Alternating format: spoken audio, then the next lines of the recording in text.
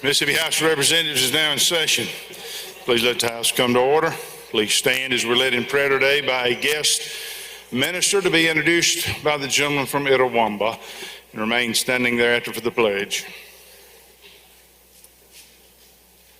Thank you, Mr. Speaker.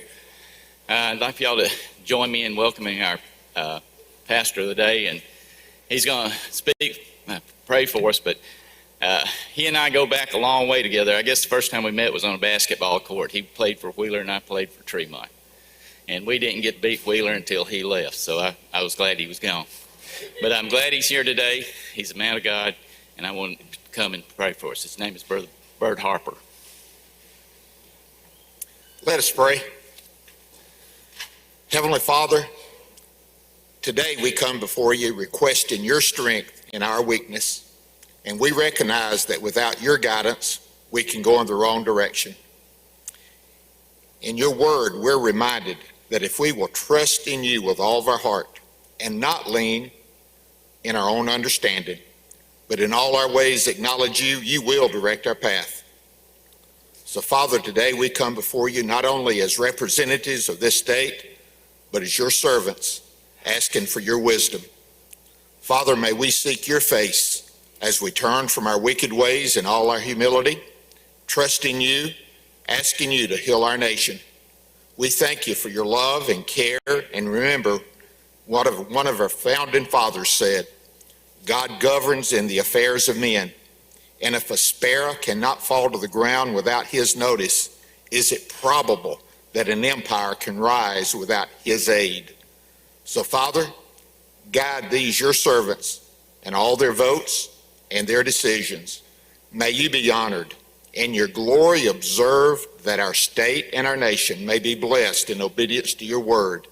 In Jesus' most holy name, amen.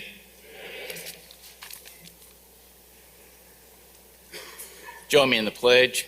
Salute, pledge. I pledge allegiance to the flag of the United States of America and to the republic for which it stands, one nation, under God, indivisible, with liberty and justice for all.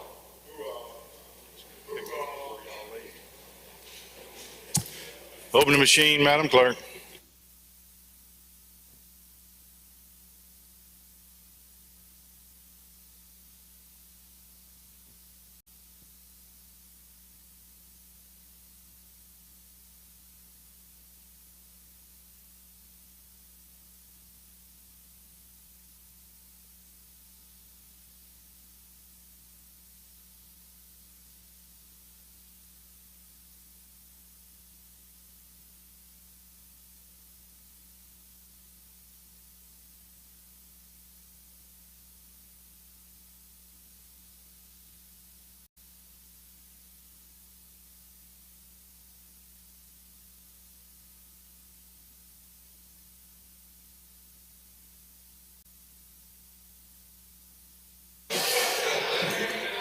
Close the machine, Madam Clerk. There's a quorum present, Mr. Speaker. Thank you, Mr. Clerk. We'll have the reading of the journal. Gentleman from Rankin moves we dispense with the reading of the journal. All in favor say aye. Opposed, nay. The ayes have it. Report of select committees. We have none, Mr. Speaker. Report of standing committees. We have reports on the calendar, Mr. Speaker. Introductions of bills and constitutional amendments. Gentleman from Marion, Mr. Morgan. Thank you, Mr. Speaker. I ask unanimous consent to dispense with the reading of the introductions. Is there objection? Hearing none, we will do that. Resolution, petitions, memorials, and other papers. We have none, Mr. Speaker. Thank you, Mr. Clerk. At this time, we'll have introductions of guests and visitors. Gentleman from Hines, Mr. Stamps. Thank you, Mr. Speaker. Introduction. Mr. Speaker, I'd like to give your attention to the North Gallery. Ladies and gentlemen of the House, we have several young ladies here who are pillars of our communities from around the state. But I want to introduce the Jackson chapter of the Lynx. Would you please stand? These young ladies are here, and please make them feel welcome.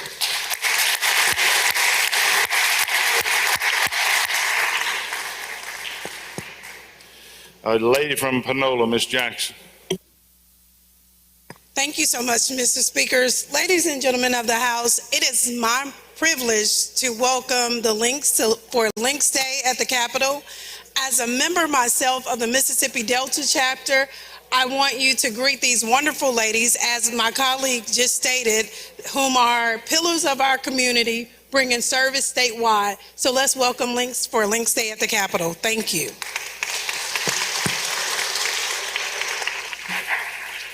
Gentleman from Bolivar, Mr. Sanders. Thank you, Mr. Speaker. I ask at this time the North Gallery, among all those beautiful ladies and links that's here today, I have my very own City Councilwoman from Cleveland, Mississippi, Ms. Zena Housey Wentz. Gentleman from Harrison, Mr. Hullum. I would like to introduce in the South Gallery our senior Harrison County Court Judge, Judge Metcalf, a pillar of our community. And also in the gallery, we have Dr. and veteran Crystal Wingo from the Links chapter from the Gulf Coast. Gentleman from Sunflower, Mr. Anthony. Thank you, Mr. Speaker. On behalf of the Sunflower County delegation, Representative Rosebud, myself, and Representative Sanders, in the North Gallery, we have a retired educator and a former education director of the B.B. King Museum, and my soror, Dr. Vernon Ransom. Would you help her make feel welcome? Gentleman from Coahoma, Mr. Payton. Thank you, Mr. Speaker. I would like to introduce my ladies of Coahoma County. Would you please stand at this time? Thank you. Lady from Hines, Ms. Foster.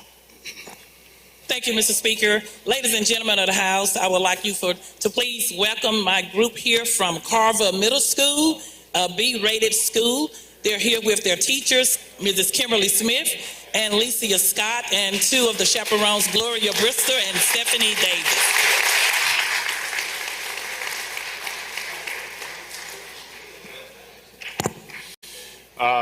Gentleman from Washington, Mr. Hine. Thank you, Mr. Speaker. If the House will help make welcome two dear friends of mine. One is a college classmate of mine, Dr. Rhea Bishop, and the other one is the former register at Jackson State University and the wife of Justice James Graves, Dr. Betty Graves. Please help make us feel welcome.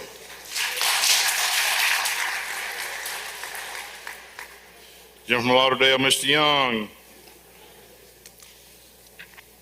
Thank you, Mr. Speaker. On behalf of the Tougaloo delegation this morning, we would like to welcome our illustrious President of Tougaloo College, Dr. Carmen Waters.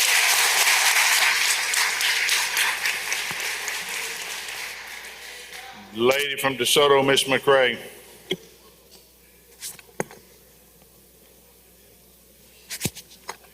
Mr. Speaker, I would like to welcome a special person from DeSoto County, Ms. Theresa Isom, who is part of the link.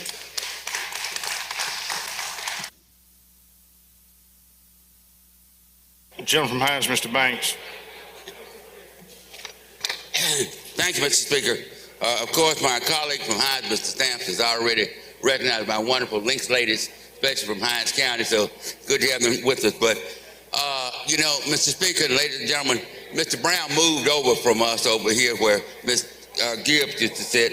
But I looked up, I have a wonderful person sitting here, and I realized she is the most beautiful woman that we have from Washington County with the last name of Hines. So I'd like to introduce Mr. John Hines' wife, Ms. Hines. So she's here with us this morning.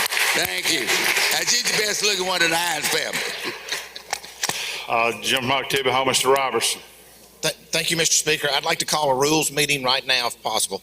Rules meeting right now. All right, I don't see any further introductions. I'm informed we have some special guests. I'm going to recognize the gentleman from Hines, Mr. Brown. You want to introduce your special guest?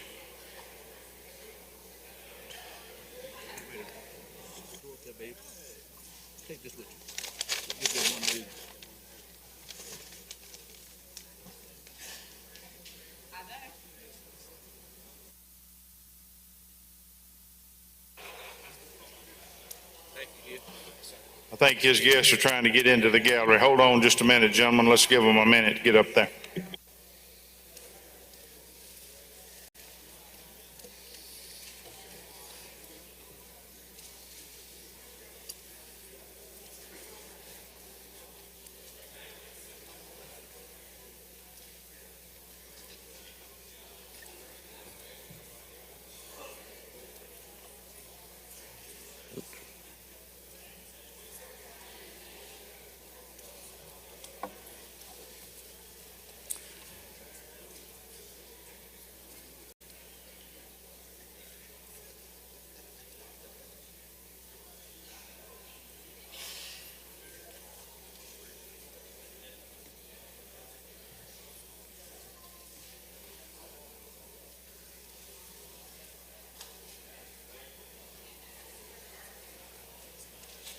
While we wait, I'm going to recognize the gentleman from Lafayette, Mr. DeWeese, to introduce our doctor of the day.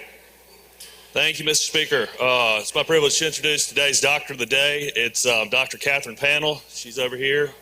She runs Right Track Medical Group, and she has two assistants with her today, Nikita and Deepa, who are their first year out at William Carey. If you will, please make them welcome.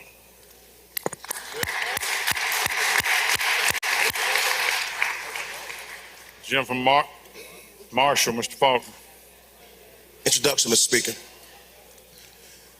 Ladies and gentlemen of the House, please help me make welcome Representative Marshall, Ben, and DeSoto County, the Mississippi Roses chapter of the Links Foundation. Make them feel welcome.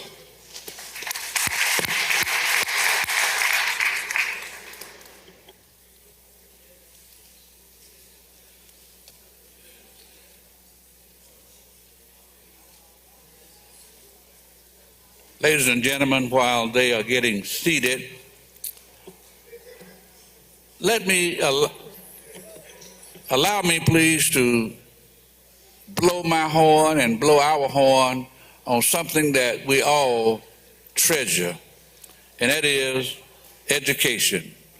One thing that we can say that we're always together on in this chamber, in this state, is education. And today, we're honored to have the #1 academic achieving elementary school in the state of Mississippi. Out of 634 elementary schools, ladies and gentlemen, we have our Star Elementary School with us this morning, and that is none other than the Barack Obama Elementary School. How about a big hand for the #1 school in Mississippi? Obama! Obama!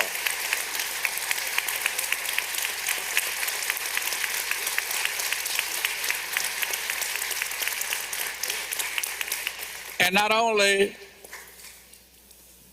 the #1 this year, they've been the #1 for 3 years, and they've been on the governor's top achieving elementary school 12 times in the last 20 years. The school is led by the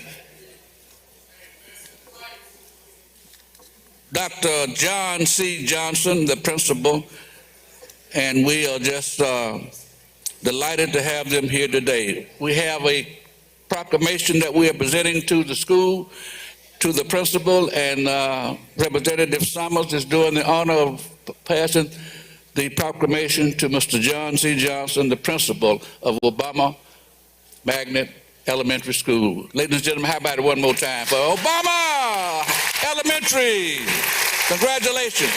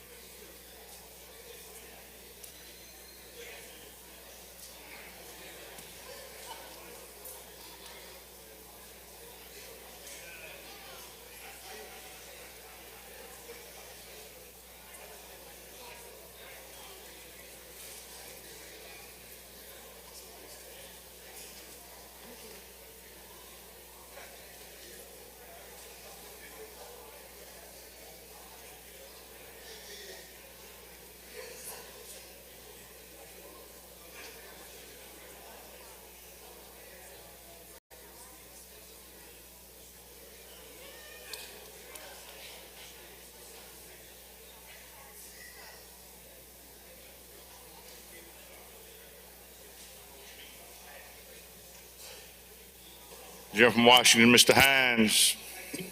Thank you, Mr. Speaker. Ladies and gentlemen of the House, will you please help make welcome one of our very own staff members, Ms. Portia Milner's son, Isaiah Harrison, who's with the Obama Magnet School. Please help make him feel welcome.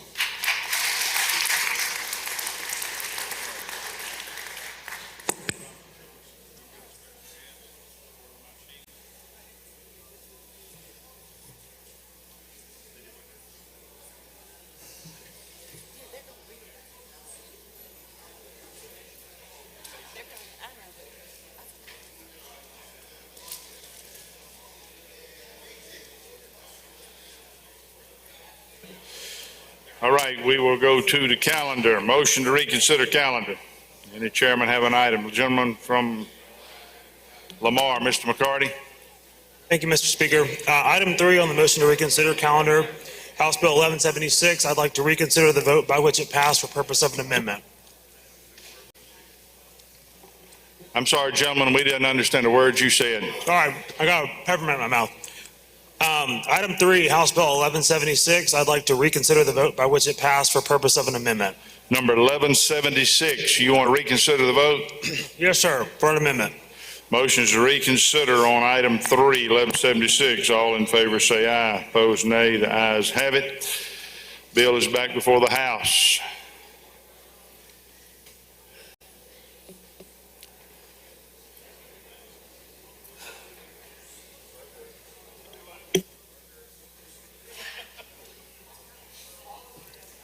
Do what? It's bad timing with the peppermint. Do you have a copy of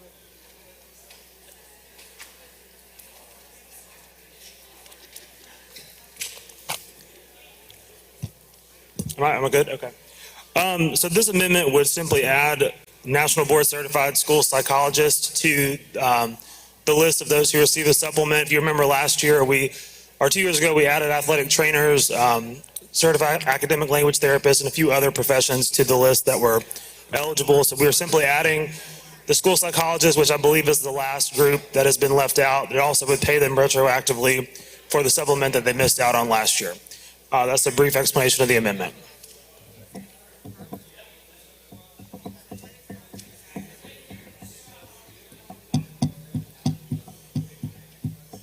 Questions on the amendment? I don't see any. If you favor the amendment, indicate by saying aye. Opposed, nay. Ayes have it. Anything further on the bill? No, sir. Questions on the bill? I don't see any. Open the machine, Madam Clerk. Question occurs on House Bill 1176. If you favor the bill, vote aye. If you're opposed, vote nay. Has everyone voted? Close the machine, Madam Clerk. By a vote of 114 yeas, 0 nays, the bill passes. Lady from Amite, Ms. Cockerham. Thank you, Mr. Speaker. I'd like to go to item number 2 on the motion to reconsider calendar, House Bill 1490, and move to table. Motion is to table. Those opposed have 5 minutes. Any opposed? I don't see any. If you favor the motion, indicate by saying aye. Opposed, nay. Ayes have it. Jim DeSoto. Thank you, Mr. Speaker. On the motion to reconsider calendar, item number 4, House Bill 1310, I'd like to move to table. Motion is to table. Those opposed have 5 minutes. Any opposed? Gentleman from Washington is recognized.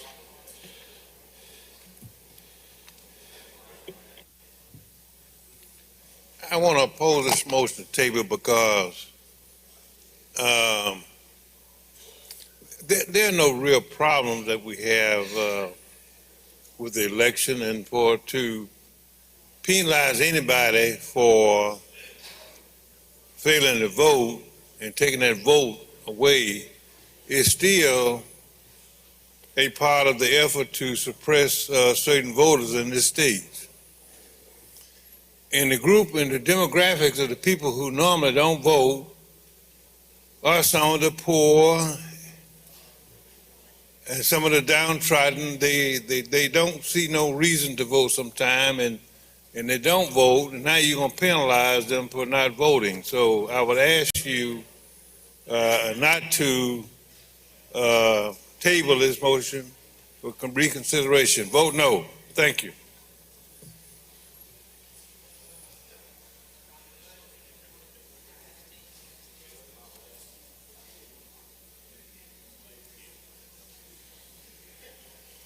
Anyone else?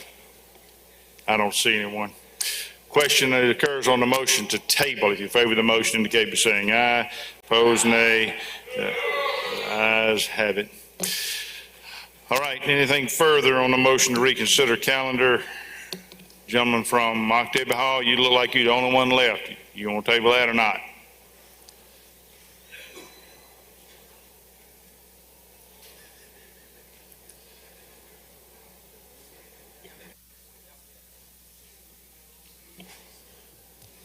Thank you, Mr. Speaker. Hang on, gentlemen. Appreciate your passion. I'm on the motion to reconsider calendar.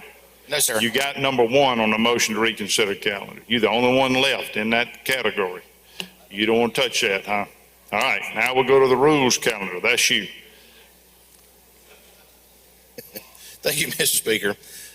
Mr. Speaker, if we could go to the rules calendar and call up the following in a block.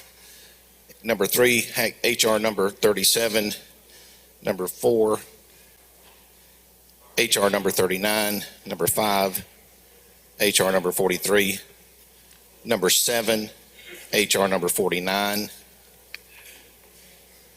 Number 8, HR number 51. Number 9, HR number 52. Number 10, HR number 53. Number 11, HR number 54. Number 12, HR number 55. Number 13, HR number 56. And call those up in a block if they're All right. sets one aside. Anyone have a question on any of these resolutions? I don't see any. If you favor the resolutions, indicate by saying aye. Opposed, nay. Ayes have it. Resolutions are adopted. What Thank you, else Mr. you Speaker. got? If we could go to number 14, 15, and 14 and 15 and take those two SCRs up in a block. Anyone wish to have one of these items set aside? I don't see any. Any questions on these resolutions? I don't see any. Open the machine, Madam Clerk. If you favor these resolutions, vote aye. If you're opposed, vote nay. Has everyone voted? Close the machine, Madam Clerk. I vote 116 yeas, 0 nays. The resolutions are adopted. And Yes, sir. Next the item. last one on the rules would be number 16, HR number 57. And Any call that up. questions on this resolution? I don't see any. If you favor the resolution, indicate by saying aye. Opposed, nay. The ayes have it. The resolution is adopted. Anything further? Yes, sir. We have a report to be read out of rules.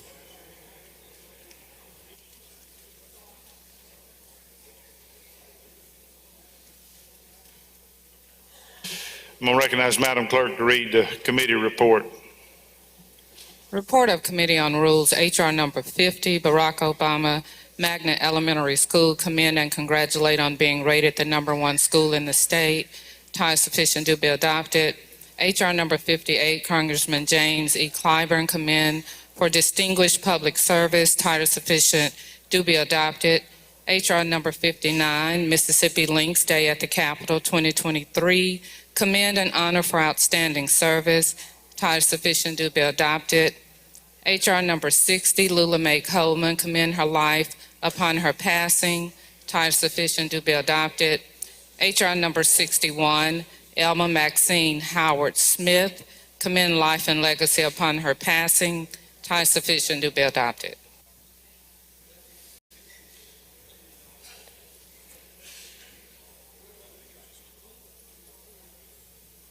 Chairman's recognized. Y'all heard the report. All of these are mainly just resolutions, and we're trying to get them out today so that they can be presented to the families this weekend. Questions on any of these? Are we taking them up in the block? Yes, sir. All right. I don't see any. If you favor the resolutions, indicate by saying aye. Opposed, nay. Ayes have it. Resolutions are adopted. Thank you, Mr. Speaker. That's all I have. All right. Rules yields the floor. Immediate release. Any objection to immediate release? Hearing none, we'll do that. Jump from DeSoto, Mr. Eubanks. What purpose you seek recognition? Thank you, Mr. Speaker. Introduction out of order. I'm sorry? Introduction out of order. Yes, sir. Ladies and gentlemen of the House, if you'll look to the South Gallery, we have a lot of members of our leadership DeSoto here, along with our Transportation Commissioner of the Northern District and several of our elected officials in DeSoto County. If you'll make them feel welcome.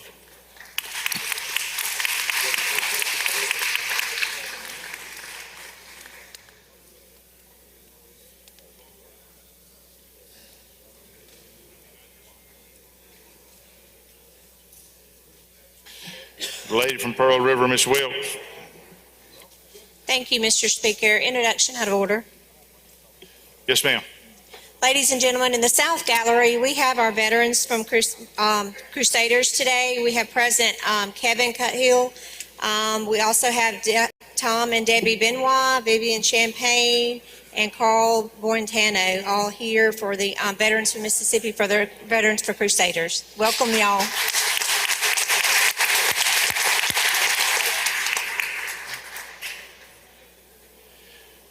Jim from Pontotoc, Dr. Huddleston for an introduction. Introduction. Ladies and gentlemen of the House, please help me in welcoming the Mississippi Community College Board Leadership Academy. They're in the South Gallery. Please stand and let us recognize you. Thank you.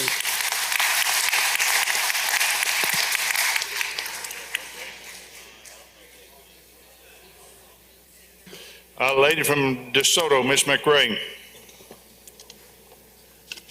Speaker, I would like to introduce a friend, a very close friend of mine from Walls, the mayor of the precious city of Walls. Let's give him a welcome.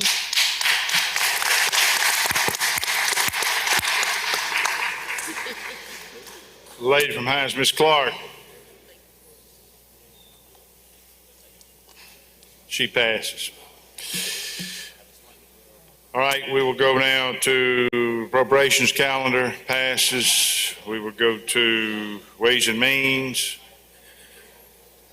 I don't see the chairman. I'm sorry to have to mention this again, ladies and gentlemen, but we continue to struggle with the sound system. The clerks and I are having a difficult time hearing what y'all are saying. Apologize for that. The only thing I know to do is to ask you to speak up loudly into your microphones. Madam Clerk has contacted the sound people. They're going to come and try to fix it, but we should continue to struggle.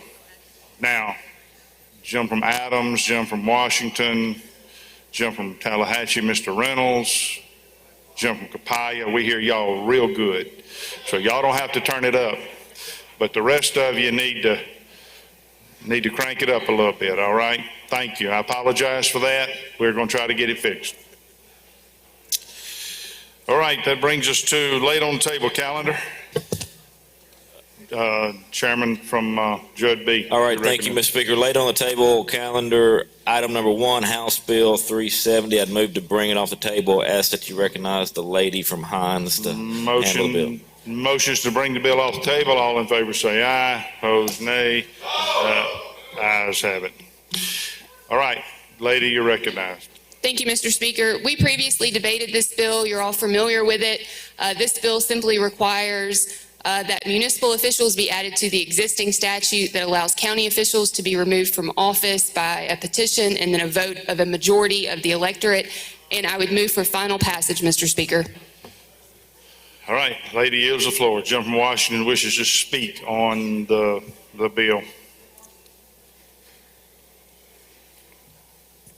Ladies and gentlemen, some of you all are taking this bill too lightly. Now, this bill is brought forward for one reason. That is to remove the mayor of the city of Jackson. Don't fool yourself. And I know you all gonna vote for it. But those of you who live in Jackson ought to be appalled by the constant attack on this city. And you look at this bill and say, and the bill doesn't do any harm. The bill does a lot of harm.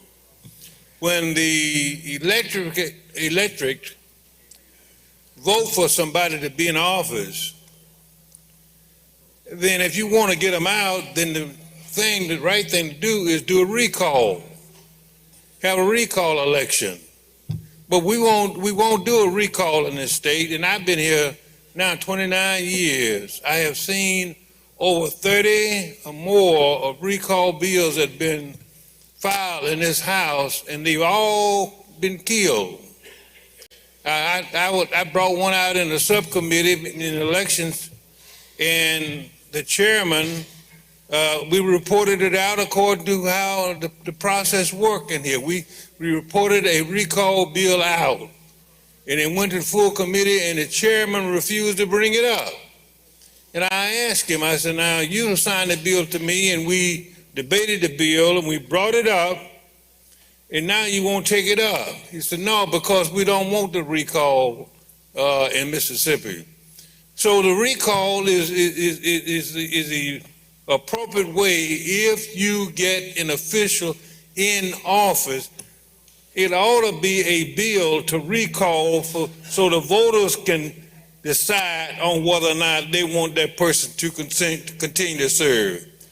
To set up a special commission of the governor appointing a commission of judges to decide that a person shouldn't serve in office is unfair.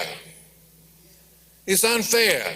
And it takes away from the people their right to decide whether or not they want that person to continue to serve. So you all can lay back and be cool if you want to, but this bill is for the sole purpose so that when the governor gets angry with the mayor of the city of Jackson, he has a procedure that he can have him removed. And that's wrong. And this came about after 1954 in the Brown versus Board of Education. There was a lot of fear that they had that maybe one day it's going to be a black person sitting in the governor's office, and we got to have a mechanism to get him out. This whole procedure started at that time. The removal process started at that time, and it was outlawed because of the racist motivation for this particular bill. Now they're bringing back up the same bill that they brought up back after 1954, the Brown versus Board of Education, so that if you get an official in a position somewhere, then we have a way to remove him. It came about at the same time as that whole movie, Brother Blackman, about the birth of the nation, when they put out all those lies about blacks and the blacks in political office. And they made it look like the blacks were stealing everything and wanted a white woman to rape and all that. They did that stuff, and white people believed that was actual history. And they did everything so they could have a mechanism to get you out of office because they felt that you were unfit. So I tell you that we need to vote against this bill because we should. And they won't do the right thing here. The right thing is to do a recall bill, but they won't even let it out of the committee. They want to take away the rights of the people to decide if they want that person to continue to serve. So I ask you to vote against this particular bill. We need to kill it. It's a bad bill. It has racial motivation, and we need to at least get away from that. There's no need for it. The best mechanism, they won't even let come out. Jim from Madison, Mr. Blackman wishes to speak.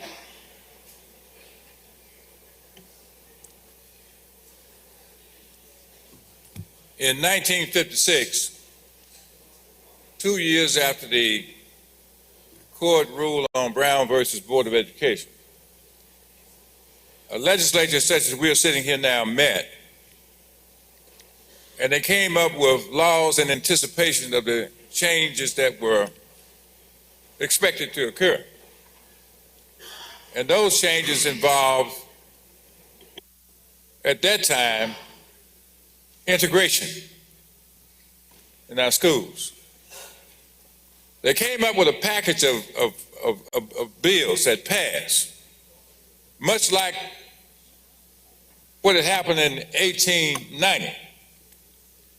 When that legislature met, and about just as this, and they passed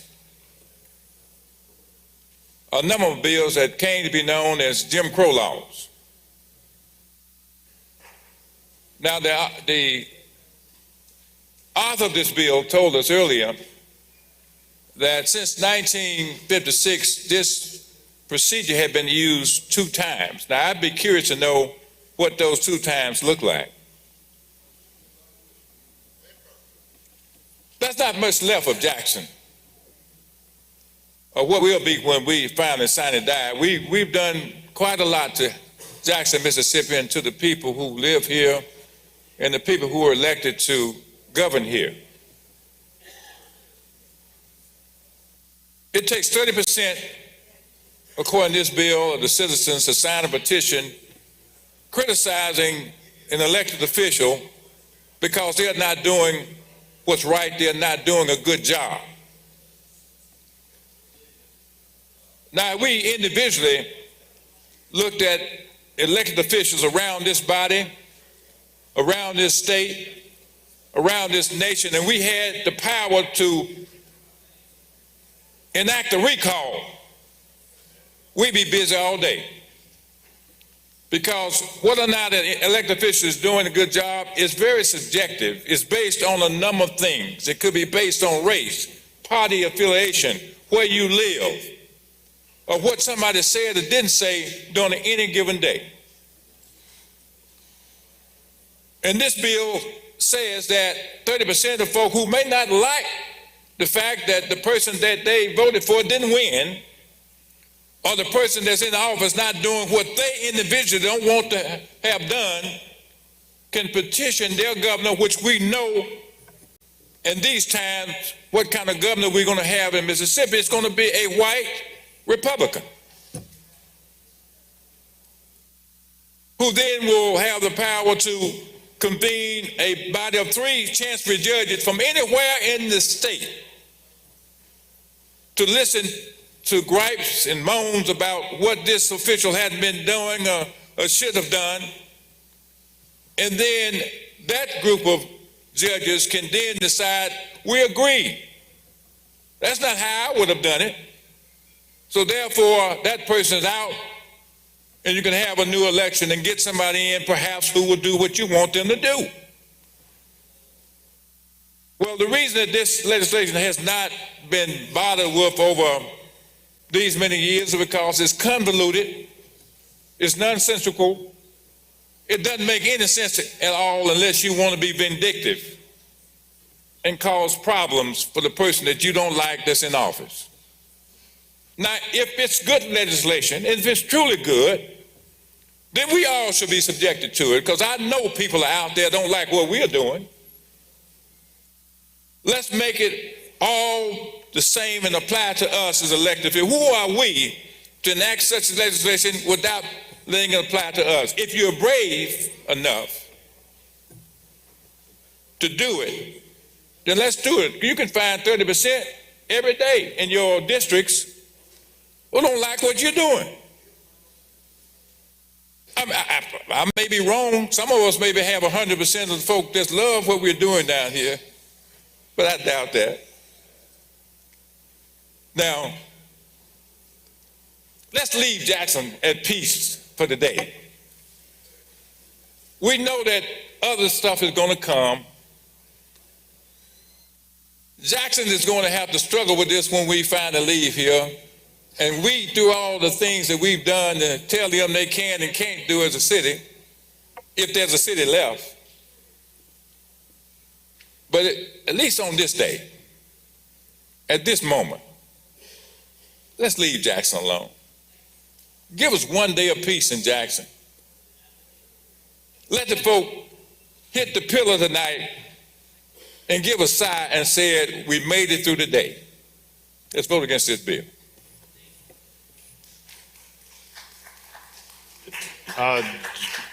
Gentlemen,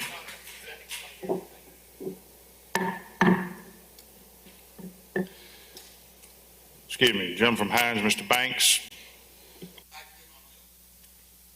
Yes, sir, you're recognized.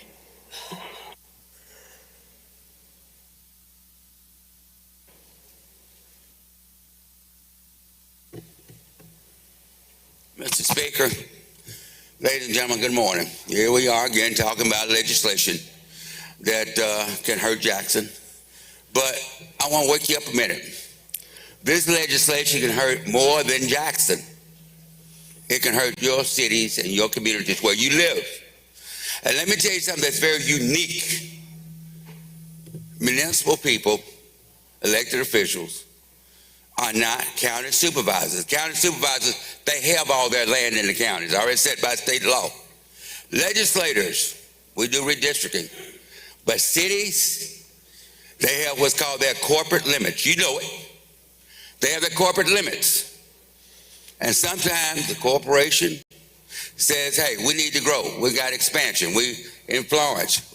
We're in Madison. We're in Senatobia, Tupelo, Corinth, Gulf Coast, Gulfport, Wiggins, Natchez, all over the state of Mississippi, Meridian, Neshoba County, Philadelphia. All these cities need to grow. Ladies, all these places need to grow. And when they grow, what do?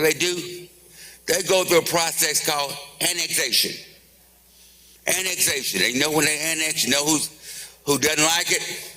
The people being annexed. They don't want to be annexed. They want to keep their taxes low and not be annexed into a city. But once they get annexed or the threat of annexation comes in, you know what's going to happen? They're going to say, hey, we're going to recall you if you annex us. If you annex us, we're going to recall you. We're going to go after you. We're going to go after you and recall you, the mayor, the city council, whoever else. That's how it's going to work. So I'm saying you are opening up Pandora's box in your own community, whether it's Macomb, whether it's Winona, whether it's wherever it may be. You open up Pandora's box by voting for this and letting this pass. It is going to be a nightmare for some of these cities, whether it's up in New Albany or wherever it may be. You open up Pandora's box. So I'm saying to you, you need to think about that. You need to think about this. This is a whole lot of new legislation toward municipal people, and I don't think they're for this. I don't think mayors and city council and aldermen are for this, because it's going to make their job rough to try to annex. And every year, you know, some city is trying to annex some new property. So think about this. This is not just anti-Jackson. It's going to be anti-a-whole lot. It's going to be a whole lot. And people are going to look, why did you vote for this? Why did you pass this? Oh, my God. Why did you do this, my representative? You're going to hear that from your mayors and your city council people. So I ask you to think about this. And I think if you think about it, you realize this is something we need to put this down. We need to put this down. So I ask you not to vote for it. Thank you. Jim from Holmes, Mr. Clark.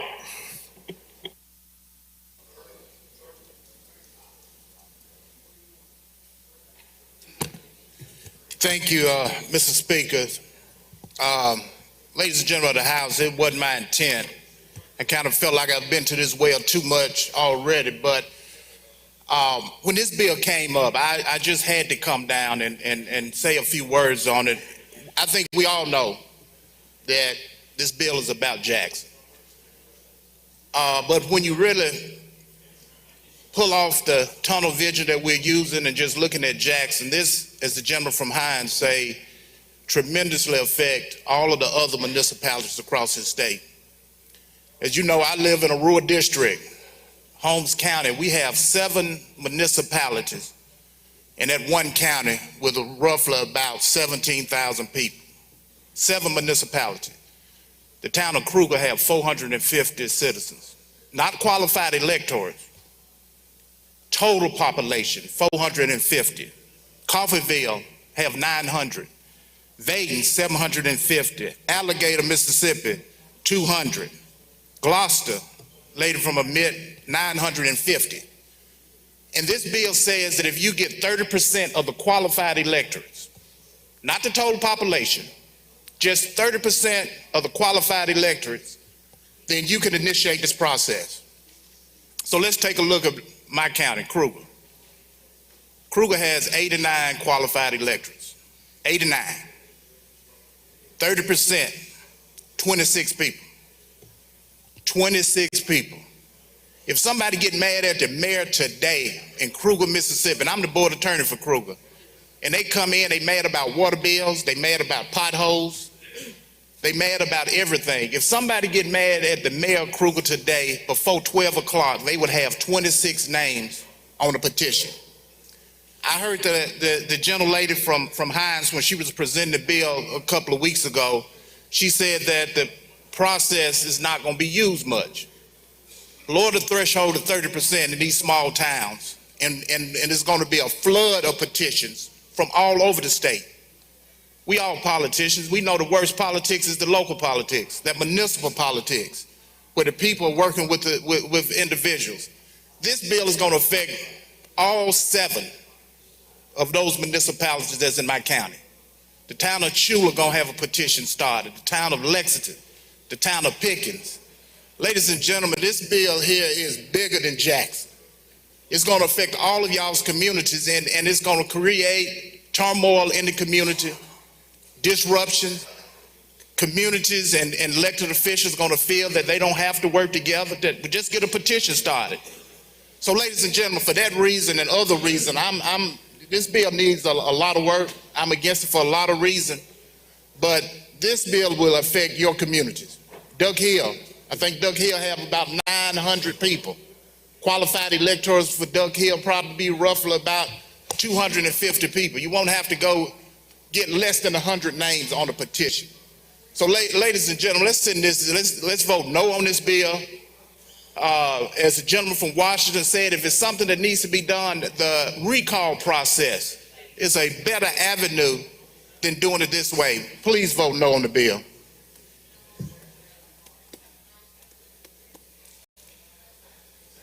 Gentleman from Tallahatchie, Mr. Rosebud. Mr. Speaker, I have a motion at proper time. All right, state your motion. You said state the motion? Yes, sir. Motion is to reconsider.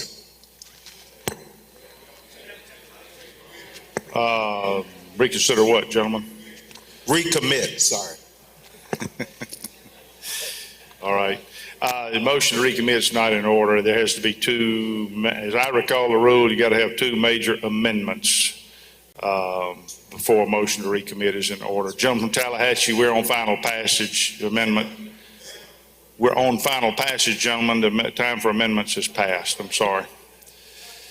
All right. Gentleman from Washington, Mr. Hines, wishes to speak.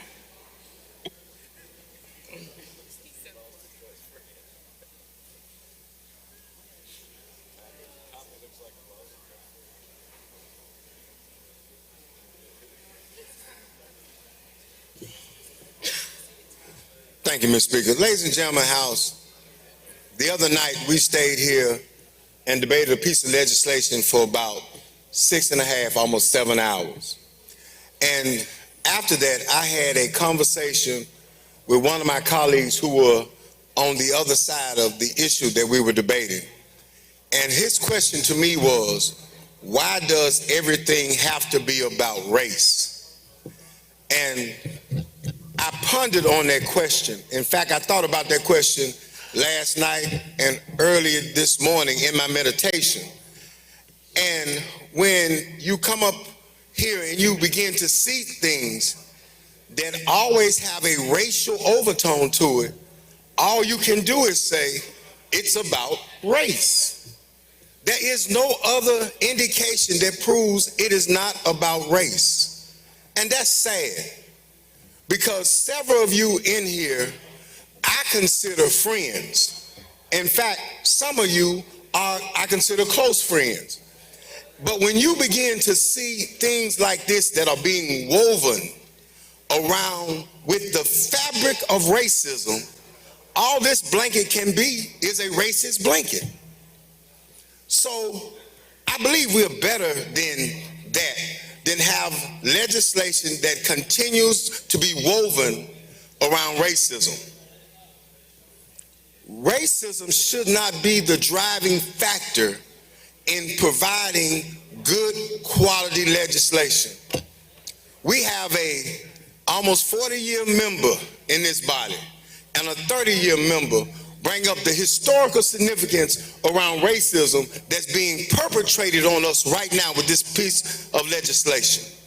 We should not be dealing with issues around racism when we have hospitals closing and we have educational issues on higher ed and workforce development issues that we should be dealing with. Here we are dealing with somebody because I'm mad at you. I'm going to get a group of folk to get you out of office. Now I'm going to give you a scenario that I want you to think about. About 5 to 6 years ago, in the town of Peleahatchie, the first Afro-American female was elected. That board of aldermen gave that woman pure, unadulterated, aggravated, H-E, hockey stick. She caught all kind of development from those people. And if this particular amendment had been in place, she would have been put out of office. And she did nothing wrong. The citizens elected her.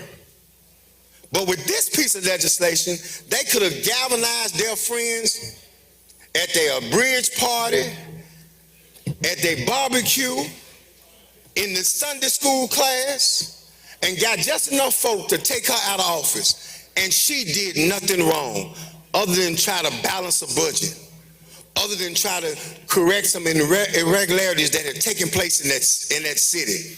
And it is well documented that it was strictly based upon race. Now, I talked to y'all the other day about looking in the mirror. This is a mirror situation here again. If you do not like the mayor of Jackson and his policies and the city council members of his policy, get in the streets, campaign, and beat them. Because we battle at the ballot box. That's what we fight at the ballot box. Some of you in here right now finna have the battle of your lives at the ballot box. But if 30% of folk got together and say, hey, I want you out of here, gentlemen from Madison, you gone. But in the street where the ballot is cast is where we should be handling this business. If you do not like the mayor of Jackson and the city council's policy, get you a candidate, get them qualified, put some money behind them, and run an election. Campaign against them. Stop taking the coward's way out. Stop taking the coward's way out. Meet the person at the ballot box. Beat them at the ballot box. Because that's how democracy stands. Gentleman from Adams, Mr. Johnson wishes to speak.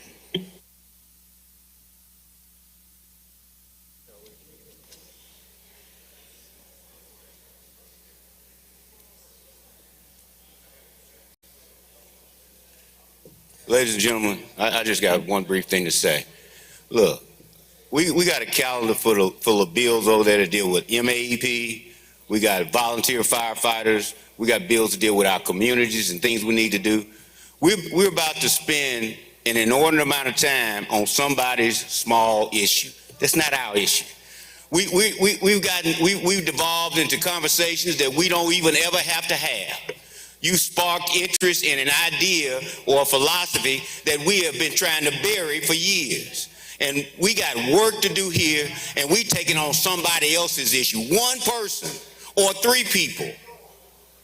Why don't we just get down to doing the business that we're willing to cooperate and work together to get done for things we need for our communities, things we need for this state, things we need for the people of the state of Mississippi, whether it be healthcare, education, any of it. Let's stop doing this. Let's leave this bill alone. Let's vote it down where it won't come back and we can move on. You know how much heavy lifting we do and they send it over there? We fight with each other and they go over there and they look at it and they say, well, I think we'll leave it alone. And they're the provocators of all this confusion. They want us to do it. Let's stop carrying the Senate's water with it. We send something over there that we fight about, and then they find a way to come together on it.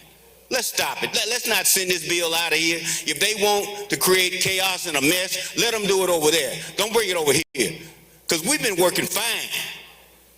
Let's kill this bill and kill anything else that comes through like this. And let's take care of the business of the people of the whole state of Mississippi. Thank you. Gentleman from Hines, Mr. Bell.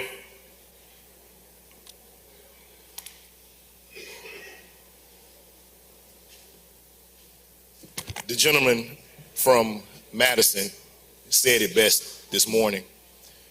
Give us peace. Give the city of Jackson some peace today.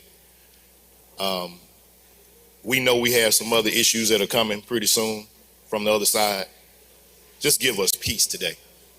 Let's kill this bill and move on. Thank you. Gentleman from Tallahatchie, Mr. Reynolds.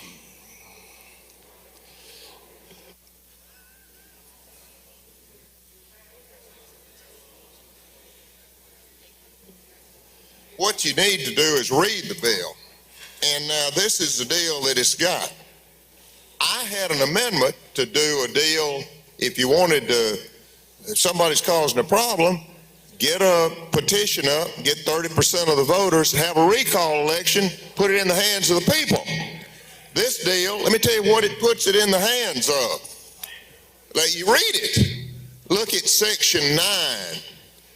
There, at the time and place, this is municipalities. This was originally about liquor folks in the counties, I think, mainly. To hear and determine whether there's substantial basis for removal, the removal council to be composed, and then it says when the removal is for municipal judge, 3 municipal judges appointed by the governor, not chancery judges, not circuit judges, municipal judges. Municipal judges can be, in certain instances, a justice of the peace. You don't have a circuit court judge. You could have 3 justice court judges determining whether the mayor of Madison was to be removed. Now that, ladies and gentlemen, we need to read these things. It's like burning a house down to try to get a mouse. I mean, it just doesn't, this affects every municipality throughout the state. Now, I think if we want to do something, we could adopt I just had something upon presentation of petition of 30% of the qualified electors of municipality, there shall be a special election upon the question of whether municipal elected officials shall be removed from office. And a special election shall be scheduled by the governing authorities of municipality within 30 days.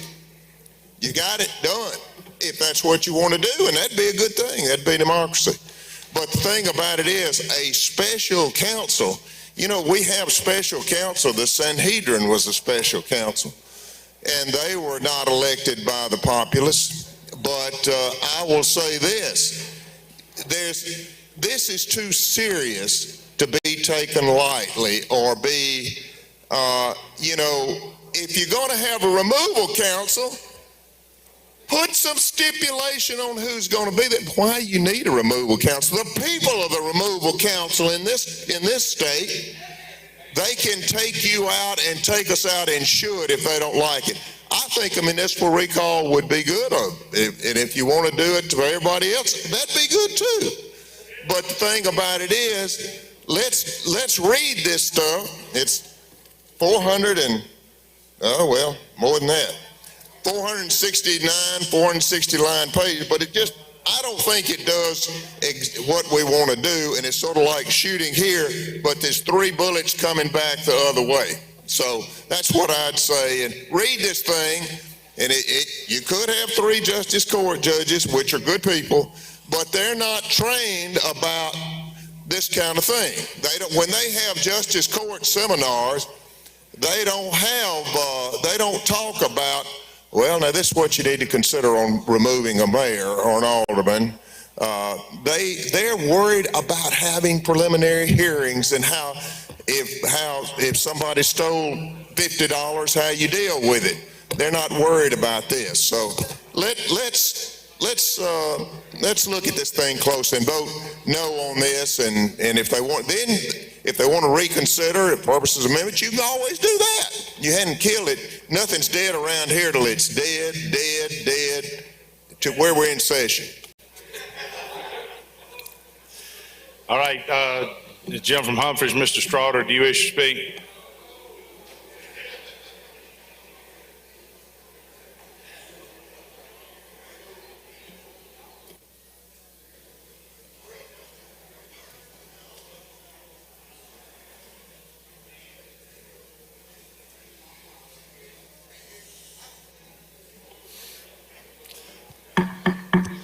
Thank you, Mr. Maintain Speaker. order, please. I can remember growing up, and I had to be no more than 6 years old. But there was a man, how many of you heard of Simmons Catfish? Have you? All right. My granddaddy had just bought a brand new John Deere tractor. And the Simmons man came down and talked to my granddaddy. I'm only 6 years old now. And he said to my grandfather, everybody called my granddaddy Doc. And he said, Doc, how can you have a tractor like this and I can't? So as I grew a little older, I said, you know, that man played the race card with my granddaddy. And I said, if you had money like my granddaddy, you could have bought a John Deere tractor. So let me just say this. We as African Americans get tired of fighting fights that we don't need to be fighting. We're human just like everybody else in here. And I can also recall, I went to Tougaloo. Y'all heard of Tougaloo College? We're fighters. We are fighters. And we don't give up easy. I can remember Dr. King Martin Luther King walking on the campus of Tougaloo College. We get tired of fighting fights that we all not have to fight. We're human, and we are respectable humans. My mama and daddy taught us how to respect people. And you know what? It gets kind of hard sometimes. It gets a little bit harder sometimes. Why should we always have to fight for what we as human beings, we're human, y'all. We are all humans. Why is it we get the kinds of bills that create these kind of arguments on the floor of this house? Why? There are a lot of mean people out there. There are a lot of mean people out there. Let me just say this. I taught school for a number of years. And I sometimes get disturbed. We are in here debating legislation. And I'm going to tell you, I didn't like for my students talking when I'm up talking. I didn't like that. And we are grown men in here, and I sometimes just listen to all the noise that's going on in here. It's a disgrace.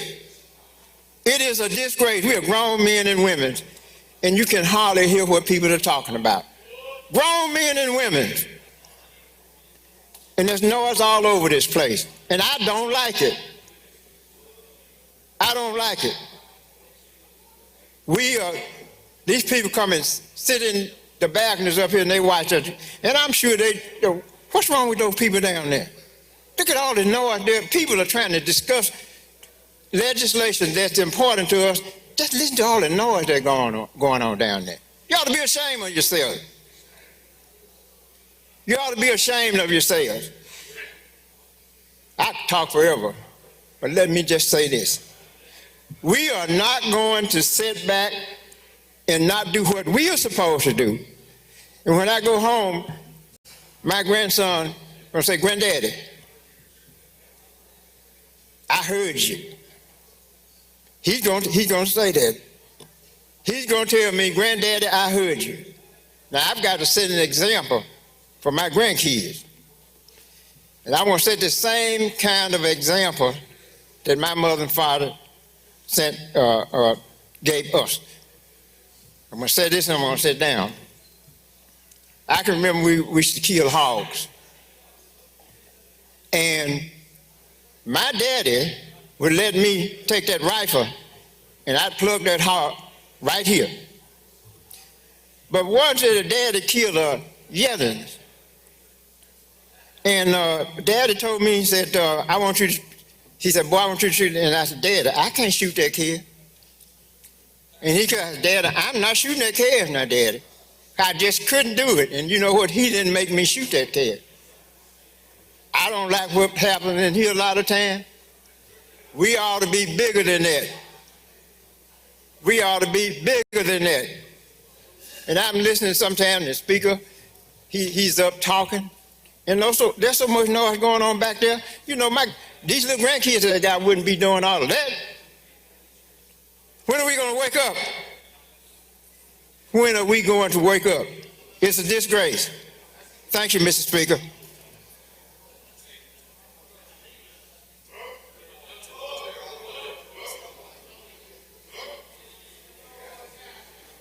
All right, I don't see anyone else wishing to speak. I'm going to recognize the lady to close. Thank you. If I can have all of your attention for just a second, please. I agree with two things that were said in the last several minutes. We've wasted a lot of time this morning, and it is very important to read the actual bill. None of the people that spoke to you this morning have apparently read the actual bill. In the bill, the process that is laid forth under existing law that would be adopted for municipal officials says that a petition of 30% of the electorate should be signed. If that happens, it goes to the governor. The governor checks to see if the technical requirements of the petition have been met. If that's the case, then a 3-judge panel is impaneled. Those judges look at the petition to see if the basis of the petition is satisfied. And if so, there is an election that is held where a majority of the electorate have to participate and decide whether removal should occur or not. It is exactly what was asked for by the gentleman that spoke earlier. Exactly what he told you should be happening is exactly what's in this bill.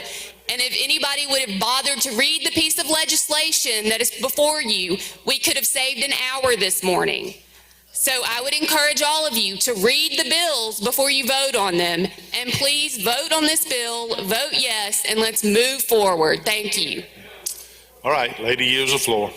Question occurs on House Bill 370. Open the machine, Madam Clerk. If you favor the bill, vote aye. If you're opposed, vote nay. Has everyone voted? Has everyone voted? Close the machine, Madam Clerk. I voted 53 yeas, 60 nays. The bill fails. Gentleman from Bolivar, Mr. Sanders, what purpose you seek recognition? Thank you, Mr. Speaker. Introduction. Yes, sir. I just want everyone to know it here. The sunshine just came through the state capitol when I looked up there and saw my lovely wife for 36 years. I ask you all to help me make welcome Miss Tracy Sanders, my lovely bride up there.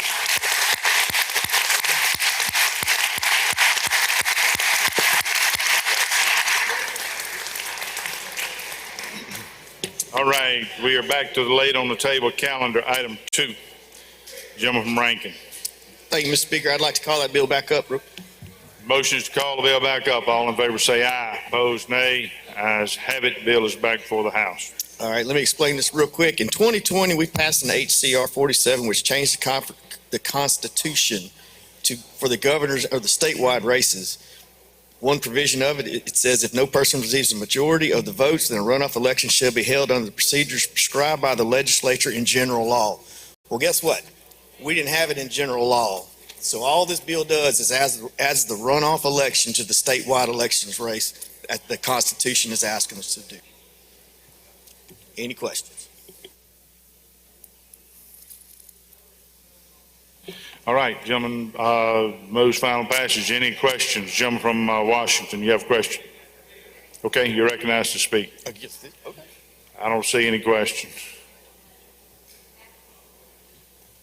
Now again, this bill seemed like a real harmless bill. But this bill is heavy weighted toward the people that got money. Right now, if you run a primary and then you run in the general election, then you got to come back with a runoff. That's 3 elections. Now, the poor person that's strapped for cash that's running for office now got to worry about spending money 3 times to get elected. And it is weighted toward the people that got the money or can raise the money. And if you got the money, you can last those that don't have the money. The way the system works now, there's nothing wrong with it. But again, it's trying, if the wrong candidate wins in the general election by a plurality of the vote, you want to now give that that person, that minority that got less votes, a right to come after him again, to regroup and get the other votes to come after you again. And that is only for a certain class of people. And that class of people wants another bite at the apple so they can be in control. This bill is not a good bill. It is a bad bill. We don't need it. Again, let's vote no on this legislation, because I'm telling you, when you fight the primary and you fight in the general, most of you are not going to have the resources to fight another runoff, a third election. And it's weighted toward the people that got the money. Now, it may make you feel good because you're well off and that you can fight it and you can raise the money. But some sincere person out there who may not have the ability to raise the money but want to serve the people in a capacity in an elective office, you're going to be helping to defeat that person if that person is required to do a third election, because it takes money. So it's not a simple bill. It's a bill weighted toward the rich, the people that can raise the money, or the people who can garner those other votes, and in a runoff can come back and beat you just because there's a certain class that want you out of the whole political process. Again, I ask you to vote against this bill. This bill is not for the average person. Yes, sir, I yield. Jim from Hines, Mr. Banks for a question. Come on, you would yield for a question for me, please. Yes, sir. Gentlemen, in light of what you're saying here, and we're talking about a runoff 3 weeks after the first election in November, are you talking about a runoff election about 2 days before Thanksgiving normally? Yeah, it would have to be. Do you think we'll get a good turnout of the people of Mississippi when they get ready for Thanksgiving holiday? No. Do you think the will of the people would have spoken 2 days before Thanksgiving? No. No, and you're going to cause extra expenses to run that election for the counties. Do you think? I forgot about that. You're creating an extra financial obligation on the county to run another election. People are tired of these elections, gentlemen from Hines. They're tired. Every time you turn around, there's an election in Mississippi. We're tired of those elections. Now you're creating another election that is not necessary. So, gentlemen, for 200 years, let me say this, and I'm glad, and I didn't mean to cut you off. For 200 years, this system has worked the way it is. Now you want to change it because you think there's a better system. It is not. So, gentlemen, it's tiredness you talked about. It's going to be tired because there's an August primary, yes, followed by maybe an August runoff, yes, and then a November general election, yes, and then so that's 4 elections. It could be somebody may have to go through 4 elections. Could be possibly 4 elections. And the people have to come out 4 times from all over rural and urban Mississippi to vote. And the county got to pay for it. And the county got to pay for it. All right, thank you. Yes. All right. I don't see anyone else wishing to speak. I recognize the chairman to close. Thank you, Mr. Speaker. Ladies and gentlemen, let me explain this. It is in the Constitution that this needs to be in here. If we do not pass this, we are not abiding by the Constitution. The other main point of this is strictly statewide elections. Your governor, secretary of state, attorney general, We put this in law, in the Constitution in 2020, so we have to have the runoff language in general law, which we do not have at this time. It can happen for runoff because now we're seeing more and more independents. So you're going to have a Republican, a Democrat say we're running for governor, and we got an independent, and nobody gets a majority of the vote, which the Constitution says we need the runoff to abide by the Constitution. If not, somebody's going to be suing somebody in court, and it's going to drag on forever. So we're just trying to put the laws in context with the Constitution. All right. Question occurs on House Bill 1276. Open the machine, Madam Clerk. If you favor the bill, vote aye. If you're opposed, vote nay. Has everyone voted? Everyone voted. Close the machine, Madam Clerk. Vote of 75 yeas, 39 nays, the bill passes. All right, Ways and Means wish to take up their bill? Not yet. All right. Brings us to the general calendar. Item 1, Judd B. Thank you, Mr. Speaker. Mr. Speaker, item 1, House Bill 912, I think it's already before the House. This had a point of order that was withdrawn. I'll call it up or whatever the motion needs to be.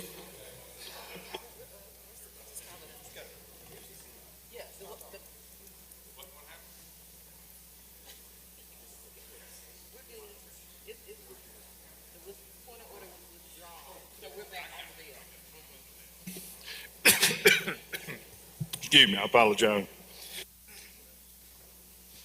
This is a bill on which a point of order was raised. Point of order was not well taken. So the bill is back before the House. Okay, withdrew the point of order. Whatever. We're back. Bill's back before the House. Would you recognize the gentleman from Wayne to finish the bill? Gentleman from Wayne. Thank you, Mr. Speaker. I'll be glad to yield for any questions. Any question? Gentleman from Adams, Mr. Johnson. Yeah, just one question. I've been reticent about asking this, but can we prohibit enforcement of federal laws? Can we do that? Can a state stop a federal law from being enacted? With the trigger clause that's in the last section of the bill, that it relies on a Supreme Court decision, I think we can. Oh, okay. So it's incumbent upon a Supreme Court decision. Yes, sir. So if we pass this law right now and the Supreme Court doesn't act, we can't overturn a federal law. Correct. All right. Yeah, I want to make sure I understand. Thank you, gentlemen. All right, I don't see any further questions. Open the machine, Madam Clerk. Question occurs House Bill 912. You favor the bill, vote aye. If you're opposed, vote nay. Has everyone voted? Close the machine, Madam Clerk. By vote of 86 yeas, 29 nays, the bill passes. I'm going to ask that we get a little bit out of order. Gentleman from Marshall, Chairman of Wildlife, has an obligation this afternoon that is going to require him to leave, and he had one bill he wants to take up. So I'm going to ask unanimous consent to advance on the calendar to item 62, I believe it is. Yes, We're gonna let him call take up his item one bill 62, up. House Bill 979, made a usual motion. Gentleman calls the bill up, moves that the rules be suspended, bill considered in gross red the third time, placed on final passage. All in favor say aye. Opposed, nay. The ayes have it. This is committee sub. Gentleman moves committee substitute be adopted for consideration of the original bill. All in favor say aye. Opposed, nay. The ayes have it. Gentleman's recognized. Well, it's nice to have a real non-controversial wildlife bill in front of you today. And what this bill does is this addresses the injured animal that's taken in an ethical, moral manner by a hunter during normal hunting hours, and then the darkness falls, and we've got to retrieve that animal. And the right way to do that in the past could be misconstrued as spotlighting, and we do not want to be accused of spotlighting, and we want to give our game wardens the authority and the guidelines to make that call. So what we have done, a person who hunts, takes, or kills an animal during legal hunting hours and subsequently searches for and recovers such mortally wounded animal with the aid of a light or lighting device is not in violation of this section. Now, this bill is still got some work to do, and I have put a reverse repeater in this and been working with the Senate on some exact language that we need to insert, but that is description of the bill. Questions? Gentleman from Hines, Mr. Banks. Thank you, Mr. Speaker. Gentlemen, I like the concept, what you're trying to do. Thank you, gentlemen. And I just have a question because, like most Mississippi, like a lot of Mississippi's, you know, I've hit a deer before. And I had the right of way, of course. But I'm just thinking, you hit a deer, and the deer's mortally injured. He's on the side of the road, he's suffering or whatever.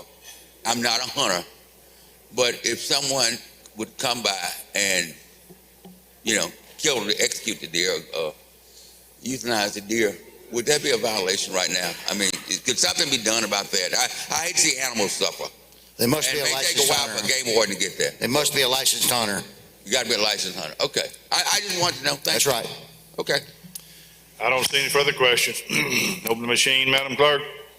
Question occurs on House Bill 979. In favor of the bill, vote aye. If you're opposed, vote nay. Has everyone voted? Opposed machine, Madam Clerk. I vote 117 yeas, 0 nays. The bill passes. We return now to the general calendar. Item 2, Judiciary Aid. Thank you, Mr. Speaker. I'd like to go to item number 2, House Bill 726. It's been read for the third time. You're recognized. Thank you, Mr. Speaker. Mr. Speaker, ladies and gentlemen of the House, House Bill 726 is just bringing the code sections forward for Supreme Court, Court of Appeals, and the Chantry and Circuit Court for judicial redistricting. In this particular bill, there are no districts, no new districts. All it is are the code sections. And I have an amendment at the proper time. That's an explanation. Yes, ma'am, you're recognized.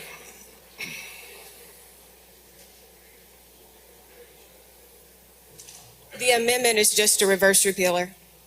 Any questions on the amendment? I don't see any. In favor of the amendment indicate by saying aye. Opposed, nay. The ayes have it.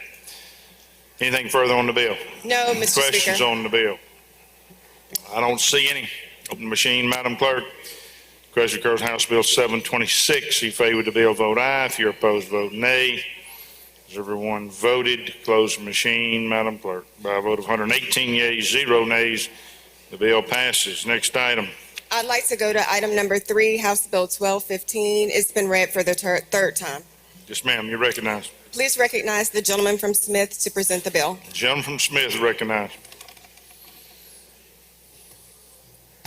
Thank you, Madam Chair, Mr. Speaker. Ladies and gentlemen, House Bill 1215 is an act to create a new statute dealing with incarcerated individuals under an obligation to pay child support. Basically, this bill would suspend child support payments during the period of incarceration, with an exception that if the person that's owing child support is involuntarily institutionalized, whether in prison or at a mental health facility, and has the means of paying support, then child support would not be suspended. After the release from involuntary incarceration, the support obligation will resume the first day of the month following the expiration of 60 days. And that's an explanation of the bill. And Mr. Speaker, I have 2 amendments at the appropriate time. You're recognized for amendment.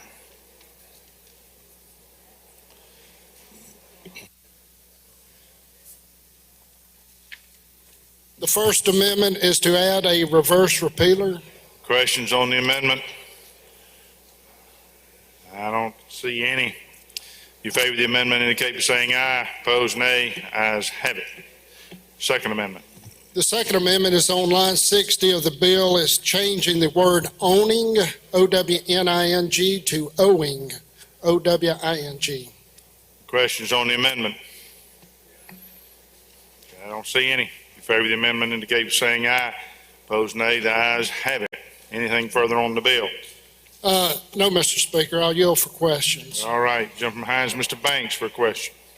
Gentlemen, we had a bill yesterday, day before, whichever may be, that said if you were behind on child support, your hunting and fishing license could be suspended.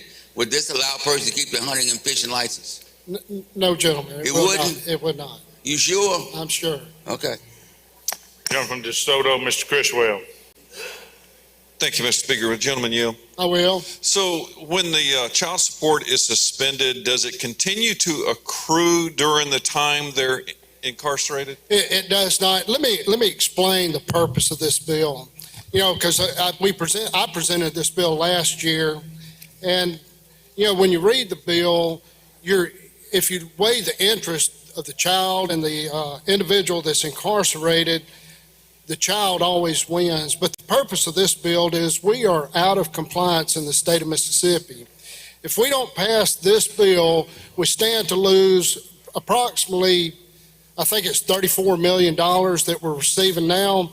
I have a letter dated September the 26th, 2022, from the Administration for Children and Families, which is the Office of Support Enforcement from Washington, D.C. And basically, they're saying that if we do not eventually adopt this, that we lose the matching funding, the 66% matching funding from the federal government, as well as the $7.5 million compliance funds that we receive from the federal government.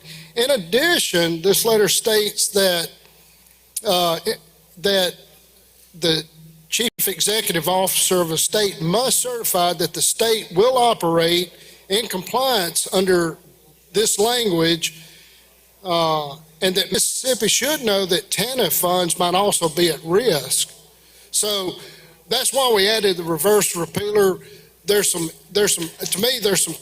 language that needs to be added as far as individuals that are not paying child support through the Department of Human Services. And so I'm just asking you, let us work through the process so eventually we can get some language that will be in compliance with federal regulation. Thank you, gentlemen.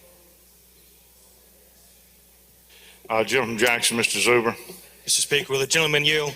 Yes, sir. Gentlemen, real quick, I'm going to support the bill, and I understand that the federal requirement that makes us do this, but we both handle a lot of these cases, gentlemen. What if the person that is being incarcerated has a checking account and it has $100,000 in it?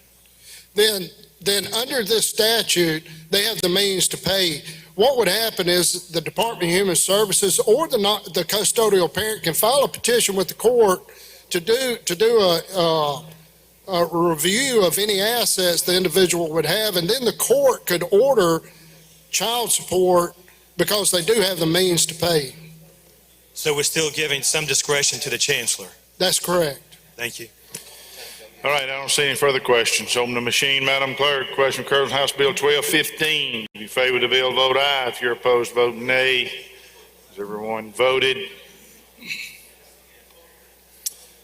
Close the machine, Madam Clerk. By vote 108 yeas, 6 nays, the bill passes. Next item, education. Thank you, Mr. Speaker. I'd like to call up item 4, House Bill 1228. You're recognized. And I'll recognize the lady from Amit for an explanation of the bill. Lady from Amit. Thank you, Mr. Speaker. Ladies and gentlemen, this is our community schools bill. All it's doing, again, is amending the District of Innovation statute to allow for the inclusion of community schools. We've passed this bill several times in the House. It's a very good bill. What it's doing is just allowing, if there is a low-performing school district, if they decide to have a community school, then for a 3-year period, the State Board of Education will allow those low-performing school districts to transition to a community school model. It gives community schools the allowance to have be beneficiaries of gifts, grants, donations, et cetera, from both federal and private entities as well as the state. And that's an explanation of the bill, Mr. Speaker, ladies and gentlemen. All it's doing is allowing for the inclusion of community schools. Questions? I don't see any. Open the machine, Madam Clerk. Question occurs on House Bill 1228. Favor the bill, vote aye. If you're opposed, vote nay. Has everyone voted? Close the machine, Madam Clerk. By vote 109 yeas and 3 nays, the bill passes. Gentleman from Marion, Mr. Morgan, what purpose do you seek recognition? guess I was trying to vote this whole row and I'm asked the wrong button. Okay, we'll record the vote. Mr. Speaker, with unanimous consent, I'd like to skip to item 54, House Bill 258. I'm sorry, sir, I didn't understand that. If we could, with unanimous consent, could we skip to item 54, it's House Bill 258? Item 54, Yes, sir. any objection? Hearing none, we'll do that. You're recognized. All right, I'm going to call that bill up and recognize the gentleman from Oktibbeha for an explanation of the bill. Chairman calls the bill up, moves that the rules be suspended. Bill considered engrossed, read the third time, placed on final passage. All in favor say aye. Opposed, nay. The ayes have it. Gentleman from Oktibbeha is recognized. Thank you, Mr. Speaker. House Bill number 258, ladies and gentlemen, is a repealer. This is the bill that, section that extends the date of the repealer by 3 years to July 1st, 2026. This is already current law. This provision of law requires that monthly payments that have previously been made to state public buildings and fund to continue to take place. It's for the Educational Facilities Revolving Loan Fund. And that's my explanation of the bill. Move final passage. Questions? I don't see any. Open the machine, Madam Clerk. Question occurs on House Bill 258. If you favor the bill, vote aye. If you're opposed, vote nay. Has everyone voted? Close machine, Madam Clerk. By vote 116 yeas and 2 nays, the bill passes. Next item would be back on page 3, item 5, conservation.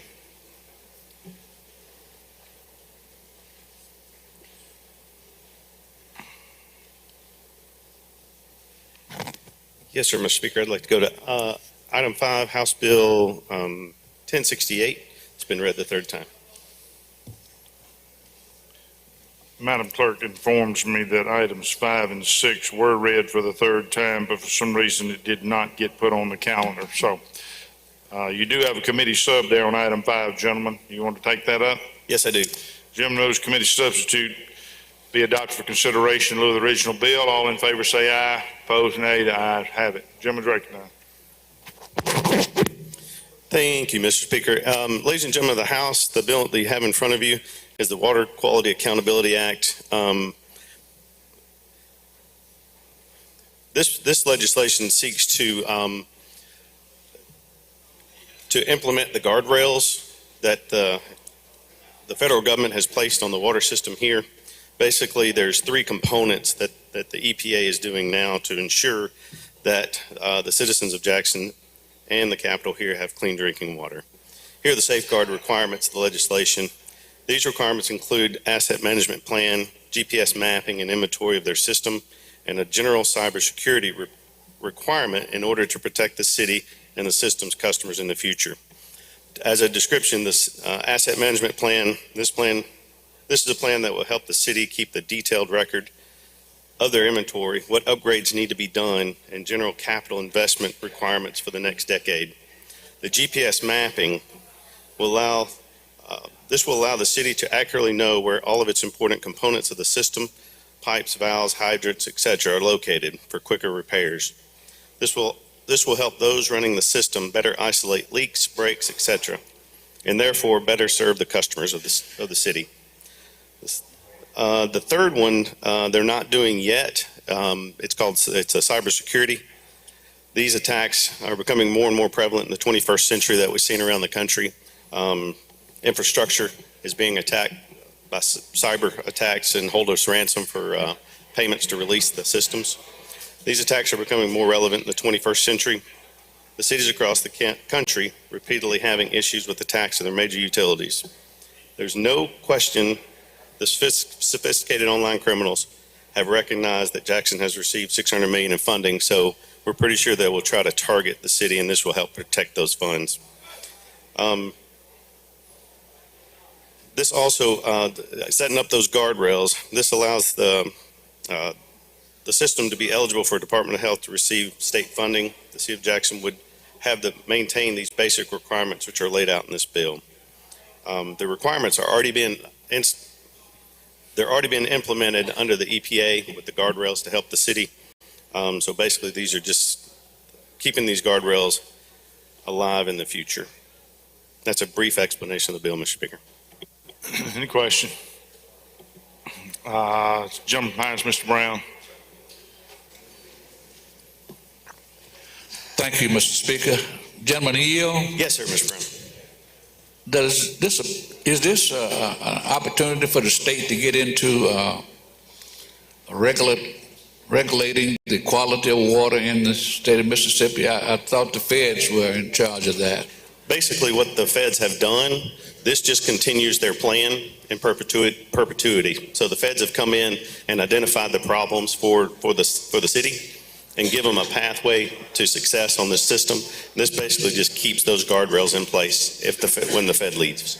Keeps the federal regulations in place? To keep these guardrails that have corrected the system, yes, sir. Oh, why is it necessary for us to assume this role? It's not assumption of the role. Basically, it just, again, ensures that the system, which now, thanks to the local government and those workers, the system is getting online and starting to function properly.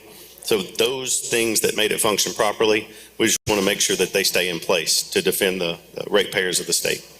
This ain't no sucker punch to the city of Jackson again, is it? I don't think it is, no, sir. I think it's just the guardrails that they're doing now, so it keeps the system running the way it should. Thank you, Brother Brown. Thank you, brother. Gentleman from Hines, Mr. Bell. Thank you, Mr. Speaker. Gentleman yield. Yes, sir. So, in your brief explanation, I may have misheard you say something, but did you say Jackson? Yes, sir. So what was that statement again? Oh, basically, when the federal government came in to help fix the system, they identified the issues, and so they implemented this program. So basically, we're just putting that same program in effect in perpetuity to make sure that the system continues to operate the way it's designed to operate. And when you say the system, you're talking about the city of Jackson system? The water system, yes, sir. It's not taking control from the city. They still have total control of the system. It just sets kind of the guardrails for the citizens of the So that's what the third-party administrator does? This doesn't address the third-party administrator, basically. But that's his job. Beg pardon? That is his job. Right. So again, what they're doing right now won't change.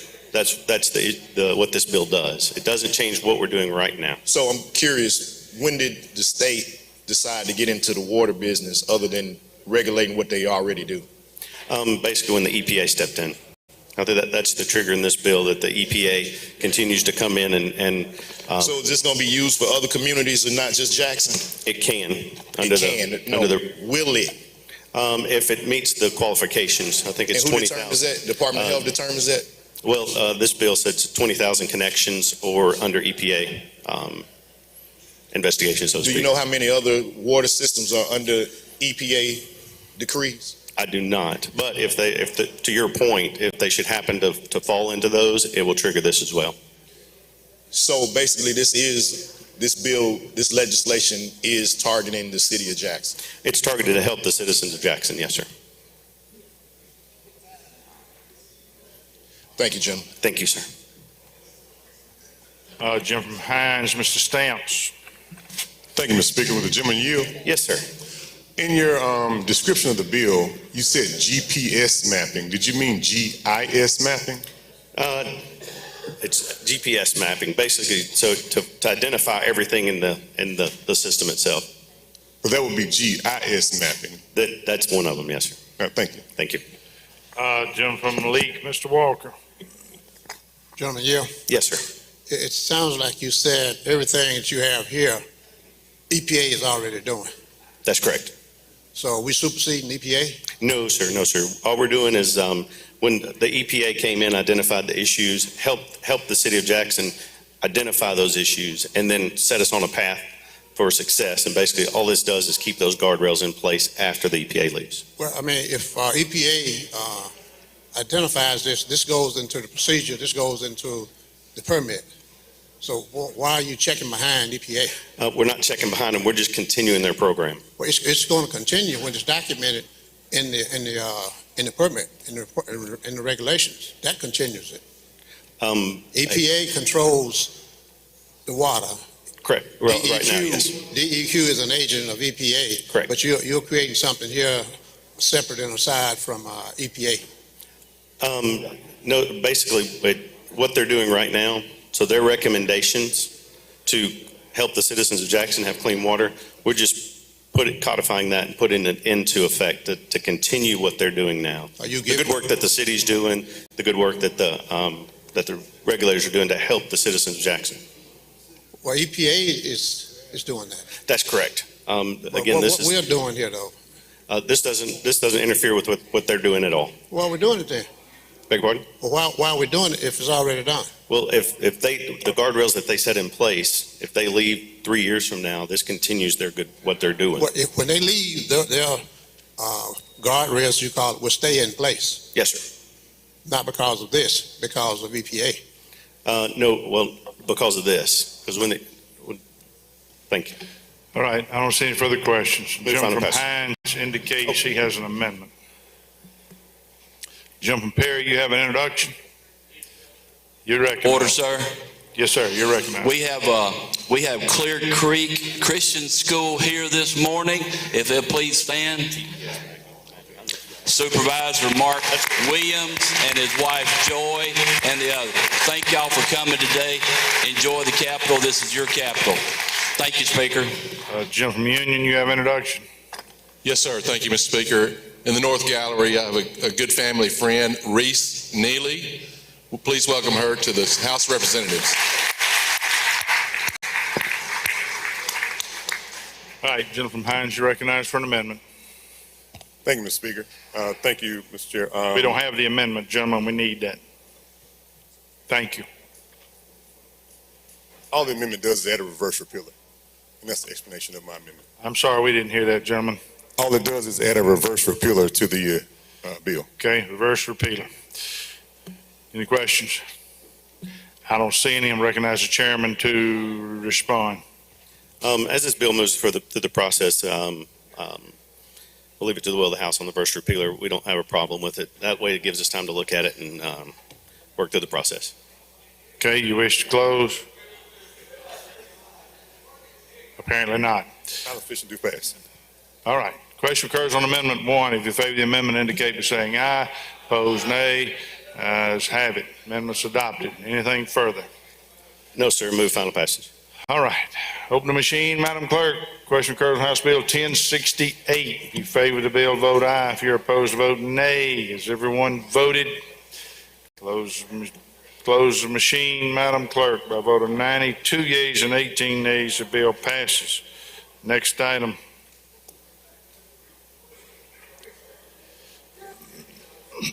Yes, sir, Mr. Speaker. I'd like to go to item 6, page 3, 1094. It's been read the third time. Yes, sir. You're recognized.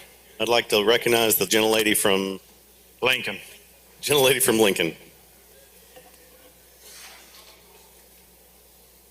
Thank you, Mr. Chairman, Mr. Speaker. This bill is about Department of Environmental Quality, that wastewater or sewage has been improperly disposed of by the city of Jackson, as evidenced by the city depositing such wastewater and sewage into the Pearl River. I hate to add on to the problems that are going on, but it has affected our way of life on the Pearl River. Between April and June of last year, 50 million gallons of raw sewage flowed into the Jackson area waterways. Nearly 20 million gallons of raw sewage flowed into the Town Creek, which flowed into the Pearl River, which flowed down into my district in Monticello. People that used to enjoy swimming, fishing, kayaking, canoeing, and other things that we do in Mississippi have been taken away from us. We have a City Kayak Adventures, which has had to change their entire business. We used to put in at the Ross Barnett Spillway, and we put in at Mays Campground at LaFleur Bluff. We don't operate there anymore. We haven't put in there to kayak for 3 years because of the contamination. This also affects fresh water going all the way down to Gulfport, where we, the taxpayers, have put in hundreds of millions of dollars for our oysters. And of course, we had problems with the Bonnie spill, whatever it is down there. I can't come up with that word right this minute. But we have to have fresh water from the Pearl River to go to Gulfport to have oysters. We have had 0 oysters this year on the coast because we are not letting fresh water get to those areas. My bill does not take over anything, but it says that if you continue to put your sewage in the Pearl River, that you will be fined up to $1 million every time you do it. And that money will not go into any general fund or back to DEQ or anywhere else. It will be sent to the municipalities and counties that are affected so they can clean up this mess. Now, if you go down to Monticello right now, you can look on the branches and there's toilet paper hanging off of them over the river. When the river goes up, more sewage comes down, it goes down and you see little toilet paper. It stinks. The smell is sickening. And I ask that you pass this bill. And that's my explanation of the bill. Mr. Speaker. All right, the gentleman from Hines indicates he has an amendment.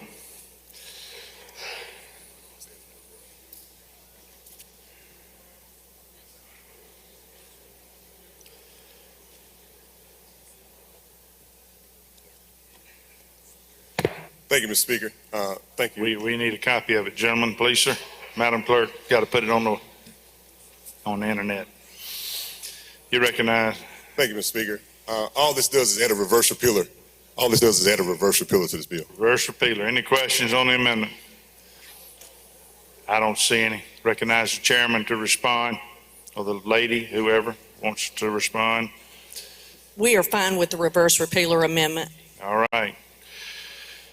All in favor of the amendment number 1 indicate by saying aye. Opposed, nay. The ayes have it. Anything for a lady from Hines, Ms. Summers, indicates an amendment.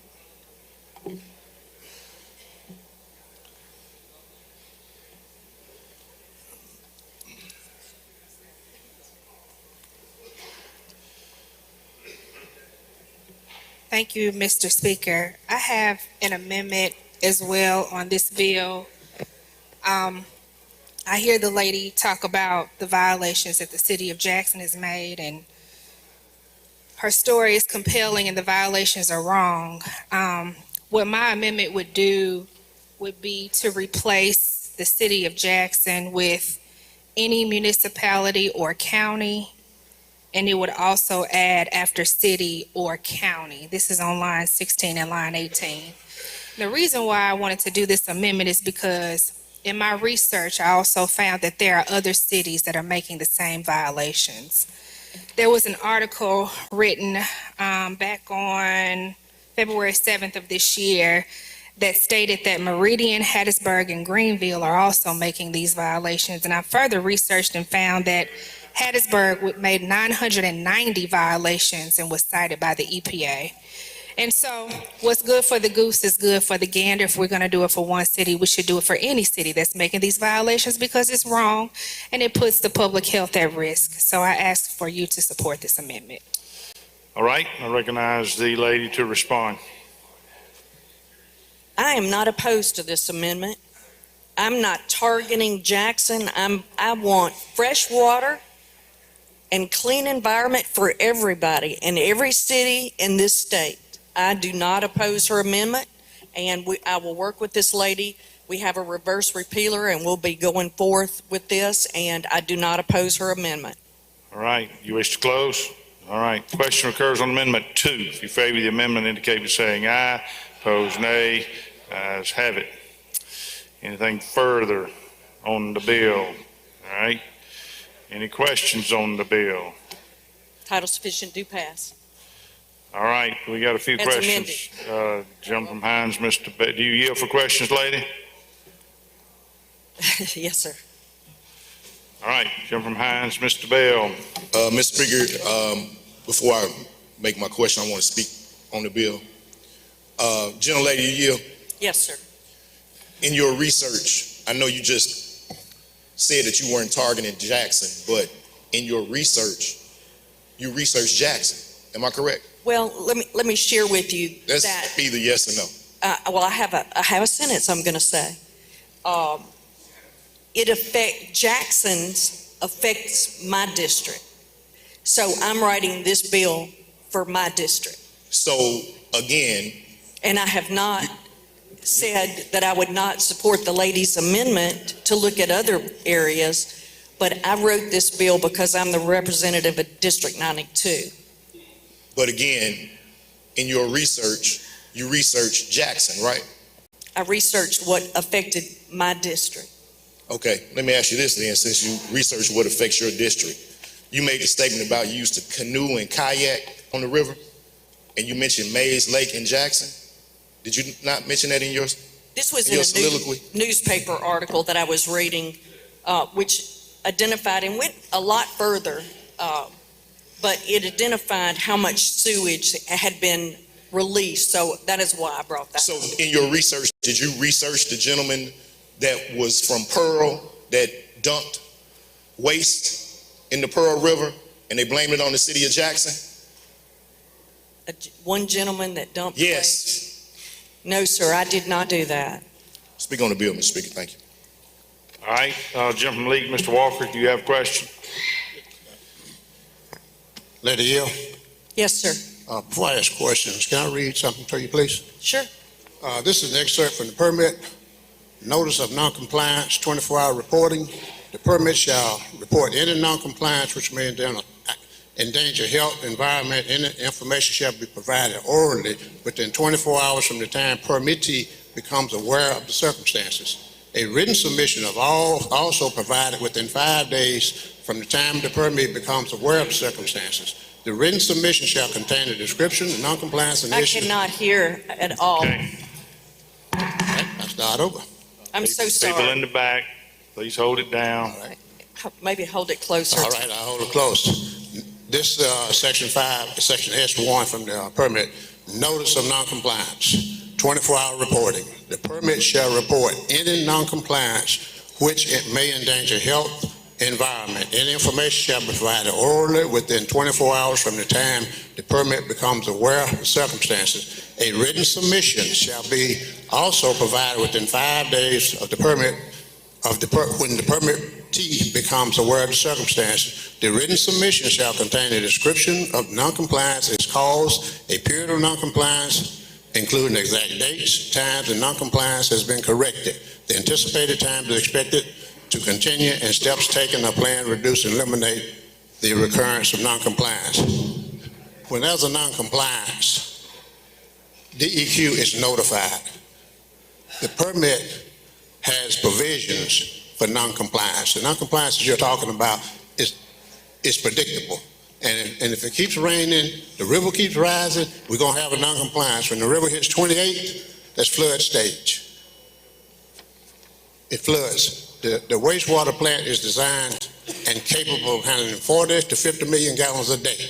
When the river floods, water gets into manholes and other things, 150 million gallons goes to the wastewater plant. The plant cannot process 150 million gallons. It has to shut down the input or it diverts. Excuse me, gentlemen, this is question and answer. Okay, So, I'm just I mean, trying is to there a lay a question? foundation for my questions here. Okay, all right. So who will collect this money that we're talking about here?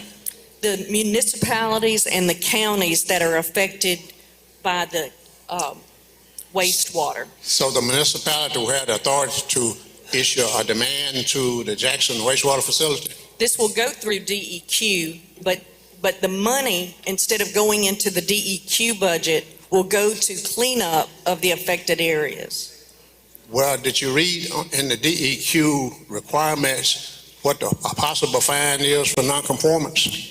I have spoken with DEQ on a number of occasions, and I will tell you that I'm going to read one or two sentences of a letter that they sent us. I want you to know that DEQ views any sewer overflow. Now, the last time that DEQ fined the city of Jackson was in 2012. And my conversation with them was, I wanted to know why they had not done anything about this. I want you to know that DEQ views any sewer overflow and other discharge of untreated or undertreated wastewater as unacceptable. And nothing that I've said here is intended to excuse anything that has happened with respect to the Jackson wastewater collection system. So I just need you to know that I feel very strongly, and the reason I've written this bill, that DEQ has not done their job. And if you don't do your job, then we feel that sometimes we have to do it. But do you know what the fine is within the regulation for nonconformance? I don't care what it is. You don't care? I don't. Okay, all right, moving right along. Will you change the permit requirements? No, sir. Did you know that the City of Jackson wastewater plant is under EPA consent decree? And they've not done anything for over 10 years they've been under that. So you're going to address EPA?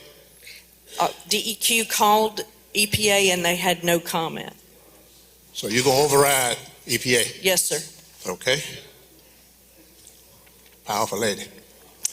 All right, gentleman from Hines, Mr. Bell, requested to speak on the bill.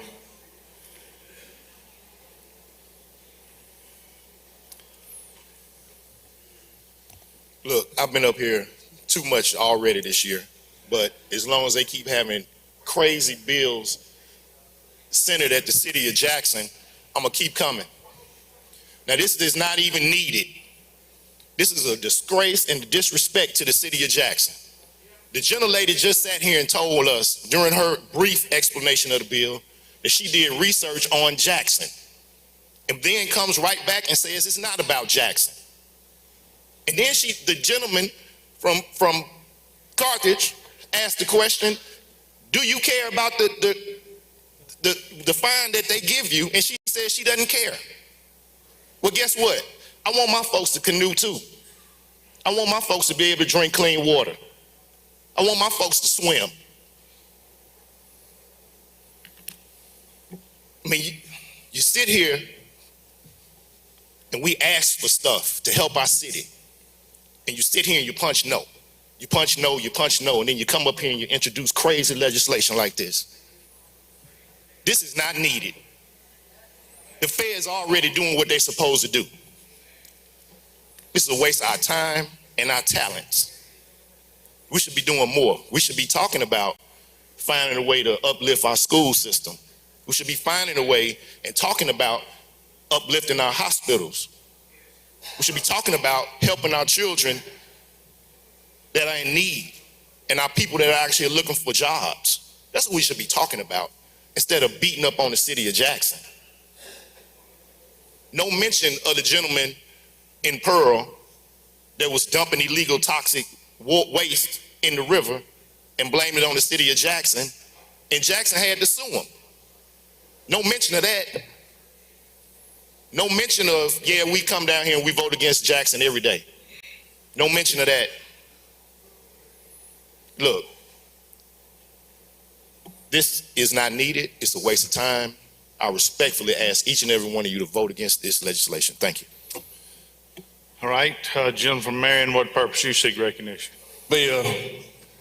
Okay, you recognize.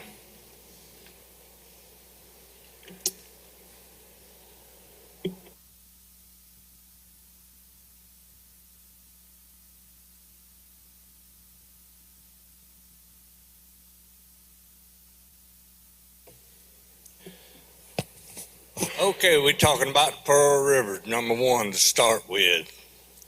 It has been misused and abused for years by all municipalities. What we're asking for right now is not just imposing on the city of Jackson. I apologize for it being thrown up that way. But with that said, you know, it's hard to build a river and keep a river. If you want it messed up big time, you let man get involved in it. But the truth of the matter is, it's not just Pearl River. It's every running stream we have in the state of Mississippi needs to be cleaned up. There ain't no ifs, ands, and buts about it. It's a shame that children can't go down there and play in the creek like you used to when you was a kid, because somebody's got sewage or something running in the rivers. Industrial waste, first one thing and another. All we're asking for in this bill is double referred. Let's get it out here and do something on it, clean it up, and clean the water in the state of Mississippi, because you don't want the federal DEQ to come down here. I promise you, we'll all be paying for it. And I asked the fella in Monticello one day when he checked St. Regis Paper Company up there, I said, what seems to be the problem with the black liquor getting dumped in the river when it's in a high water stage? Well, you know, they got the pipes run out there and they got their holding ponds and this and that. I said, yeah, but you, the man, can do something about it. He said, well, let me tell you, I'm just like you. I'm a state employee. What's that tell you? I mean, we're going to just let it persist to go on and happen? I'm not picking on Jackson. I'm picking about the whole darn state of Mississippi. We need to clean this water up and have it where it's feasible. If you want to go out there and swim in it and have a good time with your grandkids or children, you could do it and not impose on anybody. This thing's double referred. Let's send it on through here and get some work done and clean up this water in the state of Mississippi.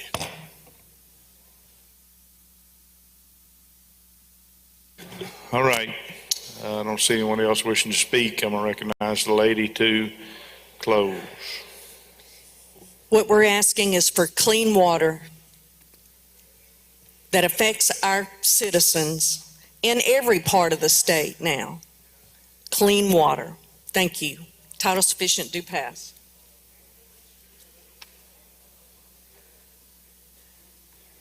All right, question occurs on House Bill 1094. Open the machine, Madam Clerk. If you favor the bill, vote aye. If you're opposed, vote nay. Has everyone voted? Close the machine, Madam Clerk. By a vote of 79 yeas, 35 nays, the bill passes. Announcements, Mr. Clerk. Announcements, Madam Clerk. Announcements by the members before we break for lunch. I don't see any. Gentleman from Octavia Hall for the motion. Thank you, Mr. Speaker. I move this House stand in recess until 1:30. All in favor say aye. Opposed, nay. Ayes have it. House in recess till 1:30.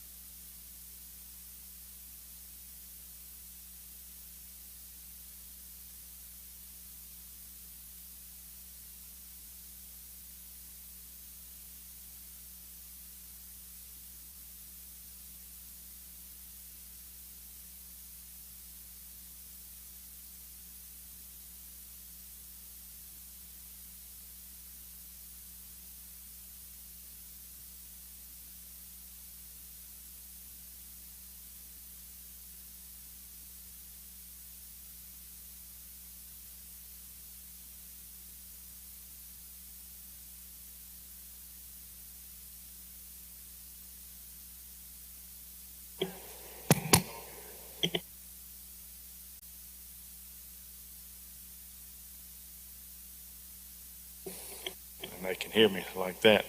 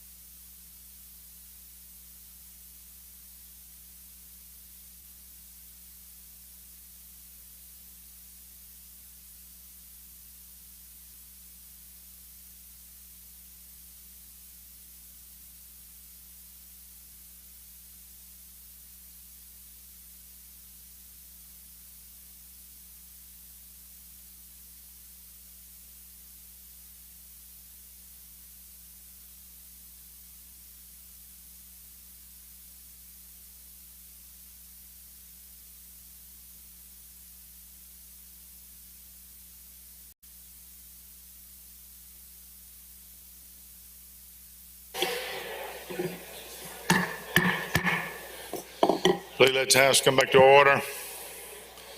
We'll return to the calendar. Item 7, accountability.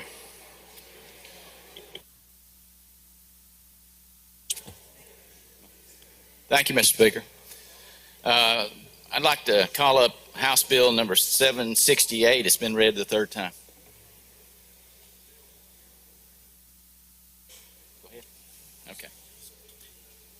I'd like you to recognize the gentleman from Prentice to explain the bill.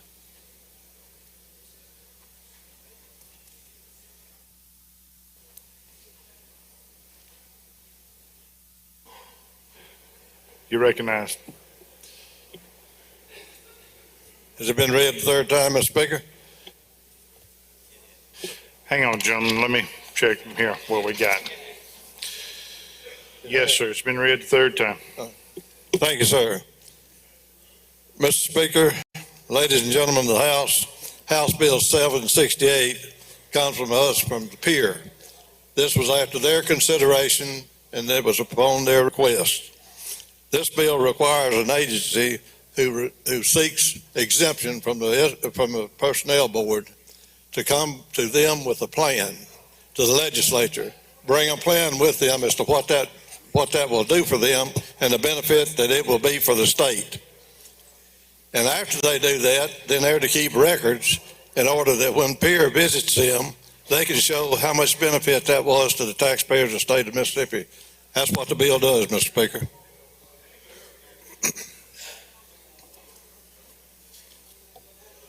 Questions, gentleman from Lead, Mr. Walker. Hey, when an agency comes from under oversight, when do they go back under oversight? Well, that would have to be in the plan. They would have to request that. But if they don't request it, then they remain unwatched. No, that would be left up to the legislature after they come back with a report as to how that benefited the taxpayers of the state of Mississippi. If it didn't benefit them, then we could immediately write them back in. Okay. All right, I don't see any further questions. Open the machine, Madam Clerk. Question occurs on House Bill 768. If you favor the bill, vote aye. If you're opposed, vote nay. Everyone voted.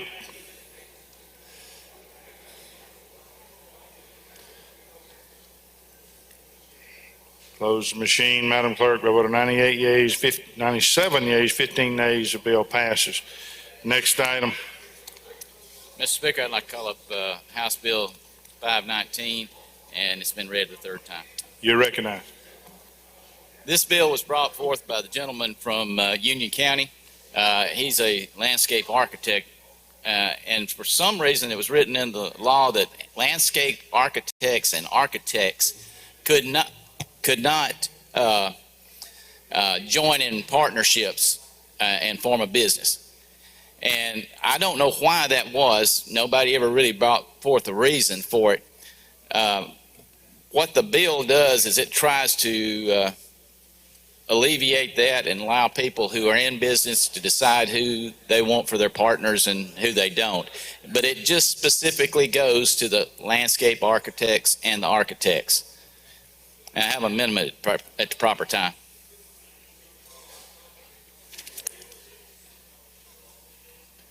You recognized for your amendment.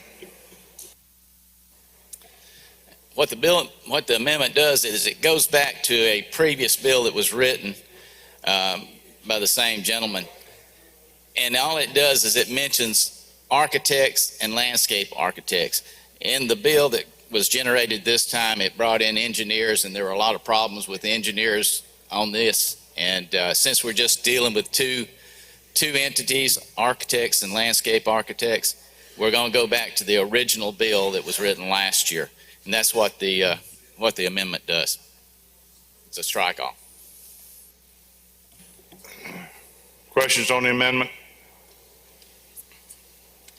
I don't see any. If you favor the amendment, indicate by saying aye. Opposed, nay. Ayes have it. Amendment is adopted. Anything further on the bill? I forgot to mention it has a reverse repealer in it, so that's what that did too. But there's nothing else. I'll answer questions if anybody has. Jim DeSoto, Mr. Eubanks. Thank you, Mr. Speaker. I'm sorry, gentlemen, I don't quite understand what this bill does. It alleviates something in the law that said that landscape architects and architects could not form a partnership and form a business together. I don't know why that was in there. These are two different businesses. I don't know why they can't, of their own accord, decide what they want to do with their business. And this is to take that out and put this language in there where they can do it if they desire. So you're saying that an architectural firm can't legally in our state hire a landscape architect to work for their firm? No, partner. They can't partner for some reason. This way, a landscape architect and an architect can come together and make a business of their own, and they can partnership. All right, thank you, sir.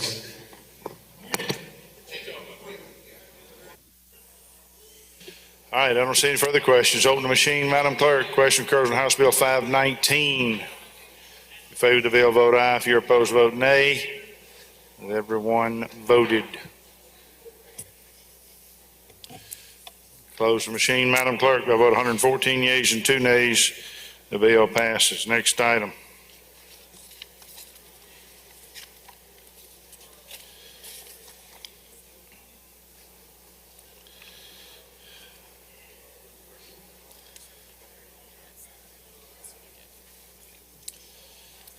Okay, what this bill does. Item 9, House Bill 875. Yes, sir. All right, you're recognized. What this bill does is it establishes a new basis for getting contractors to work on historical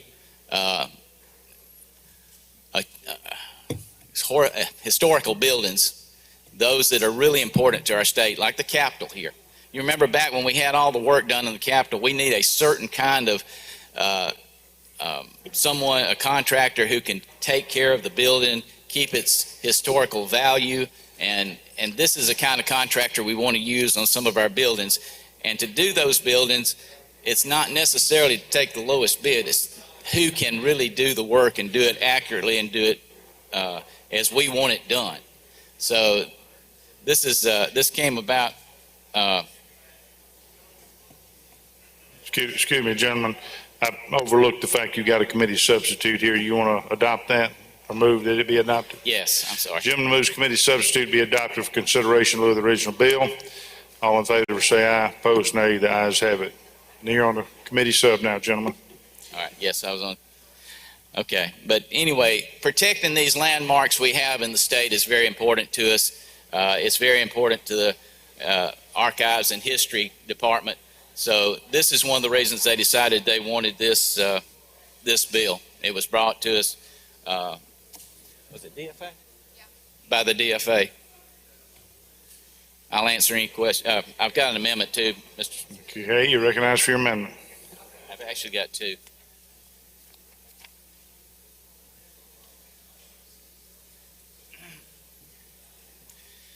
We passed a bill in here last year allowing Delta State University to be able to buy airplanes that they found at reasonable prices before they went on sale.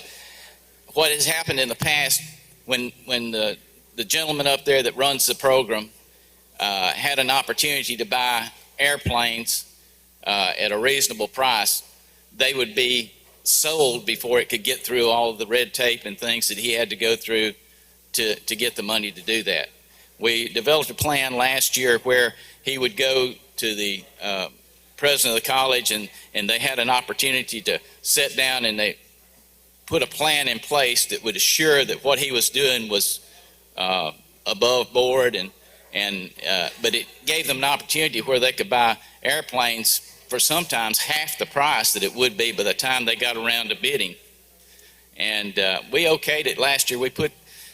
We passed this bill in a standalone bill last year, but we see an opportunity since we have this bill that has the code section in it to put this in there so we can help Delta State out and the flight program that they have up there by doing this. So that's the explanation of that amendment.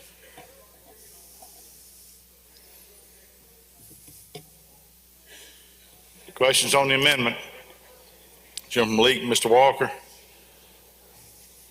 No, my question is not on the amendment, it's on the main bill. Okay. I don't see any questions on the amendment. If you favor the amendment, indicate by saying aye. Opposed, nay. Ayes have it. You got another amendment, gentlemen? Yes, sir.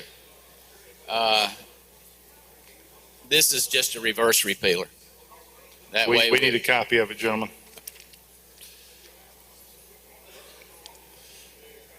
that just adds a reverse repealer to it to make sure that we cover all the bases that we need to, and it'd be coming back before this House. Questions?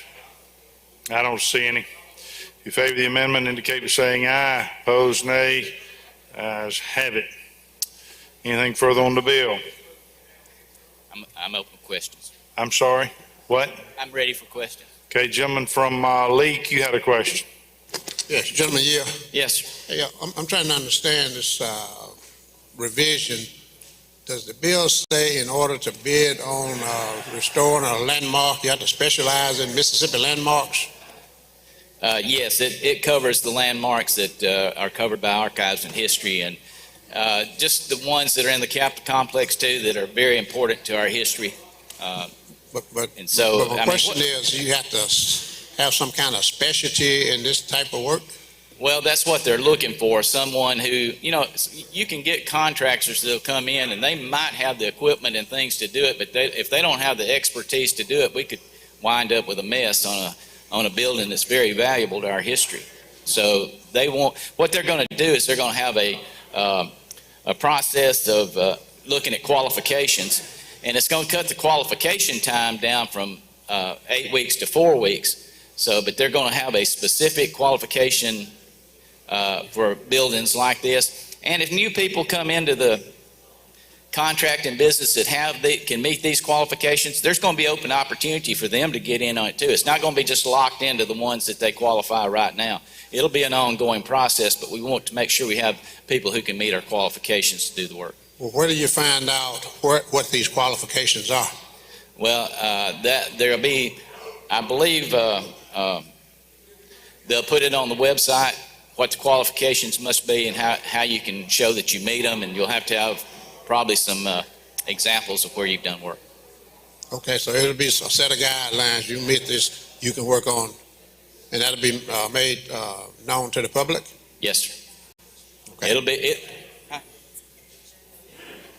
It'll always be published before the bid opening, and they'll have time within that 4 weeks to show their qualifications. Yeah, okay.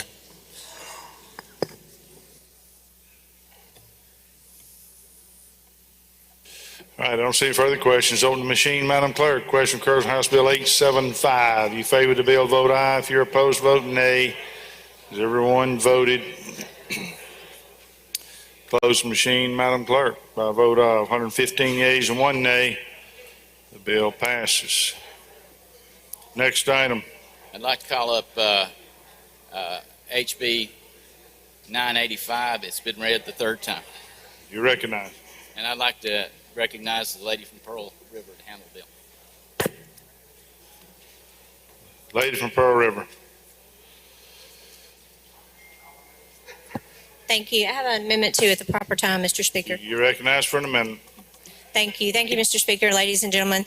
This bill is brought to us by the EMS community, and 2 or 3 years ago, the trauma district was resolved when the system was moved to the Hospital Association from the Department of Health. So this bill just simply allows us to continue to have representation for the whole state for these same trauma districts. And the amendment just simply allows for the Mississippi Ambulance Alliance to make the nominees for the ambulance services.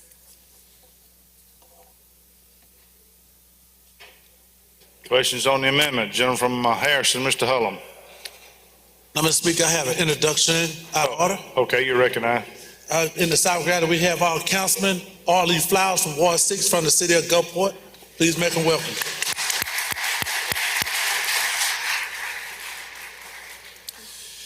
All right, any questions on the amendment? I don't see any. If you favor the amendment, indicate by saying aye. Opposed, nay. Ayes have it. Anything further on the bill? Final passage, Mr. Speaker. Questions on the bill? I don't see any. Open the machine, Madam Clerk. Question occurs on House Bill 985.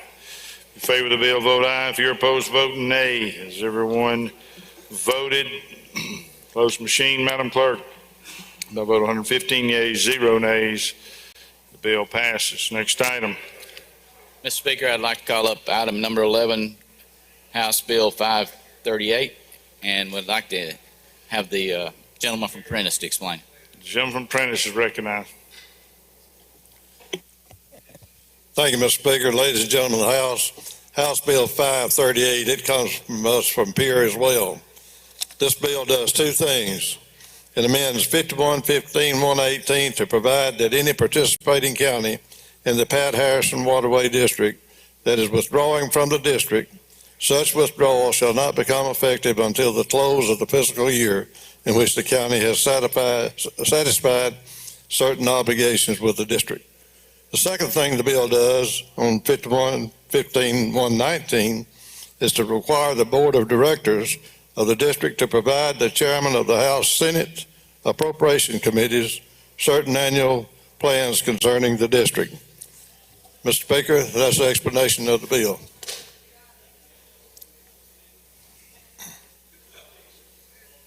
And it's effective July the 1st, 2023. Questions? I don't see any. Open the machine, Madam Clerk. Question occurs on House Bill 538. If you favor the bill, vote aye. If you're opposed, vote nay. Has everyone voted? Close the machine, Madam Clerk. By a vote of 110 yeas and 4 nays, the bill passes. Next item.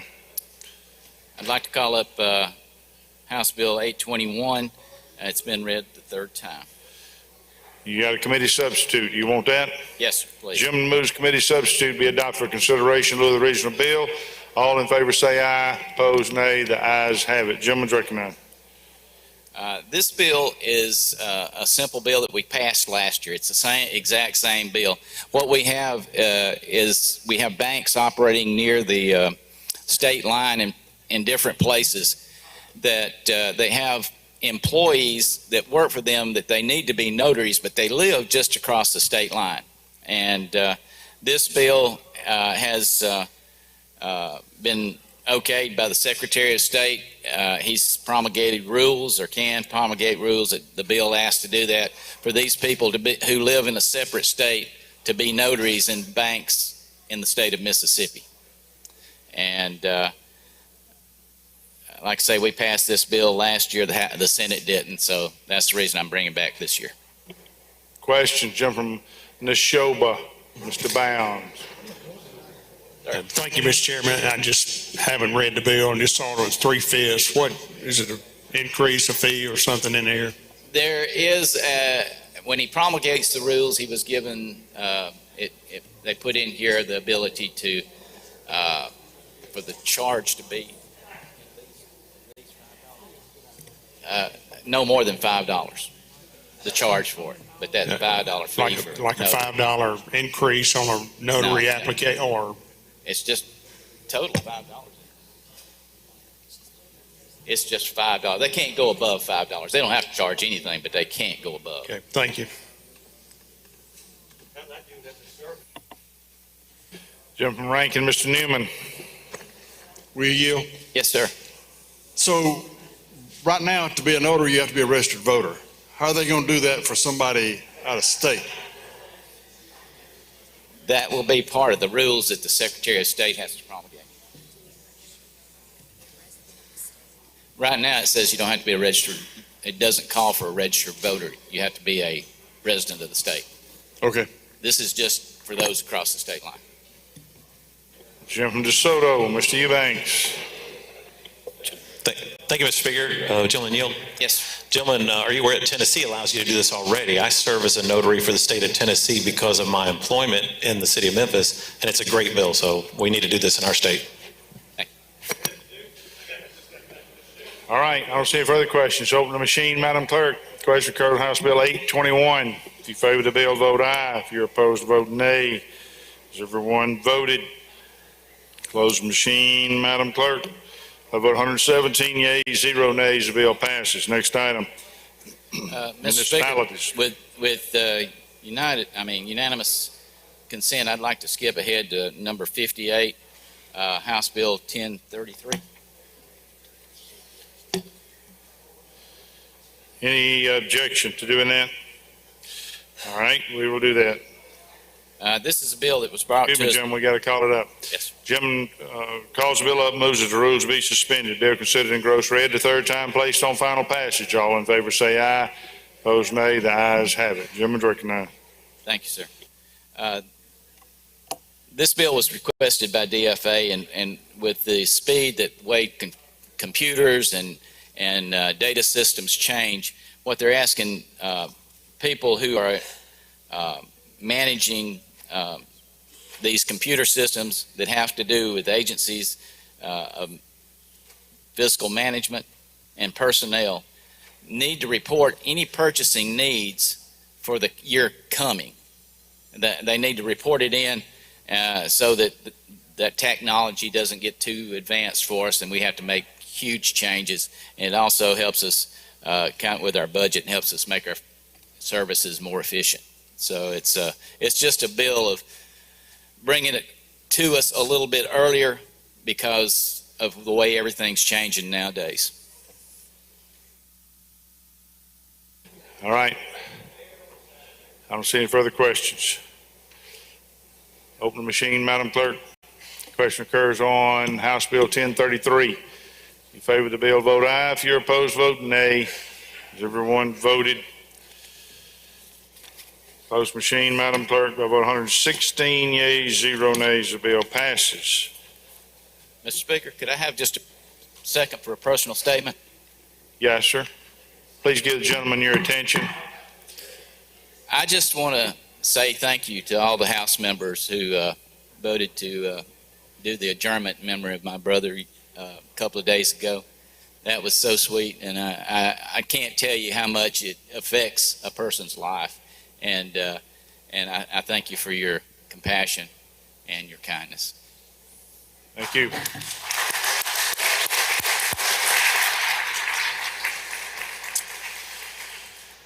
All right, that brings us to item 13, municipalities.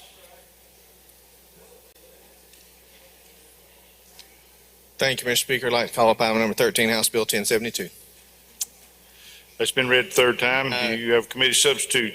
You want that? Yes, sir. Gentleman moves committee substitute be adopted for consideration in lieu of the original bill. All in favor say aye. Opposed, nay. The ayes have it. Gentleman's recognized. Please recognize the gentleman from Smith to handle the bill. Thank you, Mr. Chairman, Mr. Speaker. Ladies and gentlemen, House Bill 1072 allows the Chancery Clerk and the Municipal Clerk to report to the Secretary of State any trees that pose a hazard to adjacent landowners or that might cause harm to individuals.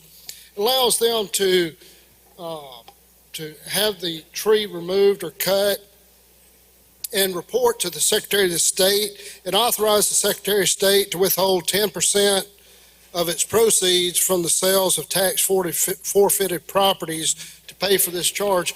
Now, and let me go back, this is dealing with land sold for taxes that have been certified to the state of Mississippi. So that's an explanation of the bill.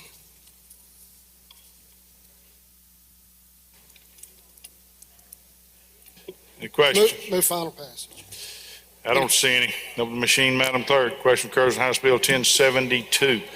In favor of the bill, vote aye. If you're opposed, vote nay. Has everyone voted? Close the machine, Madam Clerk. By vote 115 yeas and 2 nays, the bill passes. Next item, gaming. Thank you, Mr. Speaker. Go to item 14606. It's been read the third time, but we do have a committee sub. Gentleman calls the bill up, moves that the rules be never mind. Gentleman moves committee substitute be adopted for consideration of the original bill. All in favor say aye. Opposed, nay. The ayes have it. You recognize, gentlemen.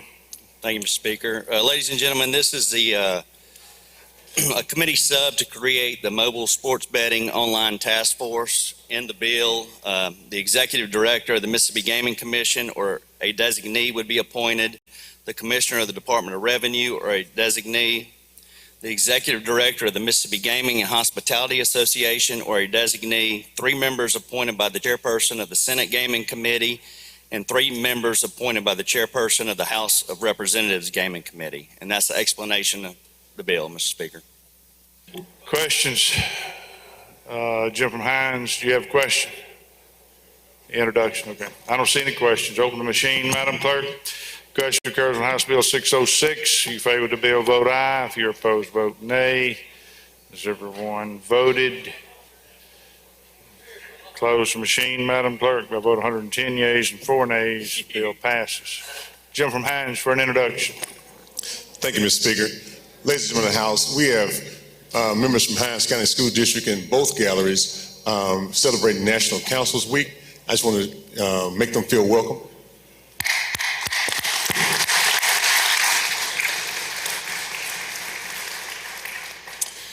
All right, item 15, military affairs. Thank you, Mr. Speaker. I'd like to call up House Bill 1034 and make the usual motion. Okay, it's been read 3rd time, gentlemen. You do have a committee sub, though. You want that? Yes, I'd like to call up the committee sub. Gentleman moves committee substitute be adopted for consideration in lieu of the original bill. All in favor say aye. Opposed, nay. Ayes have it. You recognize. Thank you, Mr. Speaker. This bill is brought to us from the State Veterans Affairs Board. What we're doing, ladies and gentlemen, the new language starts on line 61. It says, from and after July 1 of 2023, the State Veterans Affairs Board shall consist of 7 members to be appointed by the governor with the advice and consent of the Senate. What we're doing here, under previous law, we've been operating under the 5 congressional districts. We're going to the 4 congressional districts on our makeup of the VA board. And like I said, this serving at the consent of the Senate as well. Nobody's coming off the board until their time runs out, and then we will be working under the 4 congressional districts at that time. The lines start on 61 through 82 would be the new language. I'll yield for questions, Mr. Speaker. Questions?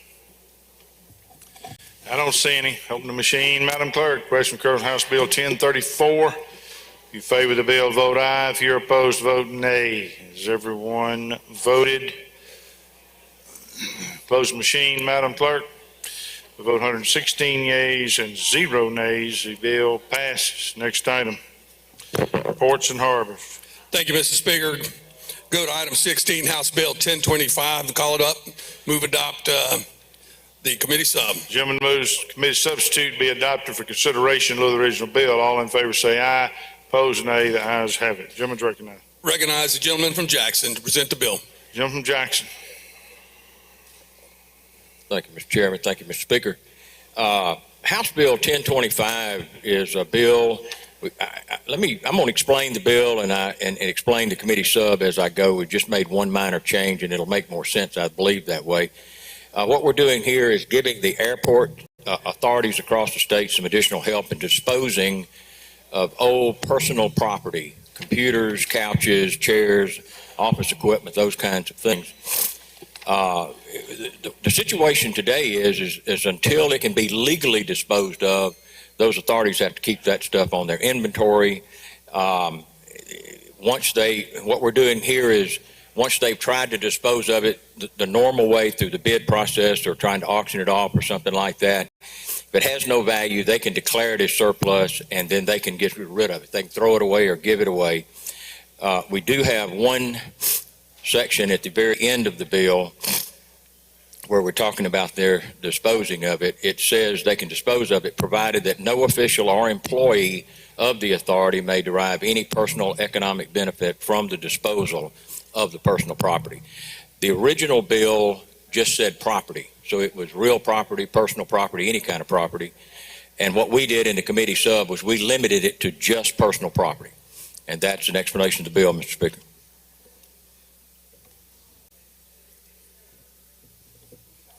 Question?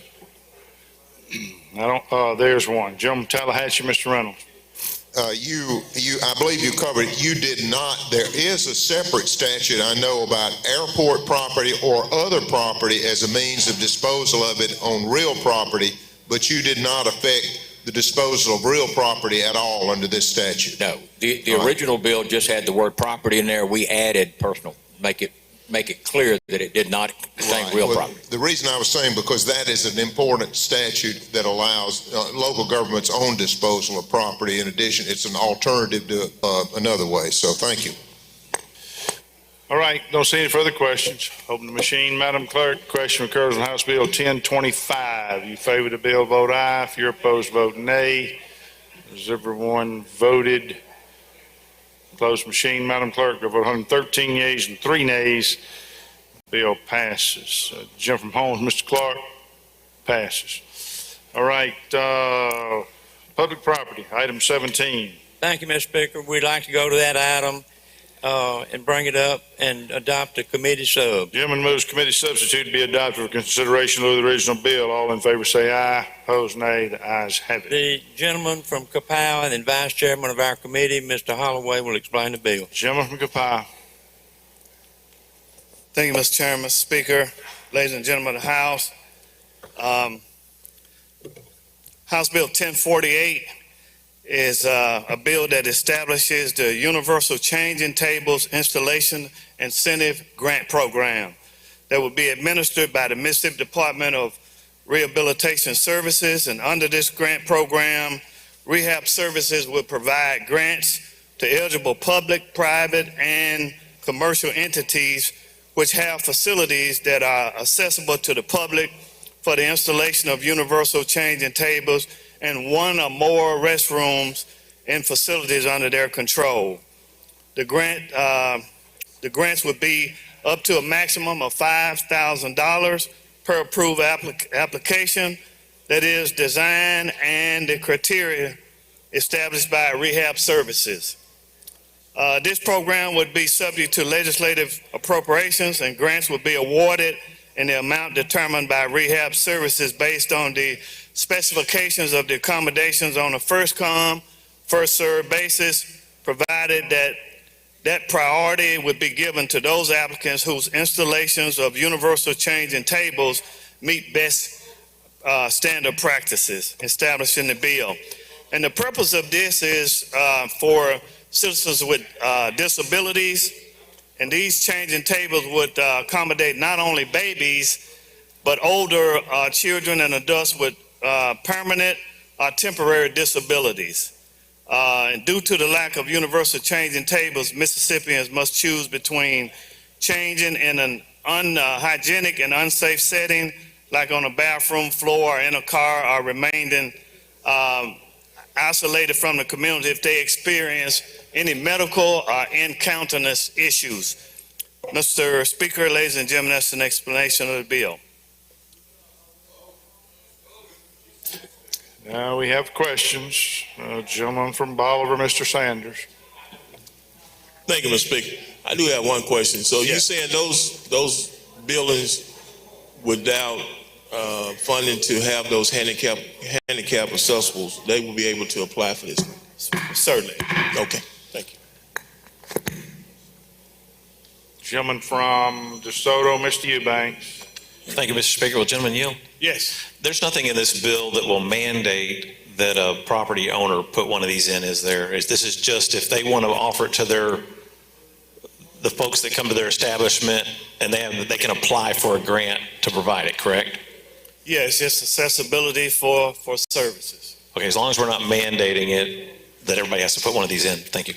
Freedom of choice. Gentleman from Hines, Mr. Brown. Thank you so much, Mr. Speaker. And back to you. Gentlemen, yield, please. Yes. I'm sure you already know this, but don't the federal government require that they comply with the handicap rules and regulations that's already on the books, so to speak? Yeah, but this is accessibility not for these tables. I think just for accessibility for disabled facilities, not for the changing tables. No, I mean, the feds require that they have this already. I thought that's what you don't. Not these changing tables. The ADA, whatever they call it? No, sir. Okay. The lawyer trying to tell you something, but thank you. He's just saying the same thing I just told you. All right. Thank you very much. All right, I don't see any further questions. Open the machine, Madam Clerk. Question occurs on House Bill 1048. If you favor the bill, vote aye. If you're opposed, vote nay.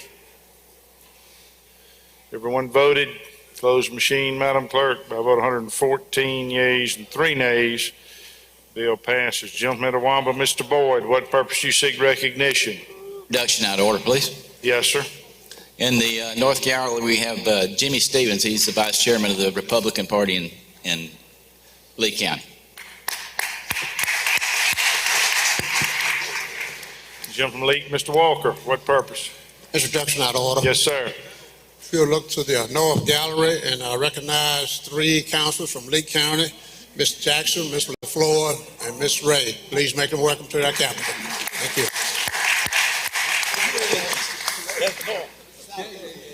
All right, next item, insurance.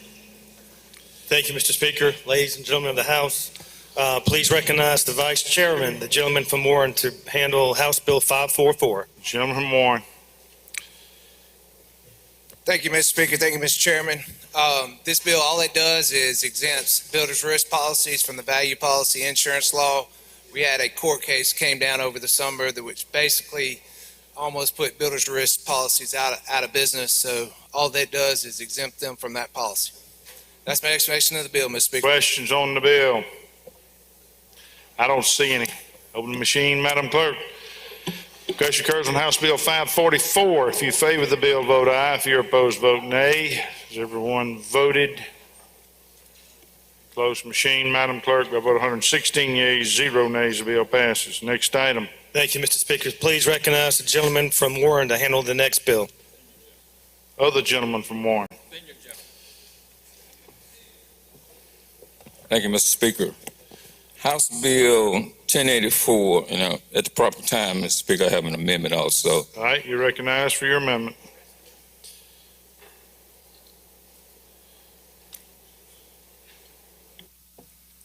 The only thing the amendment does is change it from July the 1st to upon passage. All right, any questions? I don't see any. If you favor the amendment, indicate by saying aye. Opposed, nay. Ayes have it.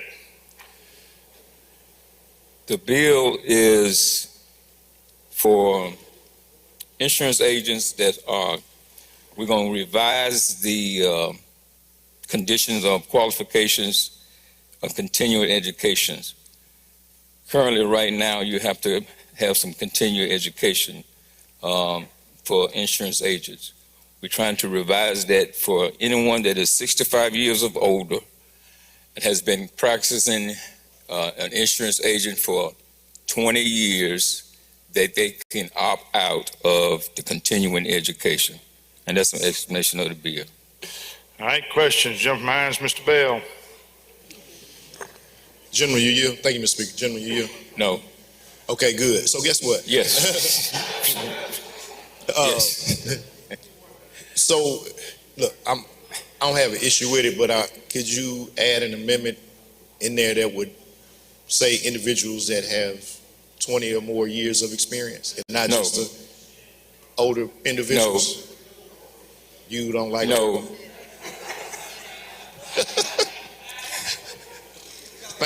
Thank you, Santa Claus. Jim from Jefferson, Mr. Harness, introduction. Okay. All right. Don't see any further questions. Move for final passage, Open Mr. machine, Speaker. Madam Clerk. Question occurs House Bill 1084. You favor the bill, vote aye. If you're opposed, vote nay. Everyone voted. Close the machine, Madam Clerk. By a vote of 114 yeas, 0 nays, the bill passes. Next item. Thank you, Mr. Speaker. Please recognize the junior gentleman from Rankin to handle the next item. Gentleman from Rankin. Thank you, Mr. Speaker. Mr. Chairman, House Bill 1162 all it does is try to encourage reciprocal insurance companies to operate in a state. Section 1 of the bill removes the requirement of having 10 applications pending prior to licensure. This change allows an insurance company to form without having placed the burden on consumers to submit applications well before they can receive coverage. Section 2 of the bill removes the requirement that the board of directors be composed of 2/3 of the subscribers. This change will ensure that the board is composed of individuals who are qualified to oversee the operations of a sophisticated multi-state insurance company. And that's my explanation of the bill. Question? I don't see any. Open the machine, Madam Clerk. Question occurs House Bill 1162. If you favor the bill, vote aye. If you're opposed, vote nay. Has everyone voted? Close the machine, Madam Clerk. By vote 115 yeas, 0 nays, the bill passes. Next item. Thank you, Mr. Speaker. Please recognize the gentleman from Washington to handle House Bill 1190. Gentleman from Washington is recognized. Thank you, Mr. Speaker. Ladies and gentlemen of the House, I really hate to say this, but this is really a simple bill. And normally when we say that, it ends up being something else. But House Bill 1190 gives people an opportunity to receive their health insurance policy online. And you can opt out if you don't want to receive, you still want to receive a paper copy. But basically, it allows health insurance companies to send their policies online. Question. Final pass, Mr. Speaker. I don't see any. Open the machine, Madam Clerk. Question occurs on House Bill 1190. If you favor the bill, vote aye. If you're opposed, vote nay. Everyone voted. Close the machine, Madam Clerk. By vote 117 yeas, 0 nays, the bill passes. Next item, insurance. Thank you, Mr. Speaker. That next item is House Bill 1299. I'd like to call up the committee sub in lieu of the original bill. Gentleman moves committee substitute be adopted for consideration in lieu of the original bill. All in favor say aye. Opposed, nay. The ayes have it. Please recognize the gentleman from Rankin to handle the committee sub. Gentleman from Rankin. I have an amendment, Mr. Speaker. You're recognized for an amendment.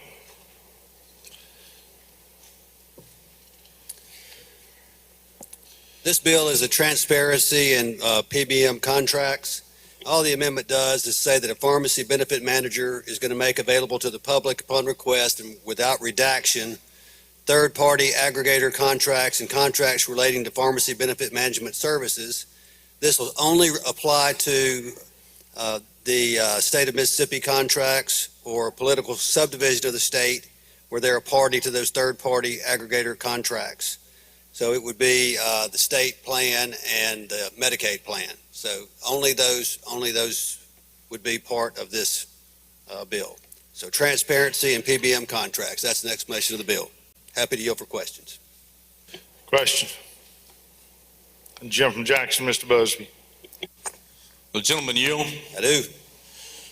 I want to make certain that we're not exposing information between private entities that have gone through a bid process. Are we doing that? There are no private entities in this bill, only those, the state plan and the Medicaid plan. Well, it could be state plans, but it'd be private entities that bid on those plans and are providing the service. Isn't that correct? I'll just read you what the bill says. Provisions of this section shall only apply to those contracts where the state of Mississippi or a political subdivision of the state is a party to the third-party aggregator contract or the contract relating to pharmacy benefit management services. Now, those third-party aggregators are group purchasing organizations of a PBM. That's generally a place where they do rebate negotiations, and it's a way to shift discounts to less transparent fee structures that are more difficult to audit. We're trying to get a better picture of what PBMs are charging our state in an effort to bring prices down. Okay, and I agree with that, but even in doing so, I want to make certain that we don't expose competitive information of private companies that will remove their competitive advantage. Can you assure me that this is not happening? That's my understanding, gentlemen. Thank you. Any further question? I don't see any. Open the machine. Oh, we're on an amendment. My apologies. Question occurs on the amendment. If you favor the amendment, indicate by saying aye. Opposed, nay. Ayes have it. Anything further on the bill? All right. Open the machine, Madam Clerk. Question occurs on House Bill 1299. If you favor the bill, vote aye. If you're opposed, vote nay. Has everyone voted? Close the machine, Madam Clerk. By a vote of 111 yeas and 2 nays, the bill passes. Next item. Thank you, Mr. Speaker. That next item is item 23, House Bill 521.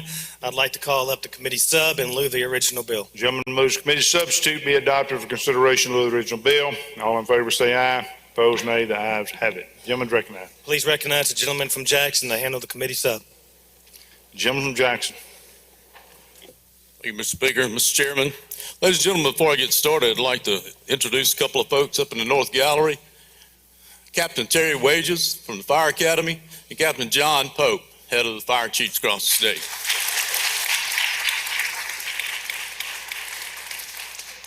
They're watching you.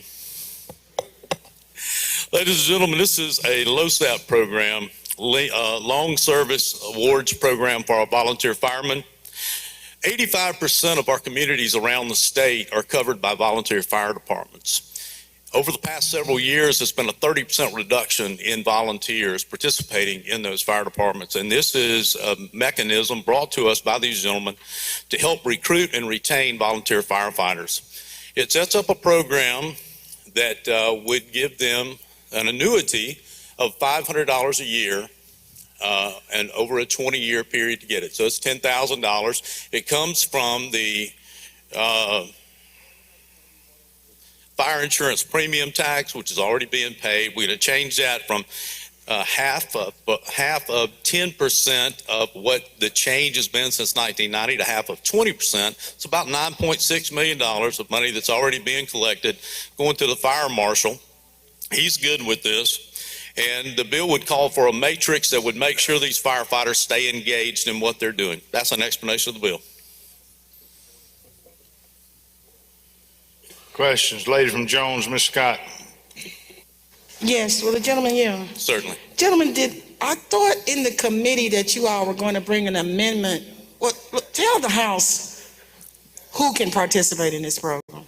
All eligible volunteer firemen, And is there, including career firemen who are also serving as volunteer firemen. but is there a cap for career firemen who have, is there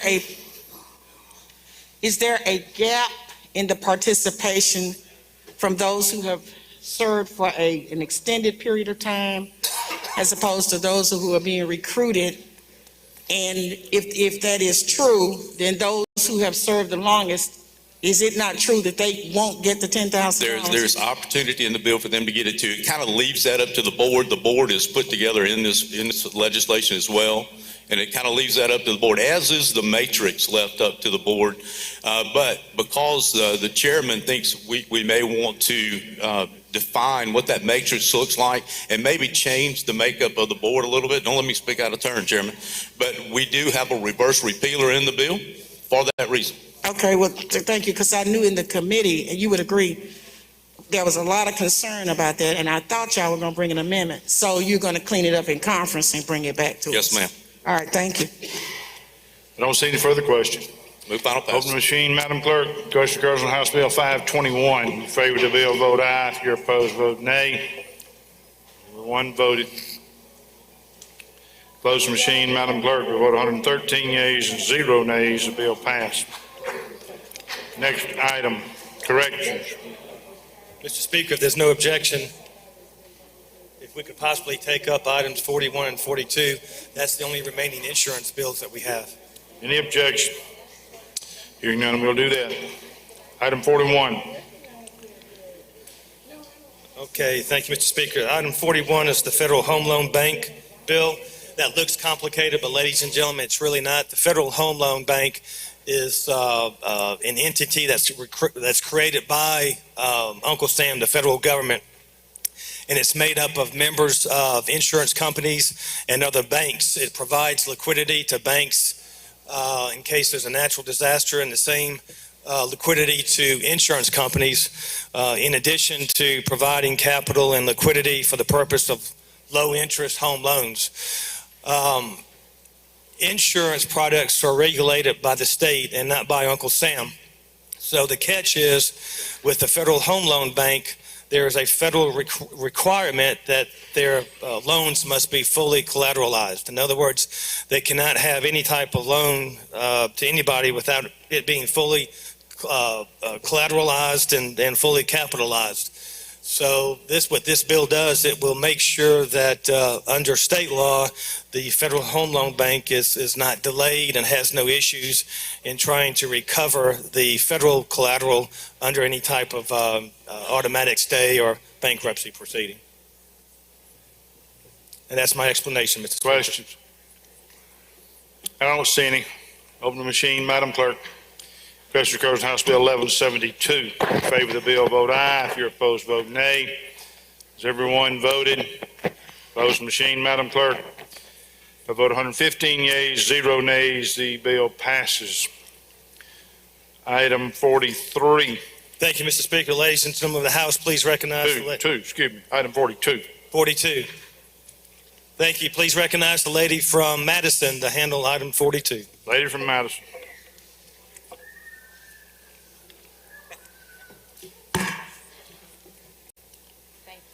You're recognized, lady. Thank you, Mr. Speaker. The purpose of this bill is to establish legal framework using the model legislation from the National Association of Insurance Commissioners. Pet insurance provides coverage for accidents and illnesses of pets. At the moment, only property and casualty companies can offer this coverage, but we are allowing health and life insurance agents to also write it. Also, this bill will give the Commissioner of Insurance the authority to establish training requirements and rules and regulations for carriers to follow. That is an explanation of the bill, Mr. Speaker. Questions? I don't see any. Open the machine, Madam Clerk. Move for final passage. Question occurs on House Bill 1191. If you favor the bill, vote aye. If you're opposed, vote nay. Has everyone voted? Close the machine, Madam Clerk. By vote 104 yeas and 5 nays, the bill passes. Back now to page 5, item 24. Correction.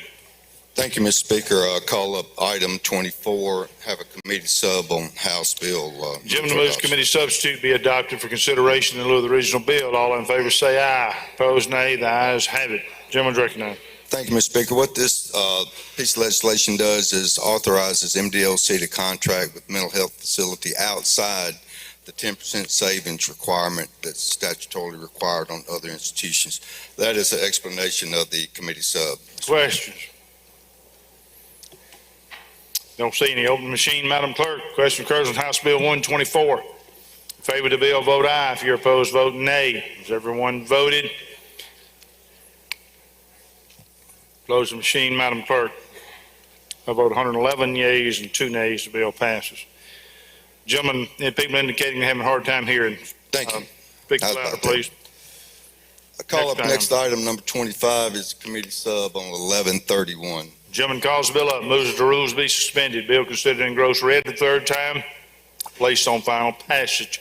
All in favor say aye. Opposed, nay. The ayes have it. Gentleman's recognized. Have an amendment. You recognized for your amendment. I'll explain the amendment, Mr. Speaker. What the amendment does is provides for the chairman of the Mississippi Prison Industries to be paid from funds from Mississippi Prison Industries and also paid for his responsibilities as Deputy Commissioner of Workforce Training. That's the explanation of the amendment, Mr. Speaker.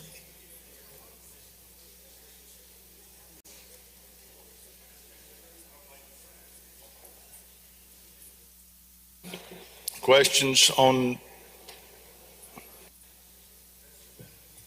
That's the amendment. Questions on the amendment? Gentleman from Hines, Mr. Brown. Thank you, Mr. Chairman. You here, please, sir? Yes, sir.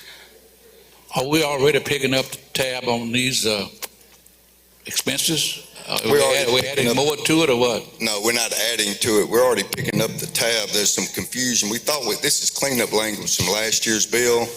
There was some confusion about the duties and responsibilities and how that would be paid through MPIC. And the DFA, as well as Department of Correction, asked that this language be added to clarify how he would be compensated. Thank you, sir. Don't see any further questions. Question occurs on Amendment 1. If you favor the amendment, indicate by saying aye. Opposed, nay. Ayes have it. Anything further on the bill? The amendment is the body of the bill. It does have a reverse repealer. That's explanation. Questions on the bill? I don't see any. Open the machine, Madam Clerk. Question occurs on House Bill 1131. If you favor the bill, vote aye. If you're opposed, vote nay. Has everyone voted? Close the machine, Madam Clerk. By a vote of 115 yeas and 0 nays, the bill passes. Correction, yield. Thank you, sir. Next item, Judiciary Aid.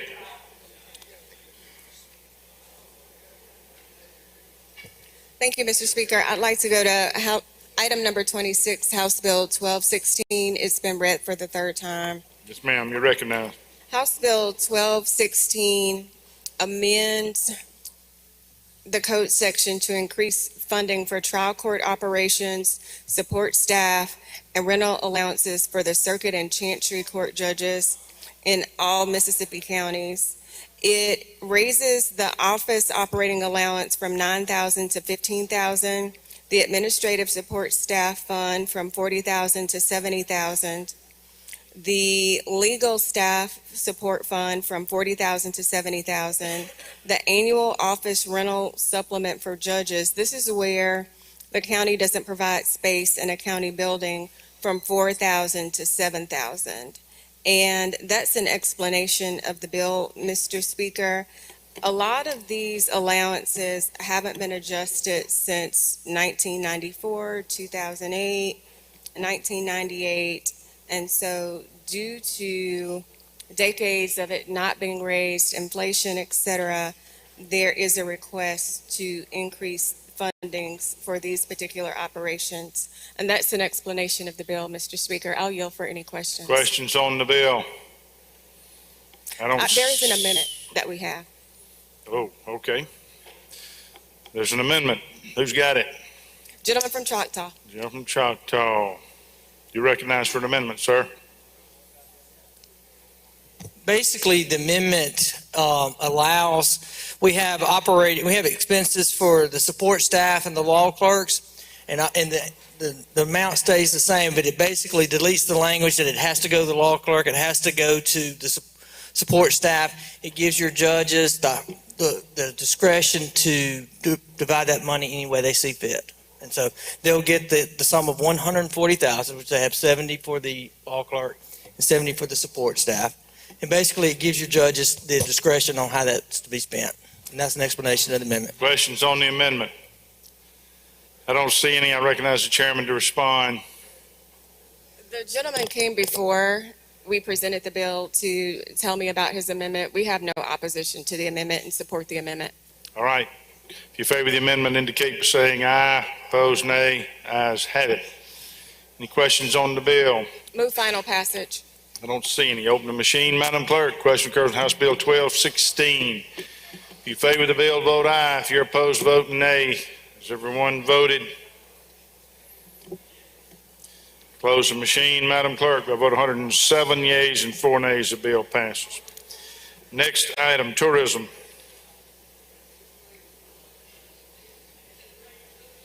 Thank you, Mr. Speaker. I'd like to call up House Bill 704, and it was read for the third time, I'm sorry. Yes, ma'am. You're And recognized. ask the gentleman from Union to present the bill. Gentleman from Union. Thank you, Madam Chair. Thank you, Mr. Speaker. I have an amendment, proper time. You're recognized.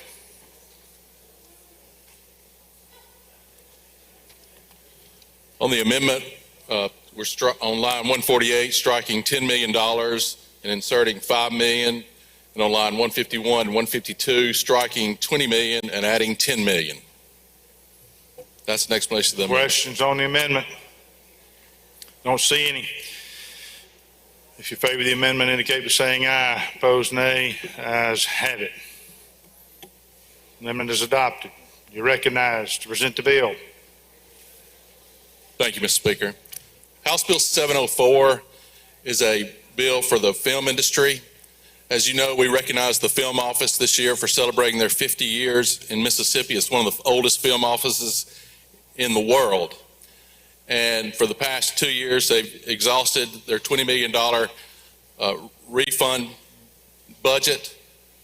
And over the past 10 years, they've brought in $375 million to our state, which is more than the past 40 years combined. So they're doing an incredible job.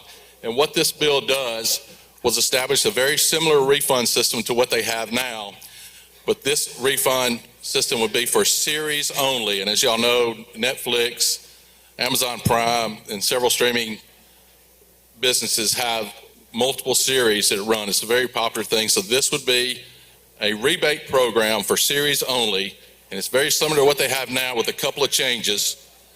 For non-Mississippi residents, the current rebate system is 25%. We're lowering that to 20%. And for Mississippi residents, we're increasing it to 35% on the refund.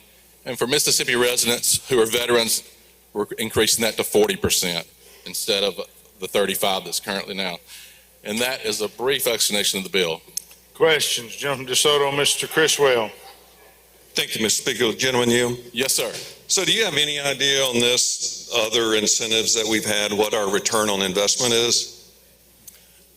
It'll be similar to what we have now, which is one of the few agencies that does have a return on investment. And the thing about a series and why promote it is when a series comes to town, it's almost like a factory moving in because they stay for so long. But would you be surprised to know that Georgia supposedly has one of the best incentives programs, and they estimate that they return 95 cents on every dollar they spend, so they lose 5 cents on every dollar. So do you believe that we're better than theirs? And from what I've read, they're supposed to be the best in the nation. They do have one of the best, and theirs are tax incentives, ours are rebate. And so that when the film industry come into town, they spend their money first, and it goes through 3 or 4 times before we do the audit and then return their rebate. But the likelihood is we're going to lose money on this investment. I disagree. All right. Don't see any further questions. Moving the machine, Madam Clerk. Question occurs on House Bill 704. If you favor the bill, vote aye. If you're opposed, vote nay. Has everyone voted? Close the machine, Madam Clerk. By 105 yeas and 8 nays, the bill passes. Next item, Judd B. Okay, Mr. Speaker, thank you. Item 28, House Bill number 1110, and I believe it's been read for the 3rd time. Not according to my calendar, gentlemen. Okay. Gentleman calls the bill up, moves the rules be suspended. Bill considered in gross read the 3rd time, placed on final passage. All in favor say aye. Opposed, nay. The ayes have it. Gentleman from Pearl River, please recognize to handle the bill. Okay, we have a committee substitute. Y'all want that? Gentleman moves committee substitute be adopted for consideration of the original bill. All in favor say aye. Opposed, nay. The ayes have it. Gentleman from Pearl River. Thank you, Mr. Speaker. This is the Second Amendment Financial Privacy Act. A couple of months ago, the major credit card companies announced they would be assigning separate merchant category codes to gun and ammunition purchases. This bill would prevent individuals from being able to charge higher interest rates or decline transactions simply because someone is purchasing firearms. It also has some measures to protect the information from being disclosed. That's a brief explanation of the bill, Mr. Speaker, and I have an amendment at the proper time. Okay, you're recognized for an amendment.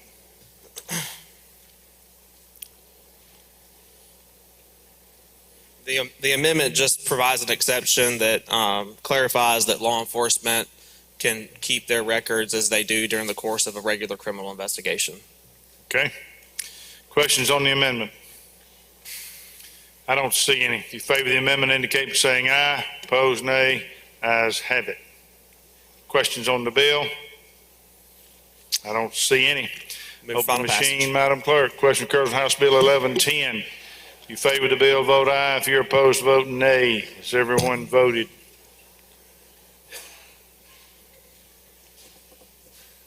Close the machine, Madam Clerk. By a vote of 87 yeas, 26 nays, the bill passes. Next item. Item number 29, House Bill 534. I'd call it up and also call up the committee sub. Chairman calls the bill up, moves that the rules be suspended. Bill considered in gross read the 3rd time, placed on final passage. All in favor say aye. Opposed, nay. The ayes have it. The chairman moves committee substitute be adopted for consideration in lieu of the original bill. All in favor say aye. Opposed, nay. The ayes have it. Gentleman's recognized. Would you recognize the gentleman from Scott to handle the bill? Gentleman from Scott.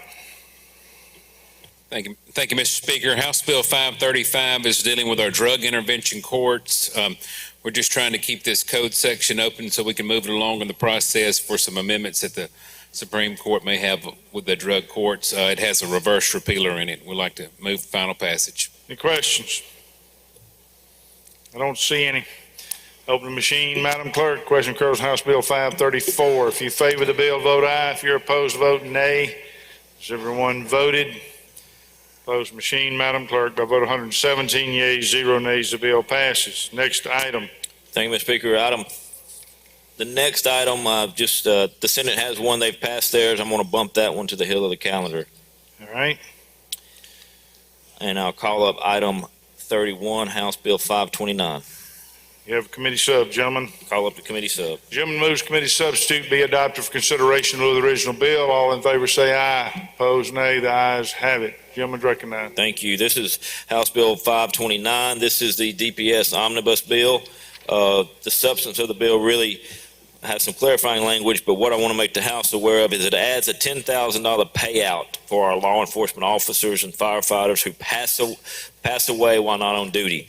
Some of you may be aware there's been some situations where an officer may be, for an example, I know there was one on the coast that was out, saved his child from drowning. He subsequently died and from the water and drowning. In that situation, he was not eligible for the line of duty benefit.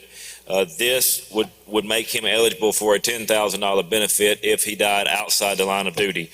And that's an explanation of the bill. Questions, gentleman from Hines, Mr. Banks. If you would, I understand what you just said. How much is the in line of duty benefit? Do you know? 100,000. 100,000. So Yep. if they had like a heart attack or something, it'd be 10,000. It'd be 10,000. And They would be. right now they'd get nothing. I understand what you're saying. Yeah, it's 10,000, and hopefully as we move through and the reason it's at 10,000, we just don't know how much that's going to be a year. So we're looking at it. I talked to the commissioner, and he's very open next year maybe to raise it to 25, whatever. I was about to say, I hope that's something we can start with, and later we can come because that's the idea. Being in the funeral business and the other gentleman over there from Montgomery County, that's not going to really pay for. I understand. Okay, thanks. I don't see any further questions. Open the machine, Madam Clerk. Question occurs on House Bill 529. If you favor the bill, vote aye. If you're opposed, vote nay. Has everyone voted?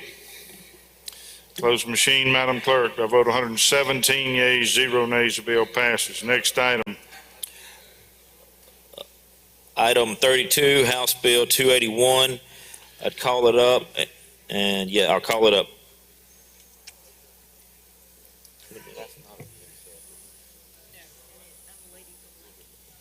Ask that you recognize the lady from Lincoln to handle. Lady from Lincoln's recognized. Thank you. Could I ask you to stand for this bill, please? And I have an amendment, Mr. Speaker. Okay, you're recognized. The amendment is naming this bill for two fallen officers from Brookhaven, Mississippi, Officer James White and Colonel Zach Moak. And that's the explanation of the amendment. Questions on the amendment? I don't see any. If you favor the amendment, indicate by saying aye. Opposed, nay. The ayes have it. Amendment is adopted. Anything further on the bill? Yes, ma'am. Yes, sir. Excuse me. When these officers died, they were in a gunfight and they were using their service arm. And the families wanted this. And in our laws, it says that the service weapon can be given to the spouse. But in today's world, as everybody knows, it is, the family is a little different. And these two young men were young and not married, and their families want to have their service weapon. And all this bill does is change one word, and it is that a beneficiary of the officer and not just the spouse. That way, whoever in their family wants their service weapon, they're able to get it. And that's my explanation of the bill. Questions on the bill?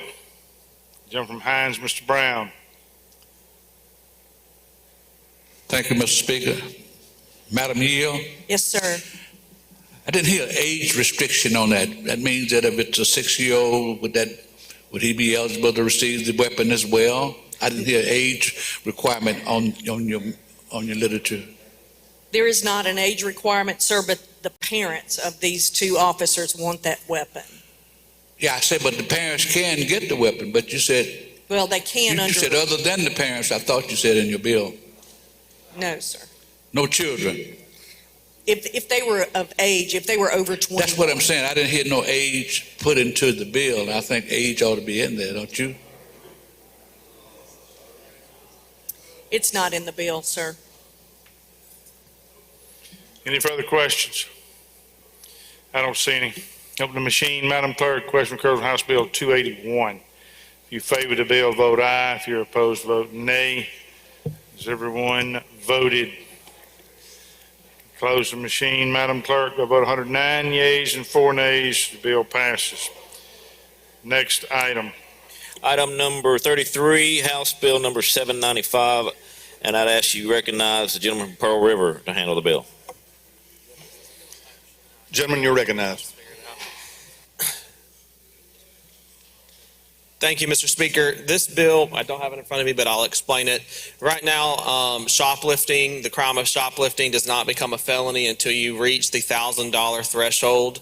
This would allow law enforcement to aggregate multiple incidents of shoplifting over a 30-day period at the same location to meet that threshold. So if someone goes to the same business a couple of times in a row within 30 days and steals many little things, they can aggregate all those instances to reach the felony threshold. I'll yield for any questions. Questions on the bill? Gentleman from Lawrence, Mr. Evans. Thank you, Speaker. Gentleman, you. Yes, sir.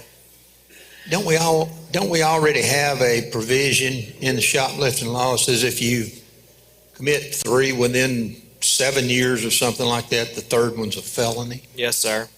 Okay, so this is just going to very much tighten that up. Is that what you're saying? In a way, yes, sir.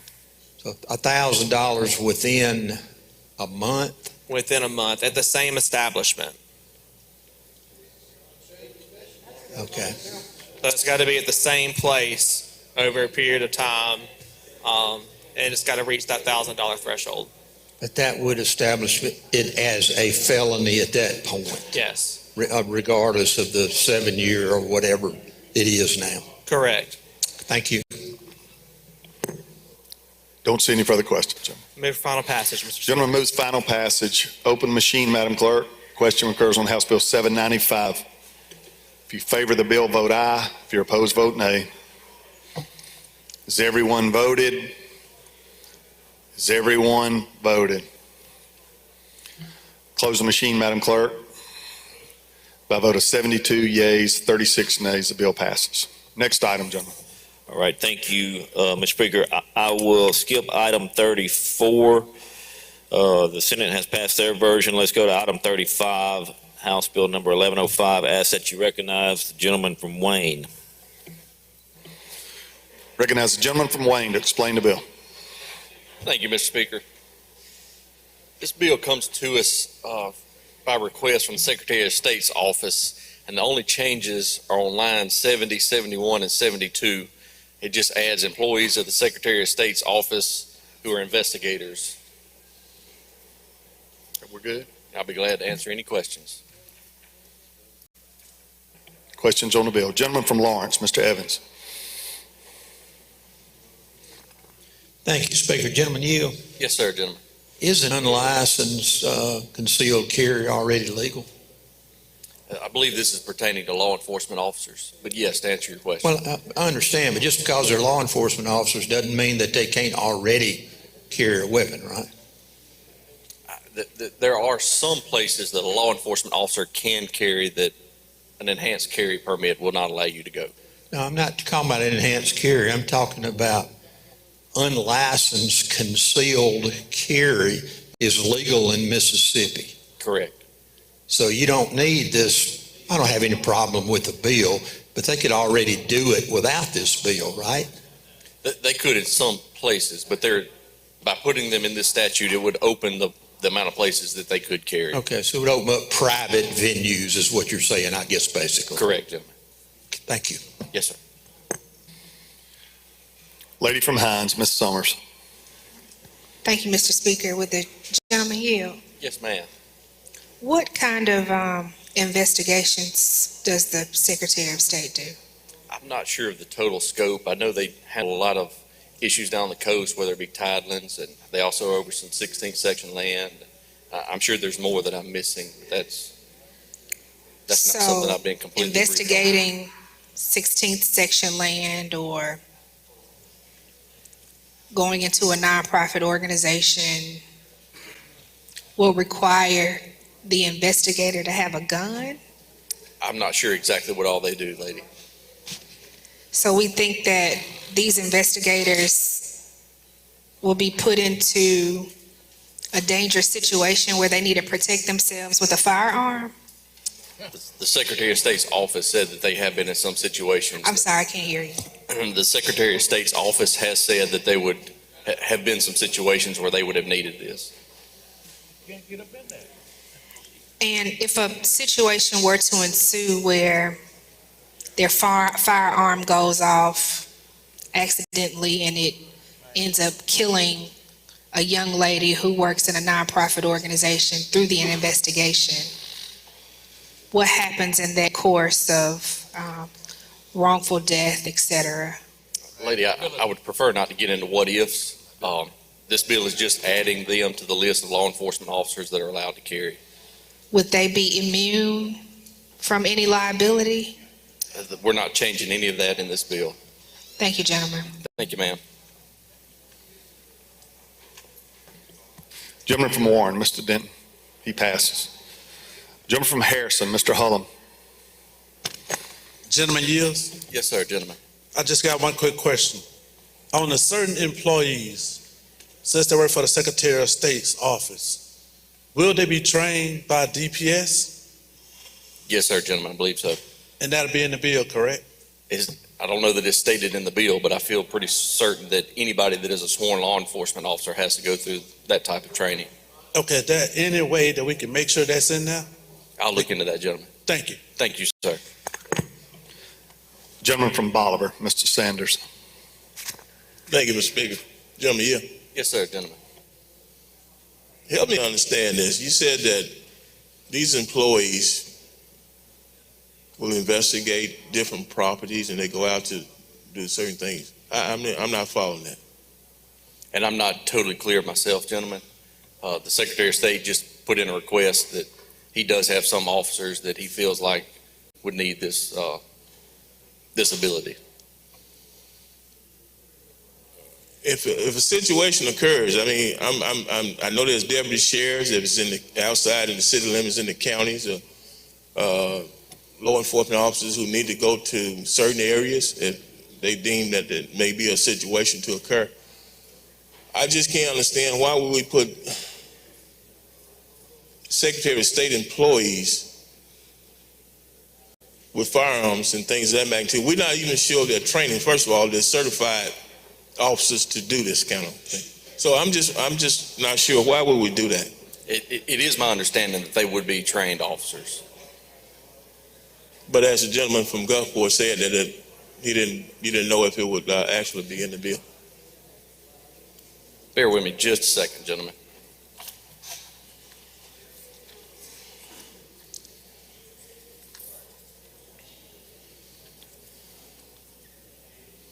If you'll follow me, gentlemen, on line 84. Before any person shall be authorized under this subsection to carry a weapon, he shall complete a weapons training course as approved by the Board of Law Enforcement Standards. Okay. So you're saying that they will go out and meet the minimum qualifications of firearm training?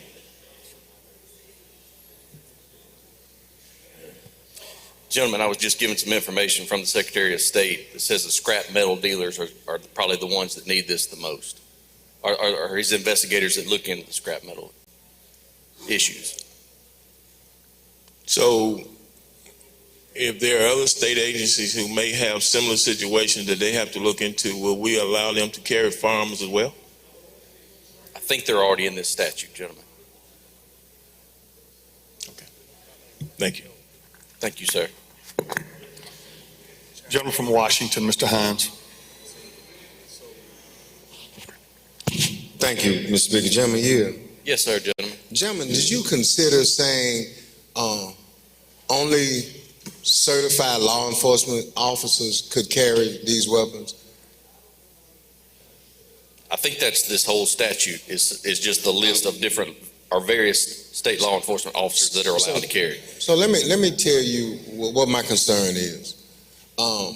Everybody who carries a gun or will be carrying a gun under the statute is not a person that will be prepared to handle it. You're gonna have some scared investigators who gonna run up on the wrong person and end up either they gonna get whooped or they gonna shoot somebody, and that's a slippery slope we're riding down. Don't you think everybody, should have some formal training rather than you just arbitrarily say somebody to carry a gun that has no training at all? I know you're gun happy, but I really would like to make sure that we are safe when we're doing this. I'm not against folks carrying firearms, but I'm against people not being properly trained. Gentlemen, that's the language I just read from line 84. They are required to go through training. Okay. Just make sure now. Thank you, gentlemen. Gentleman from Oktibbeha, Mr. Taylor. Thank you, Mr. Speaker. Gentlemen, would you yield? Yes, sir, gentlemen. I'm just really pondering the idea that this can open up for many other agencies that don't have requirements, training, skill sets to handle weapons to do it. For example, I understand that this is a situation of maybe timber thieves, maybe bootleggers, things of that nature, some unsavory element that they may be looking for. But what about those who are investigating foster homes? What about those who are investigating mental health issues? What about, so we have a lot of agencies that incur a lot of danger by investigations and inspections. So are we opening them up as well to be able to carry guns? Or are we just going to limit this to the Secretary of State? I think it's a slippery slope. Gentlemen, this is only pertaining to the Secretary of State's office. But there are many other agencies already listed in this code section. Can just if you could just can you just tell me some of the agencies that are being listed?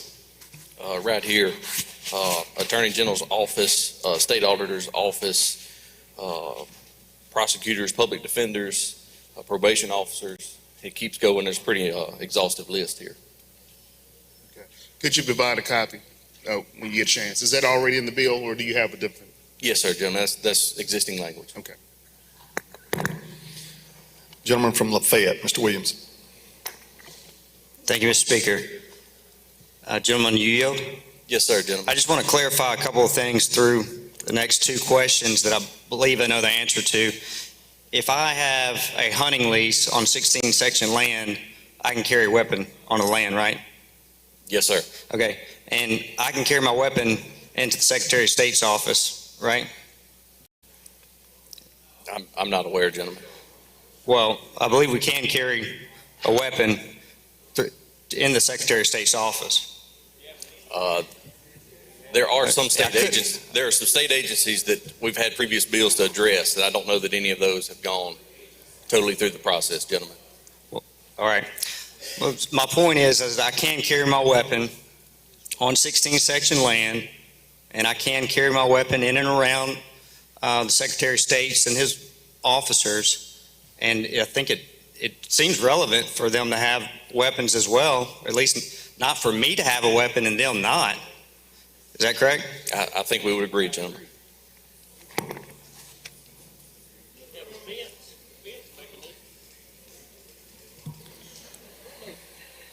Don't see any further questions, gentlemen. You got an amendment, gentlemen?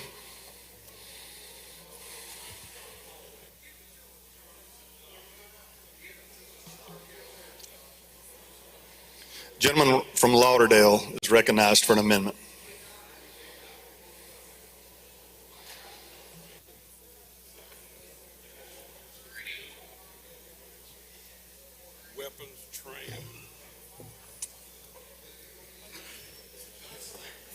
fellow members of the legislature, I have a very simple amendment. It says that all this silliness goes out the door, and that anybody that wants to carry will have to undergo a psychological evaluation, mental, and weapons, and that they have to become certified.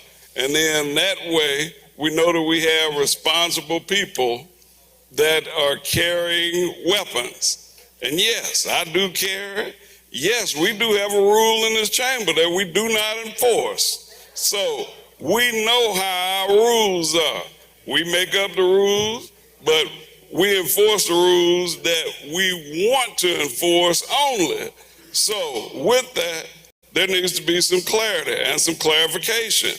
So just like we love our Uncle Sam, we love the armed forces. Uncle Sam doesn't give you a weapon when you get off that bus. Uncle Sam takes you through a physical training, then takes you through a mental training, then takes you through weapons certification before you have an opportunity to even qualify. Let's have a little sense about this. Thank you. Recognize the chairman to respond. I'm always scared when the gentleman from Lauderdale gets up here and talking about guns. Aren't we all, gentlemen? Aren't we all?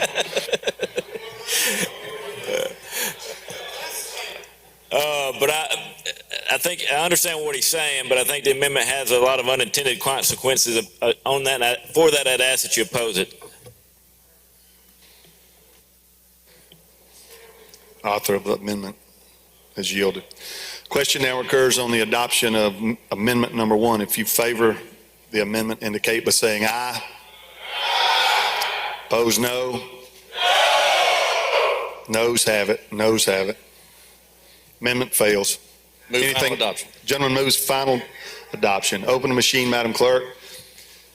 If you favor the bill, vote aye. If you're opposed, vote nay. Is everyone voted? Is everyone voted? Close the machine, Madam Clerk. By a vote of 89 yeas, 21 nays, bill passes. Next item, gentlemen. All right, I would ask that you skip item number 36, go to the hill of the calendar. If I may, can I skip for 2 more bills? That would finish up the calendar for me. Where do you want to skip to, gentlemen? Number 45. House Bill number 454. It looks like a radar bill. You sure you want to skip to a radar bill? I'm going to do my best. I made a promise. If there's no objection, we will skip to item number 45, House Bill 454. This is I'll call it up and make the usual motion, Mr. Speaker. Gentleman calls the bill up, moves the rules be suspended, the bill considered engrossed, read the 3rd time, and placed on final passage. All those in favor say aye. Opposed, no. The ayes have it. You're recognized to explain the bill, gentlemen. Last year, this was an unintended consequences of a legislation that we passed that took radar away from people who had been running radar forever. This bill is very limited in scope. It says that a municipal law enforcement officers in a certain municipality may run radar if the municipality is where the county seat is located and where a public community college is located in the municipality. I'm told that's one, and the intent of this is to put back radar where it once was. That's an explanation of the bill. Questions on the bill? Don't see any, gentlemen. I'm sorry. Gentleman from Hines, Mr. Brown, for what purpose? Thank you very much, Mr. Speaker. Gentleman yield. Yes, sir. Are you aware that Mississippi has a reputation of the old county sheriff sitting behind a big oak tree when somebody from up north come down through here driving 5 miles over speed limit to give them a ticket and pump up the local coffers? The impression that we get already, isn't it bad enough? I can take you to places in Tennessee, a little town called Piperton, where I go through about every week for baseball practice. Same thing. But the point here is we took away something unintended to take away, and we're just, those people, those locals have asked for it back, and that's what we're doing. What do you mean take away? Last year, in a bill that had to do with radar, there was amendment, I think it changed it as population threshold. Right. And people over that threshold could do it. Well, once that bill went into effect, it took it away from this group of people who had been doing it legally, and they were not grandfathered in, so to speak. This is an attempt to get that back to them. Thank you very much.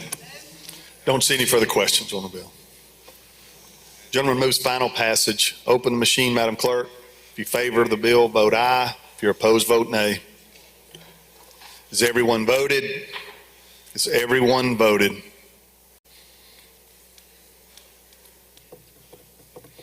Close the machine, Madam Clerk. By a vote of 70 yeas, 40 nays, the bill passes. Next item, gentlemen. Number 52, House Bill 408. And Gentlemen, you're asking to skip over to number 52, yes, sir. Skip to 52. Is there objection? I don't hear any objection. We'll go to item 52. House Bill 408, called up, make the usual motion, please. Gentleman calls the bill up, moves the rules be suspended, the bill considered engrossed, read the third time, and placed on final passage. All those in favor say aye.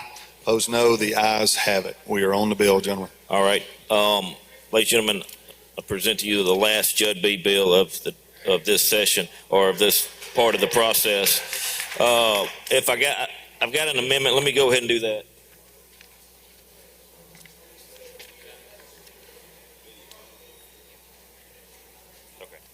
All right. The amendment takes out, I'm going to explain the bill with the amendment, and we'll go that way because it'll make more sense. The amendment takes out the word may place. The original bill, this comes to us from law enforcement. And also through our hearings that we did in the summer about the city of Jackson and helping with some ideas that they have. One of the things is they have youth out there that may be shooting a gun up in the air, and there's really nothing that they can charge them with. They have some ability, but not a lot to put any teeth toward that. This is a bill that came out of that. It creates the crime of reckless endangerment. It's a misdemeanor. It gives somebody the ability to charge. The elements of it is a person commits the crime of reckless endangerment when the person recklessly engages in conduct that places another person in imminent danger or death or seriously bodily injury. Upon conviction, it's $500 and a year in jail. We took out, in committee, that it did say engages in conduct that places or may place another person. We took out may place. So there has to be an actual placement of danger and immediate harm for someone to be charged with this, and that's the explanation of the bill. Questions on the amendment? Gentleman from Lauderdale, you pass. Gentleman from Hines, Mr. Banks, question? Gentlemen, I hope you yield to me. I think you will. I understand what you're trying to do. And I just heard your explanation about putting an individual. But then when we have people making random gunshots, it may not be an individual, it may be the public. So would that be expanded to the public to make sure? It says a person.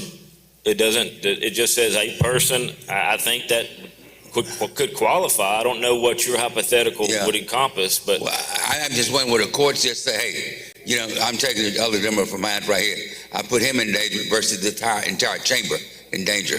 Would they make that fine tune? So I want to ask you to look at that. I like what you're doing. I understand what you're saying. I think that would be the same. Okay.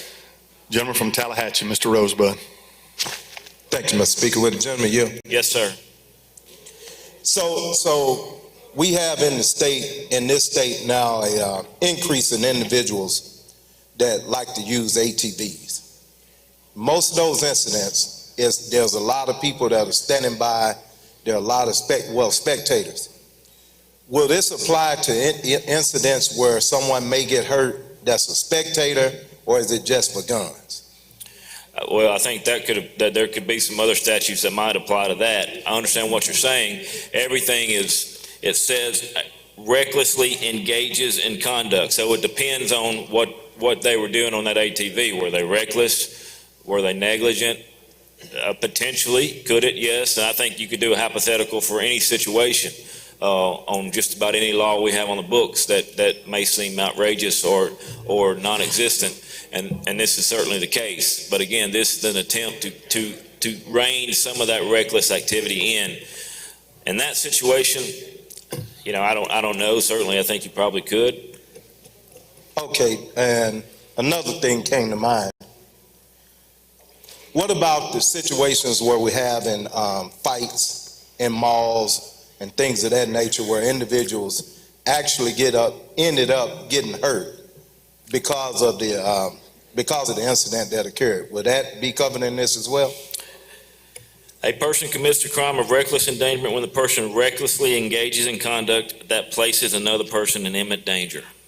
So I would think they could be charged under this. Right now, they probably couldn't be charged under anything except maybe a simple assault. All right. Thank you. Gentleman from Jefferson, Mr. Harness. The gentleman yield. Yes, sir. I understand where you're going with this bill. The problem that I have with it, and I don't have a problem, but the word conduct.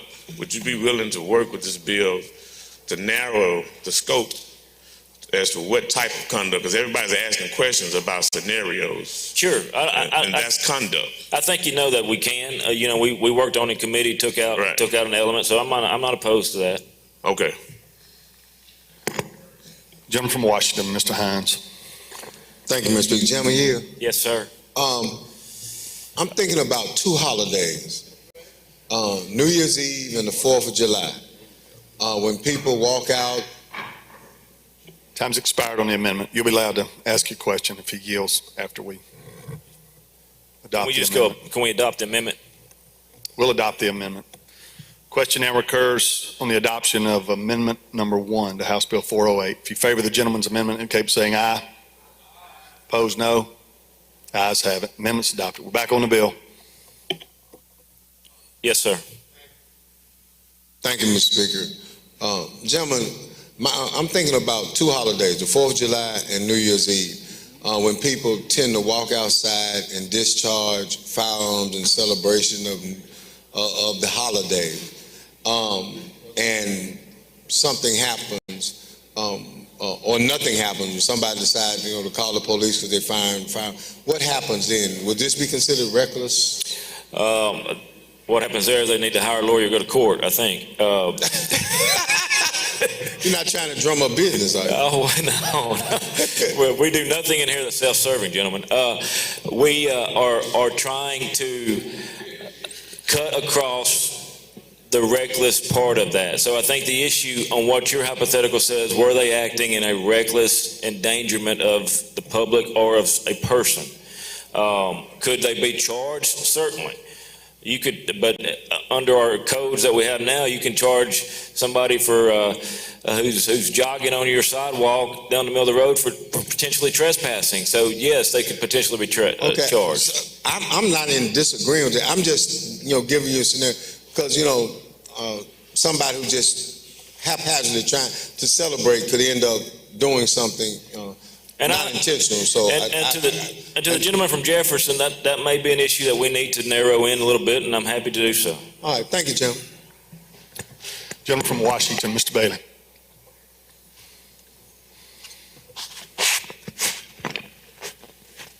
Gentleman, Yes, sir. have you seen in your community on four-wheelers or all-terrain vehicles where they got young kids riding without any helmets? Have Yes, you sir. seen that? Yes, sir. And that's a common practice in every community in the state. Yes, sir. And will your bill cover this? Because that's reckless conduct to put a child on one of these four-wheelers or ATVs and ride them around at a high speed with no helmets on. It potentially could cover it depending on if someone was charged and wanted to be prosecuted about it. Now, can I make a charge against persons on private property for riding these ATVs with children on them without helmets on?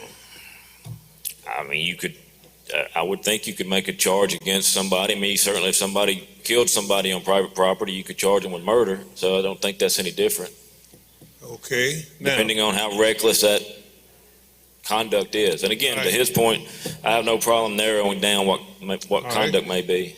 what is the fine? Now, you said maybe we're making misdemeanor. $500. Just maximum. $500. And, And 1 year in jail. And 1 year in jail. Okay. All right. I think we got something we can use to go against these people out here riding around with these young kids on there without helmets. I like this. Thank you. Don't see any further questions, gentlemen. Final passage. Gentleman moves final passage. Open machine, Madam Clerk. If you favor the bill, vote aye. If you're opposed, vote nay. Has everyone voted? Has everyone voted? Close the machine, Madam Clerk. By a vote of 103 yeas, 9 nays, the bill passes. Gentleman from Tate, Mr. Lamar, for what purpose? Need to go back to the Ways and Means calendar, please, sir. You are recognized this time.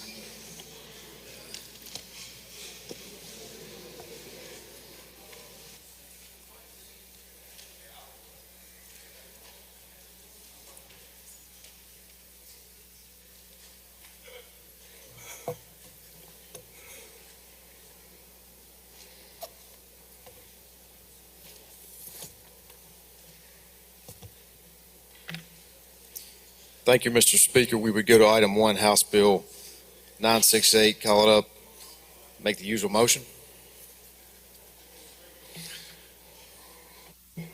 Gentleman calls the bill up, moves the rules be suspended. The bill considered engrossed, read the third time, and placed on final passage. All those in favor say aye. Opposed, no. The ayes have it.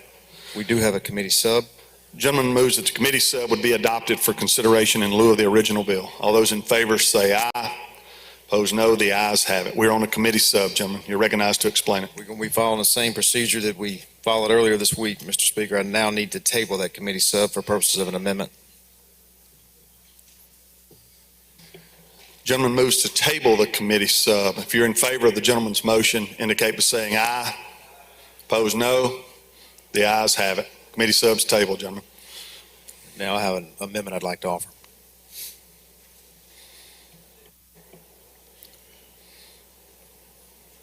You want to explain your amendment?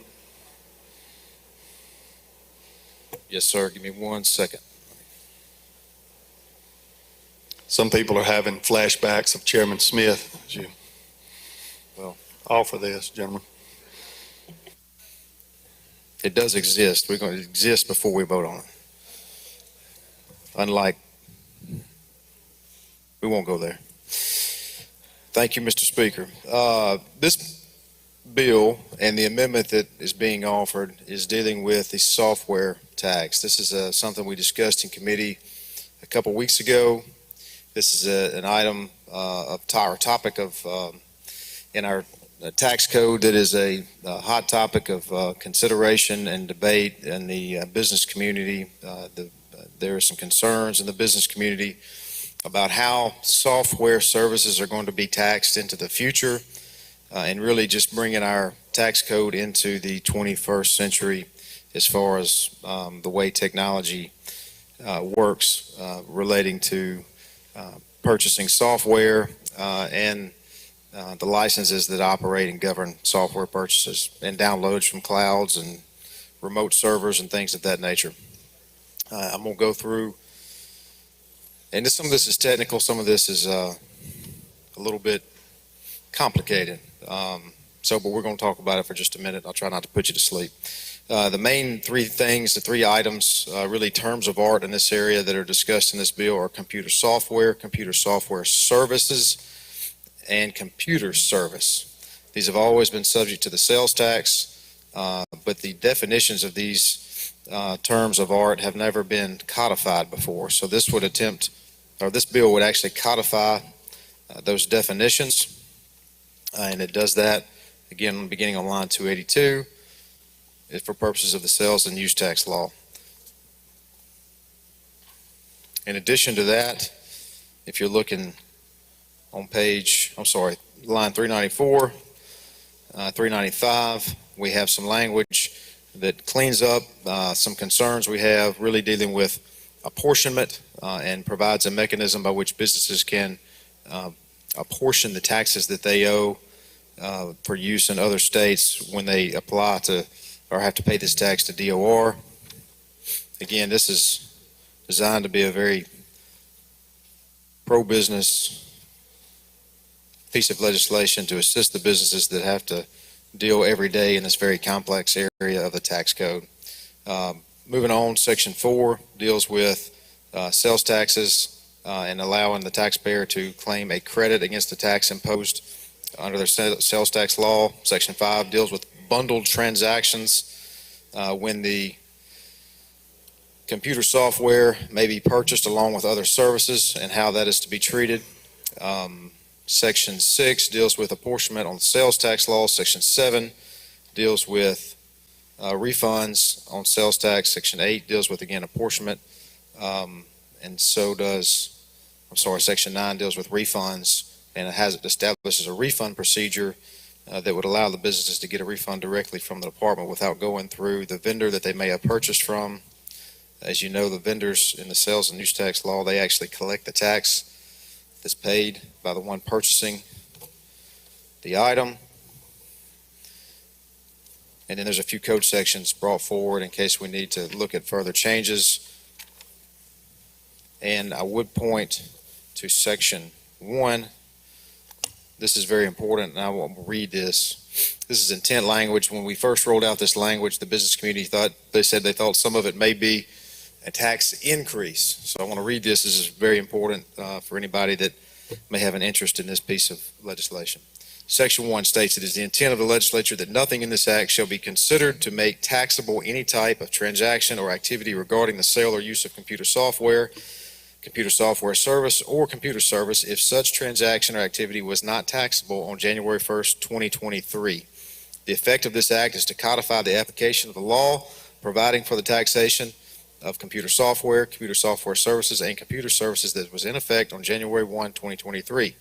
If there is a dispute between the taxpayer and the Department of Revenue regarding the taxation of any transaction or activity regarding the sale or use tax of these items, then the department, the taxpayer may appeal, and the department shall have the burden of proving that this was not a tax that was in effect, or that this was a tax that was in effect on January 1 of 2023.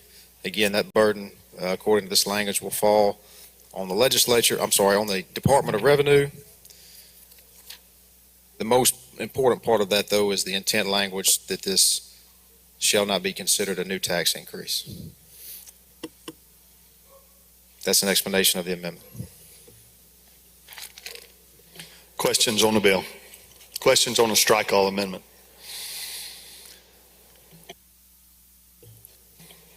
Time's expired on the amendment, gentlemen.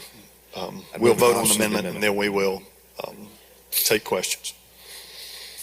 Question now occurs on the adoption of strike all amendment number 1. If you favor the amendment, indicate by saying aye. If you're opposed, no. The ayes have it. Strike all is adopted. Gentleman from DeSoto, Mr. Criswell, for a question. Thank you, Mr. Speaker. Gentleman Yale. Yes, sir. I'm sorry, I got to ask this because I'm trying to listen to your explanation and I'm just not sure what it's doing. So with this bill, if it passes, will I pay a tax if I download an app on my phone? So if that is something that's taxable today and has been taxable in the past, you would continue to do that. Okay? And so, but no, this is not creating a new tax. Sometimes apps are for services. This is extremely technical, gentlemen. Let's just say your bank gives you an app that allows you to click on your phone and look up your bank account information. Okay, that's not taxable. That's a software. It is software, but it's not software. It's software that's in conjunction with another type of service that is provided by that business. And so, no, that's not taxable. But if you purchase a type of software that you use in your business, or Microsoft Word, Let's say, and you use Microsoft Word on your phone and it comes by way of an app. I don't even know if it does. You do pay sales tax on that. That's always been the law. So currently, when I download an Apple photo app or something like that, I mean, that's not a service. I mean, if I'm going to be able to, so you're saying now then that 99 cents, there is a tax that comes to the state of Mississippi currently? What I'm telling you is if it's not taxable now, it's not going to be taxable if this were to become law. Okay. Well, and let me ask another question on services, because you talked about services. Generally, we don't tax services like a mechanic working on your car. The service part's not taxed. If he buys a part, then that's a tax. You would be surprised. There's a patchwork. Some services are taxed, some are not. So do you know currently are computer services, a guy come out to work on your computer? Do you know currently if that's taxed? Unfortunately, yes, it is. I pay it every month at my office, but yeah, that's my understanding is it is, and always has been. Okay, thank you, gentlemen. Thank you.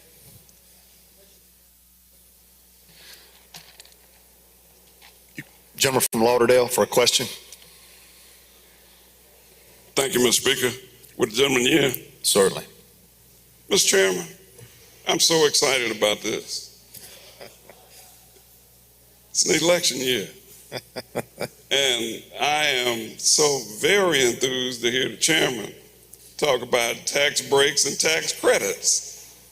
We got more coming. And I'd like to make certain that my understanding is correct with regard to, I'm not an attorney, so I'm not very well versed in a lot of this language that the chairman uses, but I'd like to make certain that my understanding is correct, that this amendment, the strike all amendment to the bill, is going to provide tax relief for those that have software and applicable software for their persons and or businesses.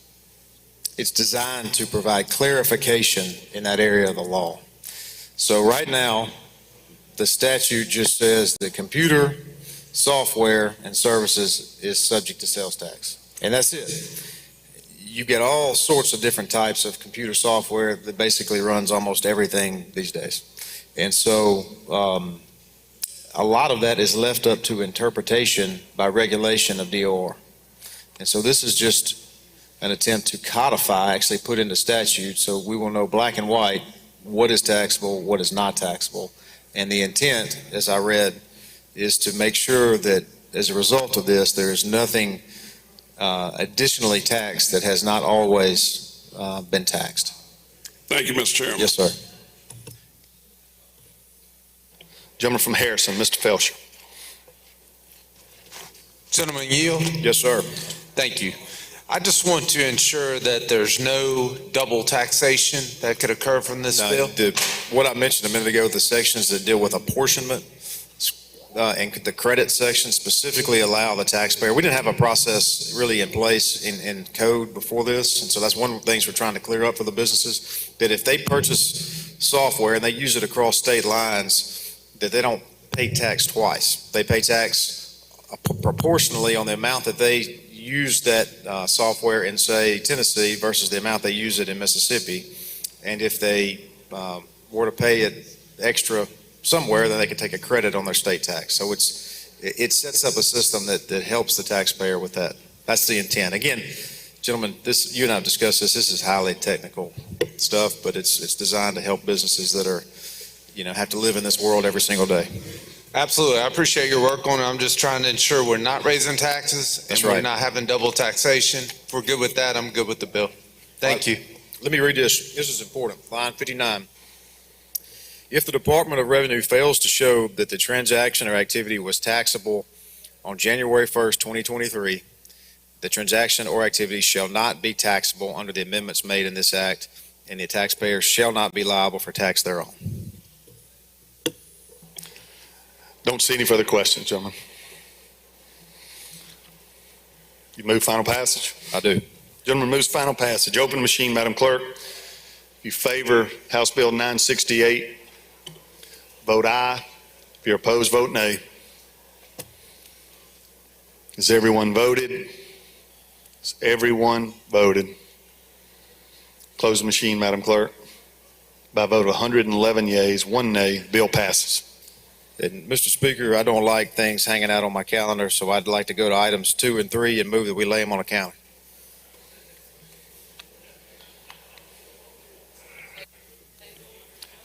You want to make a motion to? That's the motion.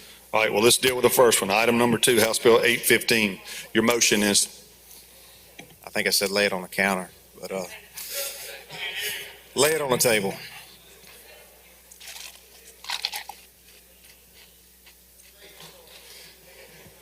Gentlemen, you know them for shortcuts, but to lay it on the table, you'll have to call it up first. We'll call it up then. Item 2. Gentleman goes to item number 2, House Bill 815. He calls that bill up, moves the rules be suspended, the bill considered engrossed, read the third time, and placed on final passage. All those in favor say aye. Opposed, no. The ayes have it. Move to lay it on the table. Gentleman moves to lay the bill on the table, subject to call. All those in favor indicate by saying aye. You just want to lay it on the table. I want to lay it on the table. Gentleman moves to lay the bill on the table. All those in favor indicate by saying aye. Opposed, no. The ayes have it. Next item, gentlemen. Item 3, call it up.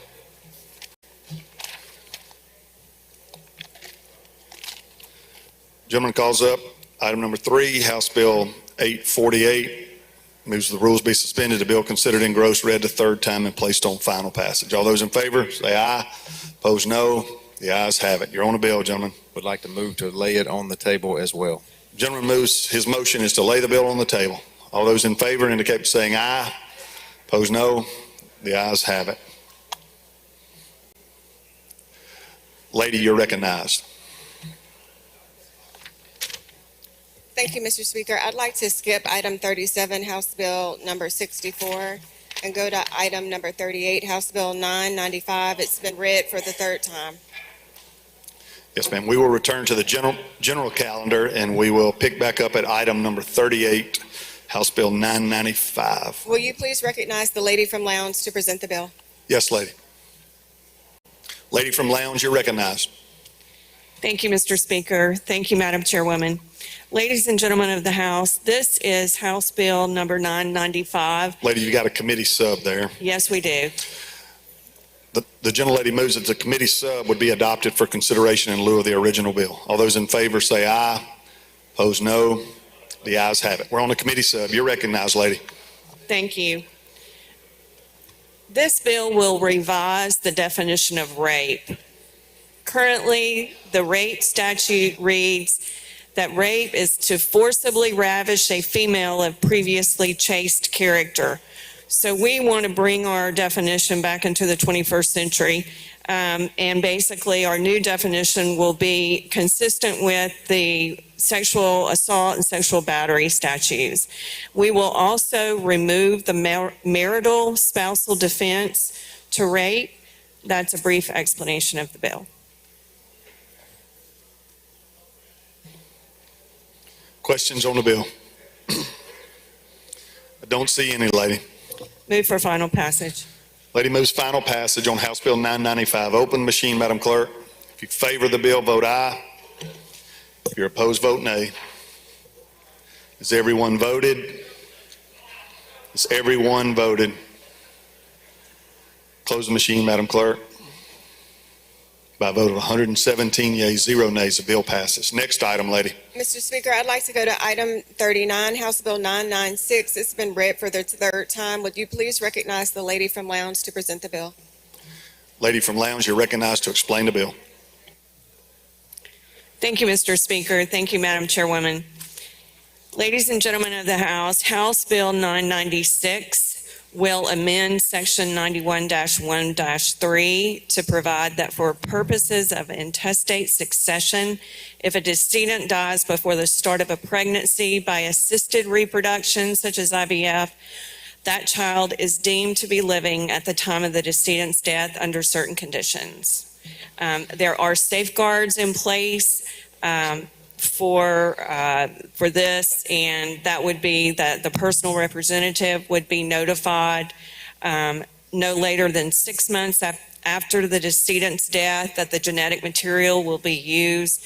Also, it provides that the child must be born no later than 45 months after the decedent's death. And so there are safeguards in place for this. That's a brief explanation of the bill. Questions on the bill? I don't see any, lady. Thank you. Move for final passage. Lady moves final passage on House Bill 996. Open the machine, Madam Clerk. If you favor the bill, vote aye. If you're opposed, vote nay. Has everyone voted? Has everyone voted? Close the machine, Madam Clerk. By a vote of 114 yeas, 0 nays, the bill passes. Mr. Speaker, Judd A. Lady, let me stop you real quick. We've got a visitor over here. He's not really a visitor. On the north side of the chamber, the gentleman from Pike, Mr. Myers, is with us on the far wall over here. Let's welcome him to the chamber.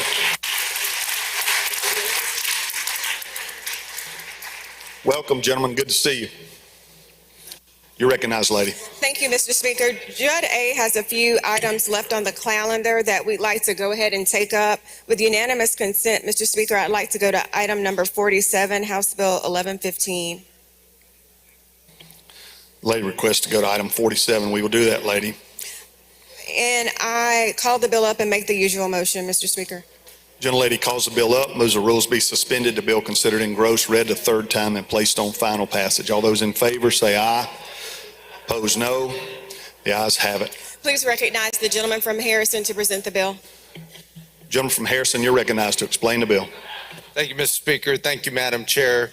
House Bill 1115 addresses youth court jurisdiction and durable legal custody orders. When a youth court issues a durable legal custody order, there's some dispute as to which court has jurisdiction over petitions to modify that custody arrangement, Chancery or youth court. This bill clarifies that the youth court would maintain jurisdiction over DLC orders. Mr. Speaker, that concludes an explanation of the bill. Gentleman from Oktibbeha, Mr. Robertson, for a question. He passes. I don't see any questions, gentlemen. Move for final passage, please. Gentleman moves final passage on House Bill 1115. Open machine, Madam Clerk. If you favor the bill, vote aye. If you're opposed, vote nay. Has everyone voted? Has everyone voted? Close the machine, Madam Clerk. By a vote of 115 yeas, 0 nays, the bill passes. Next item, lady. With unanimous consent, Mr. Speaker, I'd like to go to item number 48, House Bill 276. It's been read the third time. You're recognized, lady. Thank you, Mr. Speaker. This bill is authorizing the State Board of Physical Therapy to issue subpoenas for the attendance of witnesses and the production of documents. It's the same power that the nursing board has, the optometry, the medical licensure board, and that's an explanation of the bill. When complaints are filed, I would just say this, when complaints are filed with the physical therapy board, sometimes they have difficulty getting witnesses to attend proceedings or to get documents, and that's why they're requesting this subpoena power. Questions on the bill? I don't see any, lady. Move final passage. Lady moves final passage on House Bill 276. Open the machine, Madam Clerk. If you favor the bill, vote aye. If you're opposed, vote nay. Has everyone voted? Has everyone voted? Close the machine, Madam Clerk. By a vote of 110 yeas, 4 nays, the bill passes. Next item, lady. Mr. Speaker, I'd like to go to item 49, House Bill 1157, and call it up and make the usual motion. Gentlelady calls the bill up, moves the rules be suspended, the bill considered engrossed, read the third time, and placed on final passage. All in favor say aye. Those opposed, no. The ayes have it. Gentlelady, you're recognized. Please recognize the gentleman from Rankin to present the bill. Gentleman from Rankin is recognized to explain the bill. Thank you, Madam Chairman. Thank you, Mr. Speaker. This bill was read for the third time yesterday. It's not reflected on the calendar, but at any rate, House Bill 1157 is a very simple bill that allows for those who are in the rental car business, it makes them disclose their fees and all mandatory charges. That's all that it does. Happy to yield for questions. Questions on the bill? I don't see any, gentlemen. Gentleman from Leek, Mr. Walker, for a question. Gentleman Yield. Yes, sir. Now, would this include time of day considered as a day? Would Before it you include, get charged? would it include what? You know, on some car runs, if I take it in at 5:15, they charge me for the next day. Will that be defined on when the day ends and when the day starts? It includes, I don't see in the bill where it includes a time of day, and I'm not exactly sure how they determine. Sometimes that's that. not spelled out. Yeah. So, And you get hit for another day because the arbitrary time was 15 minutes and ago. I'm sure that's frustrating. It is. It would be to me too. But does the bill cover it? The bill basically just deals with making sure that they put all the fees, there are no hidden fees, requires them to put all their fees on the receipt so that you know ahead of time what you're being charged for. That's all the bill does. Yeah, okay. Gentleman from Newton, Mr. Rushing. Thank you, Mr. Speaker. With gentleman yield. Yes. Does this bill include, I know it says vehicle rental, but would it reach out and include all rental, such as rental equipment places, U-Hauls, the trucks? How wide of an umbrella does this particular bill So cover? here's the language. It says, if a person or entity engaged in the business of renting motor vehicles under rental agreements imposes additional mandatory charges, then they're going to have to provide all of these charges in writing up front. So anybody that rents vehicles would have to put their fees in writing up front. Thank you, gentlemen. Yep. Gentleman from Lafayette, Mr. Williamson. Thank you. Yield? Yes. Would this be similar to if I know it's a different industry, but purchasing, because I'm pretty frugal, if I was purchasing a hotel room and I get there and I find out there's an additional charge for parking, would that be similar? Like additional charge for parking, Absolutely. tourism tax, whatever? It So would now the include- cheapest hotel becomes It would the, include all the charges: customer facility charge, airport concession recovery fee, vehicle license recovery fee, any government imposed taxes or fees. All of that would have to be spelled out, itemized on your receipt. thank you. Yep. Don't see any further questions, gentlemen. Move final passage. Gentleman moves final passage on 1157. Open the machine, Madam Clerk. If you favor the bill, vote aye. If you're opposed, vote nay. Has everyone voted? Has everyone voted? Close the machine, Madam Clerk. By a vote of 114 yeas, 2 nays, the bill passes. Next item, lady. Mr. Speaker, I'd like to go to item number 50, House Bill number 3. It's been read for the third time. We do have a committee substitute. I move adoption of the committee substitute for consideration in lieu of the original bill. Gentlelady moves that the committee substitute would be adopted for consideration in lieu of the original bill. All those in favor say aye. Those opposed, no. The ayes have it. Committee sub's adopted, lady. Would you please recognize the gentleman from Rankin to present the committee sub? Gentleman from Rankin is recognized to explain the committee sub. Thank you, Madam Chairman, and thank you, Mr. Speaker. I have an amendment to the committee sub.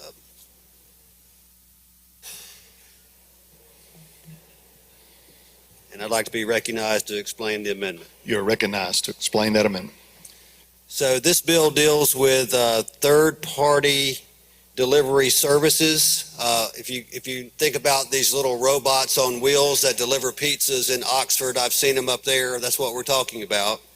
And the definition of what a restaurant is, the amendment removes retail entity and defines restaurant as a restaurant owner or a restaurant. So the other retail entities did not want to be in it, and so we're removing them from it, and that's what the amendment is. Questions on the bill? And we Questions on the amendment? and we also deleted the indemnity clause. And I'm happy to yield for questions. Questions on the amendment? I don't see any, gentlemen. Question occurs on the adoption of amendment number 1 to House. House Bill 3. If you favor the amendment, indicate by saying aye. Opposed, no. The ayes have it. Amendment's adopted. Anything further on the bill, gentlemen? So that's what the bill does. It basically says they can't use the name or likeness of a restaurant on their third-party delivery system without a contract. That's what it does. Gentleman from DeSoto, Mr. Criswell, for a question. Thank you, Mr. Speaker. With gentleman yield. I yield for a friendly question. Yeah. I'm just trying to understand. So if you owned one of these services, you could not with this bill advertise and say, use our service, we can deliver for McDonald's, Burger King. You couldn't list any of those? Not unless you had a contract with those restaurants. Okay. Okay, thank you. Move adoption of the bill. Gentleman from Rankin, Mr. Newman. Okay, so they can't put little stickers on them like they do the NASCAR cars and all that? They cannot, not without permission, not without an agreement. That's the way they look cool. No, this is just the way they deliver their service. Gentleman from Hines, Mr. Stamps. Speaker, with the gentleman yield? Yes. This bill is really aimed at like DoorDash using the image and likeness of our local restaurants without paying our local restaurants any type of fee or contract. Isn't that correct? Basically, it's just for them to be the service they're intended to be, just a delivery service without the name or likeness of whoever they're delivering for. They may be delivering for one or more different restaurants, and so and there are also some issues where menus change, and so when people order from them and use an old menu, they don't understand why they can't get the item they want, and so they're mad at the restaurant owner. So Correct. We just want to make sure we push these large corporations to do business with our local entrepreneurs in a better way. that's it. Don't see any further questions, gentlemen. Move adoption. Gentleman moves final passage. Open machine, Madam Clerk. If you favor the bill, vote aye. If you're opposed, vote nay. Has everyone voted? Everyone voted. Close the machine, Madam Clerk. By a vote of 108 yeas, 5 nays, the bill passes. Next item, lady. Mr. Speaker, I'd like to go to item number 51, House Bill number 888. It's been read for the third time. We do have a committee substitute, so I move adoption of the committee substitute for consideration in lieu of the original bill. Gentlelady moves that the committee sub be adopted for consideration in lieu of the original bill. All those in favor say aye. Those opposed, no. The ayes have it. Committee sub's adopted. Will you please recognize the gentleman from Smith to present the committee sub? Gentleman from Smith is recognized to explain the committee sub. Thank you, Madam Chair, Mr. Speaker, ladies and gentlemen. House Bill 888 provides that when a child is the subject of a child support order, and is disabled while that order is in place, that once that child reaches the age of majority, that the courts can enter an order for support to continue past the age of majority if the child is incapable of self-support by reason of physical or mental disability. We passed this bill last year. Now, when you're determining whether support should be continued, the court would look at, number one is they have to ensure that the child was disabled at the time that the order of support was entered. They take into consideration whether the child is receiving any type of government benefits like SSI benefits. And the order would continue past the anticipated age of majority. If the child is unable to live independently, the court would consider that. And also if the child is eligible for public benefits, resources, and also if the child is a resident of a facility and not in the home of the custodial parent. That's the explanation of the bill. Questions on the bill? Lady from Harrison, Ms. Crawford. Will you yield? Yes, ma'am. Okay, who's going to oversee if a child support is awarded for the remainder of that adult child's life? Who's going to oversee? Well, it would be, this is how I would anticipate it to work, just like any other case. An adult who is disabled, a parent would file a petition for guardianship conservatorship, and then the court would oversee it, just like any other adult. I know, but if the child support's not paid, who, I mean, in that, Well, it would be the Chancery Court. The okay, Chancery so it Court. wouldn't go through like Family Child Services or CPS, whoever monitors make sure the child support gets paid now? I'm sorry, say that again, I couldn't hear you. Okay, so who oversees, make sure that the non-custodial parent pays the custodial parent right Okay. now for their child? Right, okay, so assuming the non-custodial parent is paying through the Department of Human Services. Yes. I would suspect that if a guardianship or a conservatorship is opened, and give me 1 second. Wouldn't it be DHS? It would be the same if DHS were in charge of monitoring and accepting child support payments for payment to the custodial parent. It would still be DHS. If DHS is not involved in it for some reason, then the custodial parent would then file a petition just like any other child support case. Okay, so CPS will have to follow this for the remainder of that adult child's life, correct? DHS, not CPS. Okay, so will would this cost them any more? I mean, do they have the staff to do this?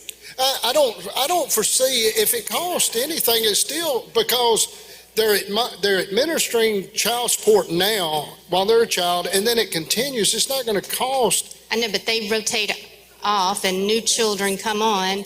But if they're going to have to follow them for the rest of their life, that's going to add to their caseload. I don't know what the percentage is of disabled children that are then disabled adults.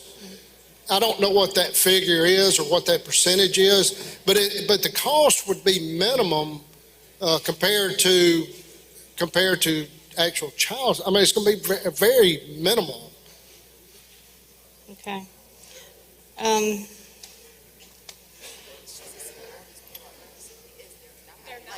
DHS. So explain to me again what'll happen if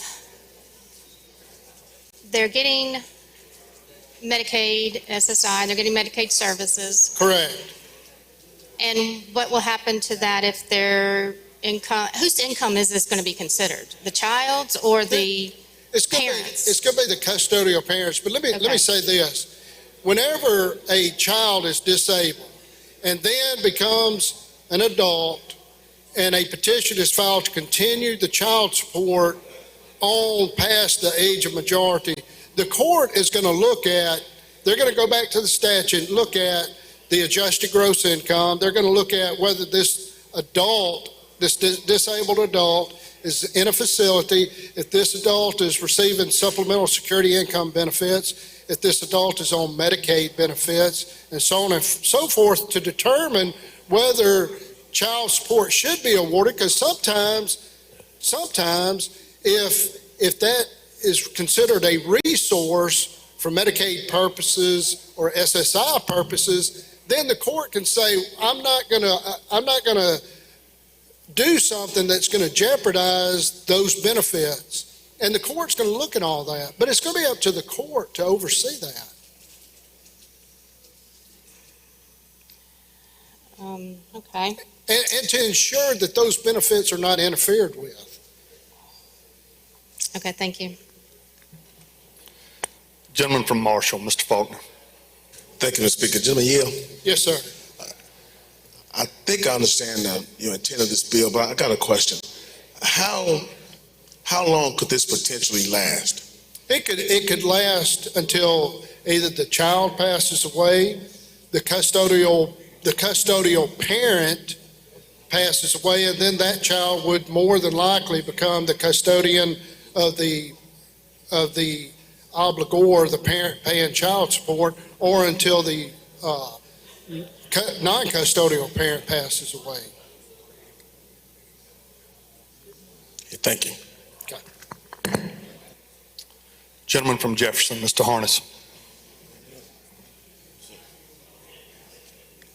Thank you, Mr. Speaker. Mr. Gentleman, yield. Yes, sir. I have an autistic nephew. Now he's disabled. He's been disabled since he was a child. He's in Kentucky, not in Mississippi. He just turned 18.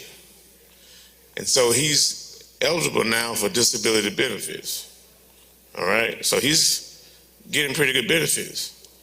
Now, I'm sorry, what'd you say? he's getting pretty good benefits. Okay. Money every month. The parents are divorced. Now, if the father is made to pay child support continuously, and the father makes pretty good income, it's my understanding that the funds mostly come from the federal government, that they're going to cut off the disability benefits if all of a sudden this child is getting, a mother maybe getting this extra income. Is that going to happen? Okay, well, let's look at it from this standpoint. A lot of people have the mistaken belief that the age of majority in the state of Mississippi is 18. It's 21. The non-custodial parent is going to pay child support through 21. If that child starts receiving benefits at age 18, SSI benefits, Medicaid, anything of that nature, then what's going to happen is, as the custodial parent or the non-custodial parent, they want to make sure that those benefits are not interfered with. The question then becomes, is that child support payment, is that considered a resource available to that child? Right. And also, if once they turn 21, if they're not able for self-support, if they're not able to take care of themselves, then what would happen? The court would then, either the custodial parent or the non-custodial parent would file a petition. One is, once they reach 21, let's back up a minute. Step, okay? I got ahead of myself. They're under an order of support. Once that child reaches the age of 21, then somebody's got to file a petition for child support payments to continue. A modification. Right. Okay. So a modification, and be able to prove that that child is not self-supporting and is disabled because of a physical or mental issue.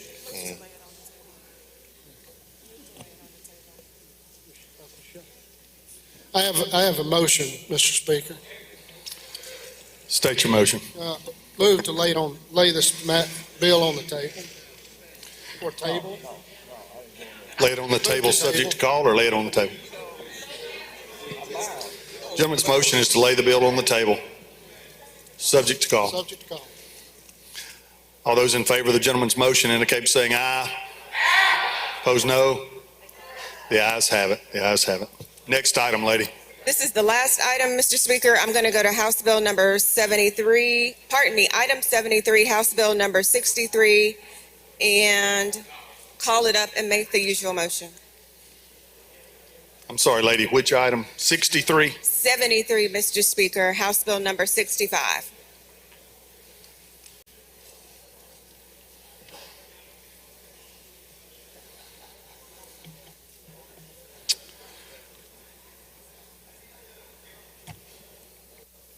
You're recognized to explain the bill. Will you please recognize the gentleman from Pike to present the bill?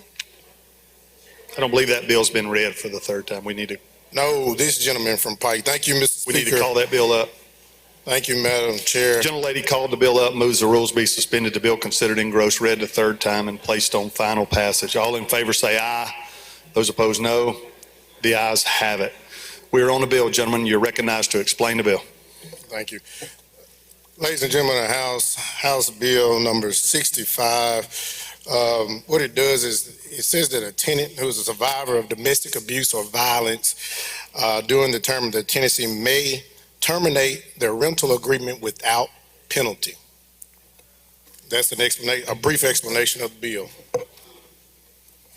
Questions on the bill? Gentleman from Washington, Mr. Hines.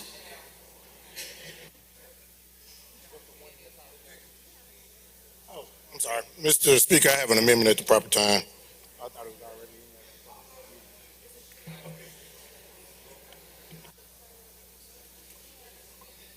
You're recognized to explain your amendment, gentlemen.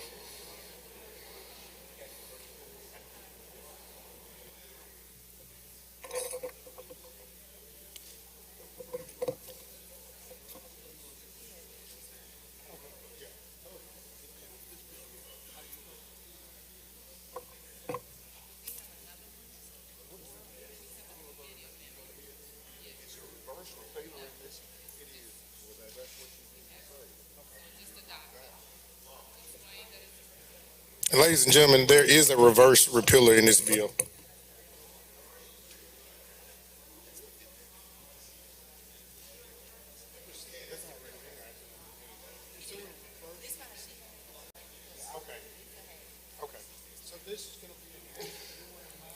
You've heard an explanation of the gentleman's amendment. All those in favor of the amendment indicate that by saying aye. Opposed, no. The ayes have it. The amendment's adopted.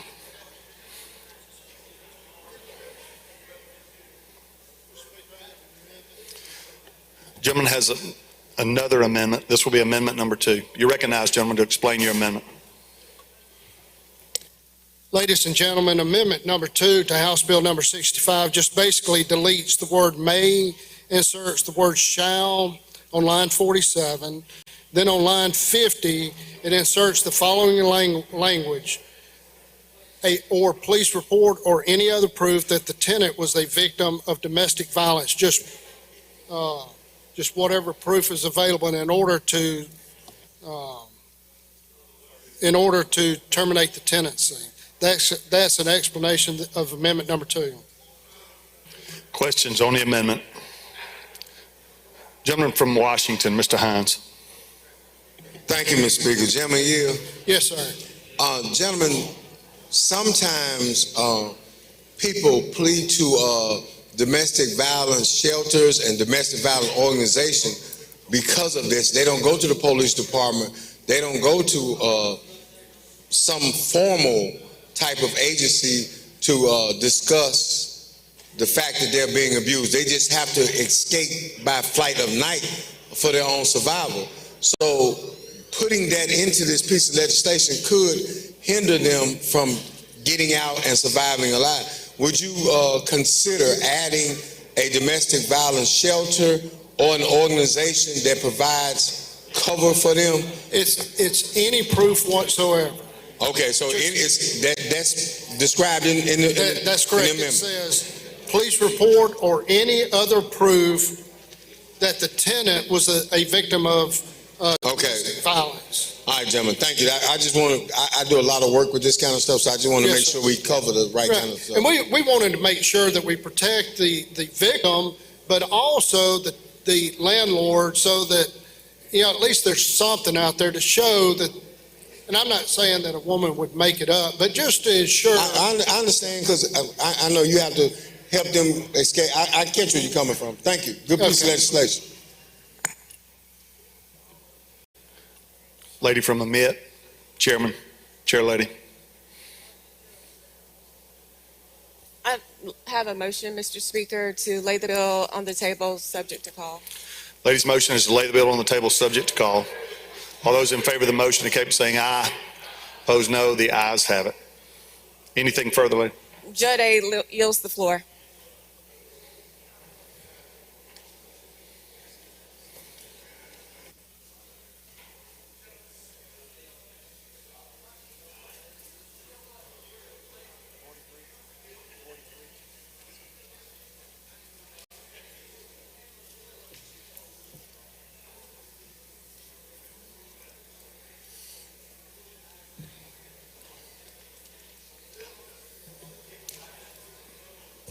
Mr. Chairman, you're recognized.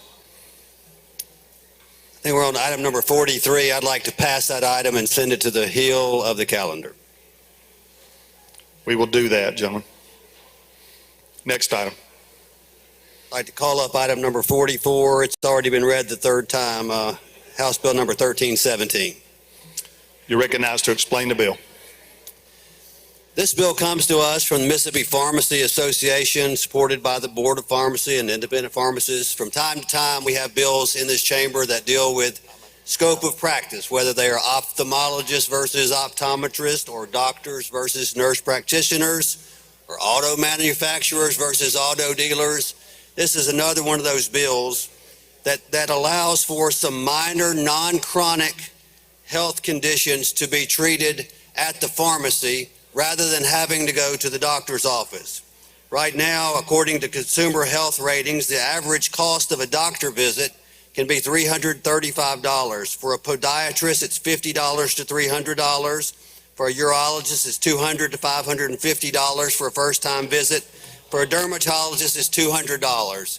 So a lot of times you go to the doctor and you sit there for 2 hours in a room full of sick people in a waiting room to get in there to sit in another waiting room, and then the doctor comes in for 5 minutes and diagnoses you and charges you $200 or $300.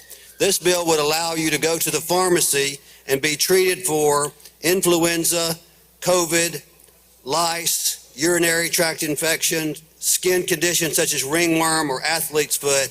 And I have an amendment, Mr. Speaker, to remove strep and urinary tract infection from this list, because that seems to be the most egregious thing that the doctors are opposed to. So I'd like to offer this amendment. Any further explanation on the amendment, gentlemen? So that's the amendment. Happy to take Questions on the amendment? questions on the amendment. I see lots of names on the board. Questions on the amendment? Don't see any. Question occurs on the adoption of amendment number 1 to House Bill 1317. If you favor the amendment, vote aye. If you're opposed, nay. The ayes have it. The ayes have it. The amendment's adopted.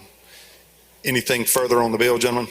So back on the bill, basically this is a test and treat bill. So a pharmacist would be able to treat for flu or strep. You could get a flu test or a strep test. You can already, I'm sorry, not a strep, flu test or a COVID test. You can already go to the pharmacist and get a shot. You can be treated for most of these things with over-the-counter medication as it is. This is not a huge list of things. This list is provided by the Clinical Laboratory Improvement Amendments of 1988, CLIA. They are a group that screens these types of conditions utilizing the waived test under CLIA. And it's a very limited number of conditions: flu, COVID, lice, ringworm, or athlete's foot. And so if you'd be in favor of being able to get that tested for and treated at a pharmacy, this would be your bill. So happy to yield for questions. Questions on the bill? Gentleman from Tallahatchie, Mr. Reynolds. He passes. Gentleman from Hines, Mr. Bell. Hey, thank you, Mr. Speaker. Gentleman, yield. Yes, sir. Just one quick, well, two quick questions. I know we've been talking about this. I've had a couple of people talk to me about this in the hallway. No. Are the pharmacists for this? Pharmacists Association has asked me to bring this bill forward. Okay, so have you been in a Walgreens pharmacy before? But I haven't spoken to every pharmacist in the state, but I'm the just asking in associations general. are for it. Yeah, I'm just saying in general, have you been to Yes. them? And they don't have no people working in there, so I'm kind of curious as to how it's gonna work. They'll figure it out. You go to the pharmacist and you get tested. The way that you're tested for flu or COVID is they do the swab test, and you can buy those tests now over the counter yourself and do it at home if you want to do it. The way that you're tested for lice is you have to visually see the lice moving around. The ringworm and athlete's foot, it's pretty obvious. So you don't need to go pay $200 to a doctor and sit there all day with a bunch of sick people in the waiting room. Thank you. There are no other questions. I move adoption. We got plenty of questions, gentlemen. Gentleman from Lowndes, Mr. Kareem. Will the gentleman yield? If I can find you, where are you? I'm right here, gentleman. Okay, there you are. Can't miss me. Yeah, there you go. Gentlemen, the list of treatments, is it just limited to that list? It is. No more? No more. Now, gentlemen, I don't know if you can answer this or not, but this is not a remedy for all the hospitals that are closing across the state. Would you like to add some conditions? Would you like to add some conditions to the list? Well, I like to add physicians. No, conditions. Conditions? That you could be treated for at a pharmacy. Well, you know, me going to the pharmacy, getting the COVID shots, I don't know how they would set up privacy measures. Is that lined out in the bill? The different pharmacies would have to work out exactly how they would do it. I don't know how they're laid out, how their buildings are, but they would have to find a way to set up partitions or something like that in order to do this. The test that required the most privacy would be the urinary tract infection with a urine test, but we took that out of the bill. So now you're talking about a swab or visual. I mean, you're basically looking at a flu test or a COVID test by a nasal swab. But just to reiterate what you've already regurgitated to the body, most of these medicines can be bought over the counter. That's right. So why would you need permission for the pharmacy to treat you if you're going to the pharmacy? Pharmacist needs a law passed so they can test you for it and then treat you for it without a physician giving you a prescription. So, and I'm just asking, please. Sure. Will the physician for athlete's feet have to give you a prescription for that to be treated? I guess if you had a bad enough case, you might want to go to the doctor if you didn't know what it was. This would say you could just go to the pharmacy and show them your feet, and they could say, yeah, that's athlete's foot, and this is what you need for it. And this is, we'll try that. If that doesn't work, this is a higher strength dosage that's prescription only, and we'll treat you with this or give you some type of oral medication that deals with that. Because, I mean, basically, you know, they know what that is. Thank you, gentlemen. Gentleman from Rankin, Mr. Powell. Thank you, Mr. Speaker. I yield. Thank you. Line 39, other health conditions that can be screened utilizing a wave test under the CLIA. That's 1,500 plus tests, gentlemen. It tests from anything from cholesterol, blood glucose. Are the pharmacies now going to start treating you for diabetes? Because under that line, that 5 lines, they can. If you look at the front of the page, page 23 and 24, it says minor non-chronic health conditions. These are the conditions laid out, and that group that I mentioned earlier in my explanation of the bill, the Clinical Laboratory Improvement Amendments of 1988, CLIA, may be adopted by rule of the Mississippi Board of Pharmacy. So they would be under their rule, and they can see if any of those other conditions would be considered applicable. But under your language, it opens it up to those CLIA, all of them. If you want to offer an amendment to strike lines 39 through 42, I'm fine with that. I'd rather offer a motion. I don't like the bill, sir. And until that's taken care of, I think it's a little ill-conceived that we vote on this. I'll leave it to the will of the House, but I think you need to clean this up.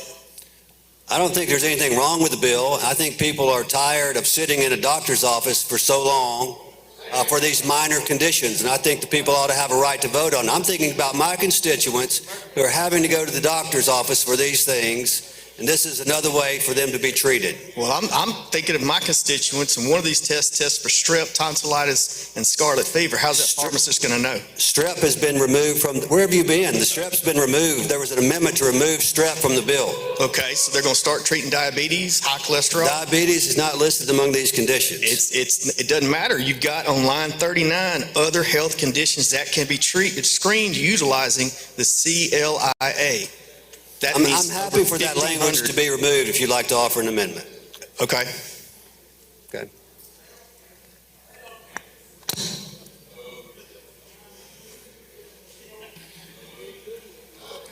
Lady from Forest, Ms. McGee. Does the gentleman yield? I do. So the pharmacists do a wonderful job, and we know that they do. But my question is, and they get a lot of education, and some even go on to do residencies, but are they trained in you're calling it testing, but truly is a diagnosis. So are they trained in diagnosing these illnesses and prescribing medication for these in their training? Lady, I think it's a pretty simple bill, and I think everyone here knows how they're going to vote on it. And with respect, I think that we should give everyone a chance to vote on it. We know what this does. These are minor, non-chronic conditions, and it's, in my opinion, it's good for the consumer to have an access to care, increase. We have problems all over our state with access to care, and this will be one more way for them to get treated for these minor, non-chronic conditions. So my question though, so talking about flu, you do a simple flu test. When I've been tested for the flu, I have also gotten a lung exam, a throat exam, all at the same time. But my question is this: so what happens if the flu test comes up negative, but the patient is clearly sick? So does the pharmacist just say, take an Advil? I mean, the patient Generally, if you have flu-like symptoms, and even if the test is negative, they recommend that you go ahead and take the medicine for flu just like you had it. So, I mean, pharmacists have been to school. They know medications. Many of them have the Pharm D degree, if they don't all have the Pharm D degree now. So they know what these medicines are. They know what they do. And I trust pharmacists to be able to handle these conditions that are in this bill. So pharmacists, gentlemen, are they bound by HIPAA? Pharmacists are bound by HIPAA. So when they are testing for these illnesses, which by the way, I believe your bill also had respiratory illnesses, just a general category. I could be wrong, but I think it said SARS/respiratory illnesses. It does say that. In line 30, it does say that. SARS-CoV-2 or other respiratory illness, condition, or disease. I didn't do it. Okay, sorry. So respiratory illnesses could be a variety of different respiratory infections that a pharmacist who is trained to dispense medication would actually be diagnosing those illnesses. That's correct. Okay, so back to the HIPAA. Will these pharmacies have a special room where they can protect the privacy of patients when they are testing for all these things in your bill? Just like I answered the question from the gentleman just a moment ago. I'm sorry, I didn't hear. Just like I answered the question a moment ago, the pharmacies will be able to set up partitions or however they want to protect the privacy. Are they carrying malpractice insurance to do these? Gentlelady, I don't know if they're carrying malpractice insurance or not. Well, so my question But I is, bet you the Board of Pharmacy will be concerned about that, and they will make the required recommendations to the pharmacist to be able to provide this service. but in protection of the public, who is going to be liable for misdiagnosis or complications should they misdiagnose a respiratory illness and it's actually something else, or any of these other conditions that are included in your bill? I would say they would assume that liability. The pharmacists? The pharmacists, absolutely. So they would be having to carry additional insurance such as malpractice, to be able to? Sure, and this doesn't require a pharmacist to provide this service, and this doesn't prevent any one of us or any person out there from going to a doctor if that's where they choose to go. But the state of Mississippi will allow it to be legal for perhaps a child who can't adequately communicate what's wrong with them. A mom or a dad takes them into a pharmacy and not a doctor, not a nurse, but a pharmacist who has been trained to dispense medication is who will be diagnosing that child. Sure, and a couple of years ago, you might remember, about 3 years ago, I was diagnosed with throat cancer. But that was after another physician told me I had acid reflux. Another physician told me I had a viral infection. Another told me I had a bacterial infection. Another told me I had a fungal infection. So just because you go to the doctor doesn't mean that you're going to get the right diagnosis. And eventually it's going to get bad, and you're going to find someone who finds out what it is. But a doctor is trained to diagnose these illnesses. Let's hold it down. Members are indicating they cannot hear. Let's maintain order. Thank you. I appreciate your answers, gentlemen. Thank you. Gentleman from Jefferson, Mr. Harness, he passes. Gentleman from Harrison, Mr. Haney.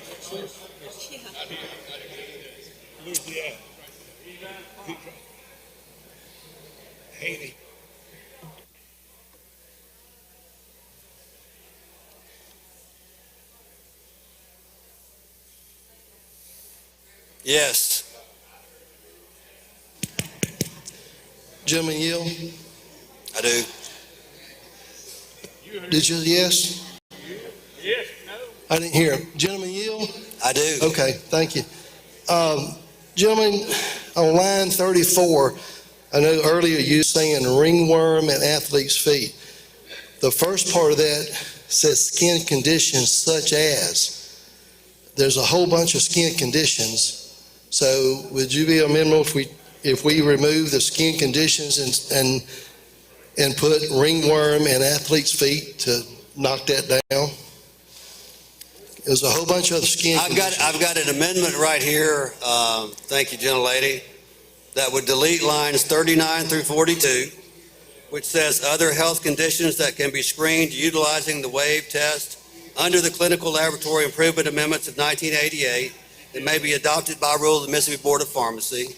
Line 30 and 31, strike or other respiratory illness, condition, or disease. Lines 34, strike skin conditions such as. So that should cover you. Is that Thank okay? you. That's my amendment. I will offer Thank you. this amendment.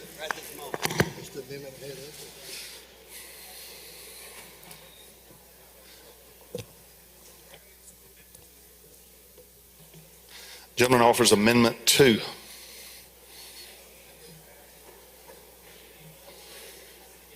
Any further explanation on the amendment, gentlemen? I think that should take care of everyone's concerns. Question recurs on the adoption of Amendment 2 to House Bill 1317. If you favor the gentleman's amendment, indicate by saying aye. Aye. Opposed, no. The ayes have it. The ayes have it. Amendment's adopted. All right. Lady from Jones, Ms. Scott.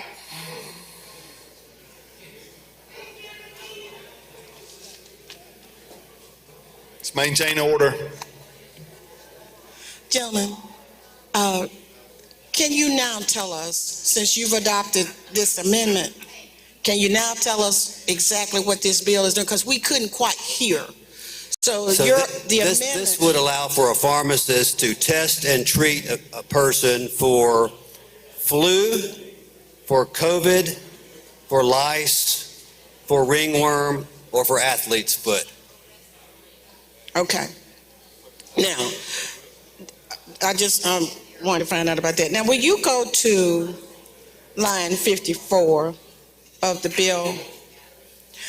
And on line 54 of the bill, if this becomes law, we're putting in to law that a pharmacist conducting whatever these tests and whatever these results and whatever these minimal treatments that they're going to be providing, that if a person is in one of our managed care networks and they say, well, we're not going to pay. In this bill, this language says, oh, no, you're going to pay. Is that not what 54 through 59 does and says?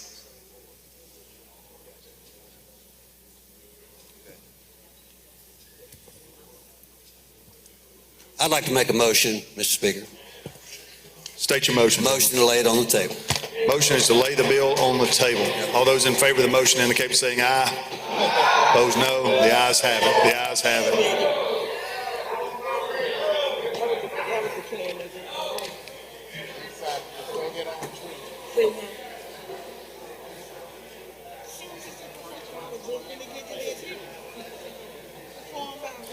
For any chairman. Any chairman have an item they wish to take up?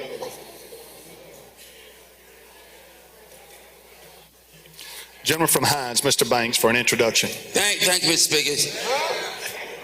Thank you. Ladies and gentlemen of the House. Ladies and gentlemen of the House. It is really, I'm happy to say very uniquely to have some out-of-state guests with us, at least one. A gentleman in the South Gallery who is a former member of the Georgia legislature, Mr. Ron Mayo. Please stand. Thank you. Good to have you with us. And he has another distinct honor of being the son of Whitman Mayo, who was the star on Sanford and Son comedy series many years ago, if you ever watched Sanford and Son. So that's Whitman's son also. So we are really happy to have you here with us. And of course, he's been escorted by Miss Jackie Anderson, who is the daughter of our late distinguished Representative and Senator Doug Anderson. But we see her around the Capitol a lot. But thank you so much, and let's make them welcome. Thank you. Good to have you with us from Georgia. Our best to all our colleagues in Georgia. Thank you. Welcome. We will go to item 53 on the calendar. Recognize the chairman of banking. Thank you, Mr. Speaker. Item 53, House Bill 882. We have a committee sub. Gentleman moves that the committee sub would be adopted for consideration in lieu of the original bill. All those in favor say aye. Opposed, no. The ayes have it. We're on a committee sub, gentlemen. Thank you, Mr. Speaker. I have an amendment at this proper time. You may offer your amendment now. I'll explain the amendment. It's just a reverse repealer. Amendment number 1 to House Bill 882. Question recurs on the adoption of that amendment. If you favor the amendment, indicate by saying aye. Opposed, no. The ayes have it. Amendment's adopted. You going to explain the bill, gentlemen? Yes, sir. Thank you, Mr. Speaker. Ladies and gentlemen, House Bill 882, it established the Renaissance Assistance Program to initiate development, to provide financing for the startup or expansion of small businesses in conjunction with traditional commercial bank lending. It creates a special fund, the Renaissance Assistance Program to initiate development revolving fund, and it's administered by a qualified, non-depository, non-profit community development financial institution domiciled in the state of Mississippi under the oversight of the Department of Finance and Administration. It transfers $10 million from the Capital Expense Fund to the Rapid Revolving Loan Fund during fiscal year 2024. The Department of Finance and Administration determines the terms and conditions of the loans, including repayment, and specifies certain requirements for the loans. To be eligible for this, a small business must meet the Small Business Administration guidelines for small businesses.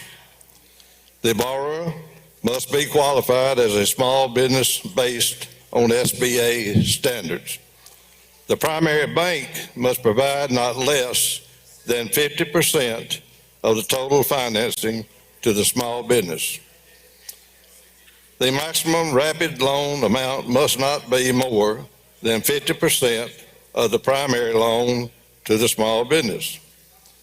At least one job must be created or retained for every $25,000 in funding. A small business may obtain only one rapid loan. If such detail involves real estate, no less than 51% of such real estate shall be occupied by the small business. The loan requires no collateral and requires only a personal guarantee from the borrower. The repayments of the loan are collected by member institutions, including but not limited to a bank, credit union, or planning and development district, and a small business is not penalized for prepayment for a rapid payment loan. Beginning in the third year, 3% of the interest on the loan from the borrower repayment shall be dispersed as follows: 1.5% to be reinvested into the revolving loan fund, and 1.5% to be reinvested into the RCLF technical assistant account. Now, there is a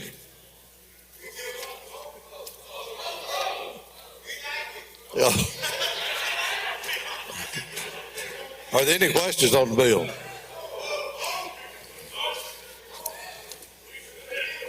I move final passage. Got a question? Gentleman from Oktibbeha has a question. He's just dying to get out there.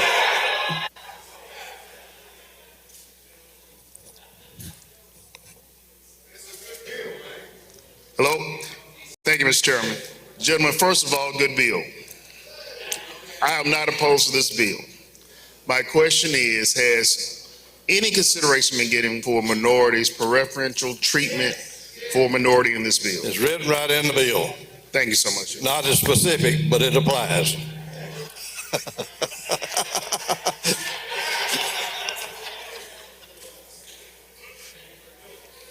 Final passage, Mr. Speaker. Gentleman moves final passage. Open the machine, Madam Clerk. If you favor House Bill 882, vote aye. If you're opposed, vote nay. Has everyone voted? Has everyone voted? Close the machine, Madam Clerk. By a vote of 110 yeas, 3 nays, the bill passes. Next item.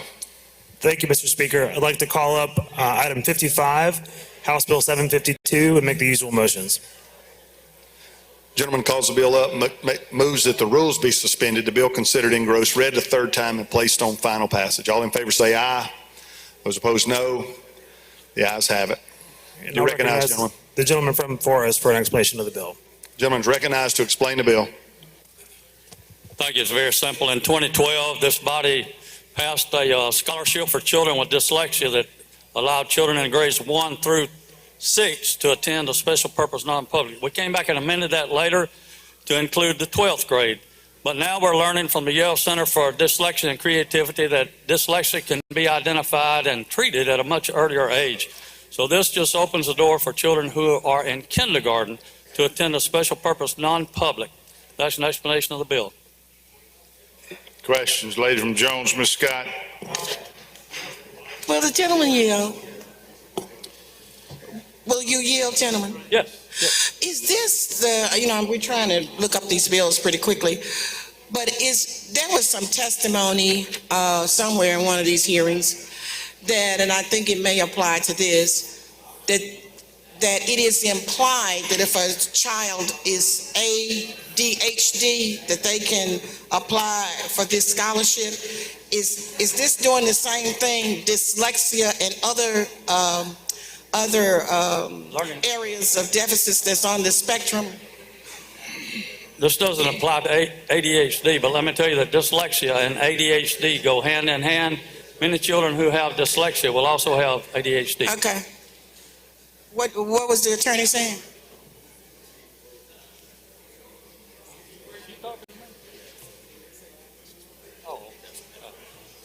Well, there is another bill, another section of law, that's the Educational Scholarship Account, the ESA, which is different. To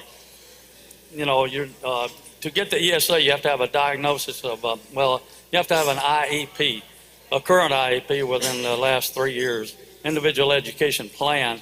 Dyslexic children, it's very difficult to get an IEP for a dyslexic child because they struggle in different areas. Dyslexic child has a deficit in phonemic awareness. That is, they don't get the sign symbol recognition, which makes it very hard for them to decode a word or cannibalize a word or reconstruct a word. They can't look at the letters and tell you what it sounds like many, like normal children are taught to read.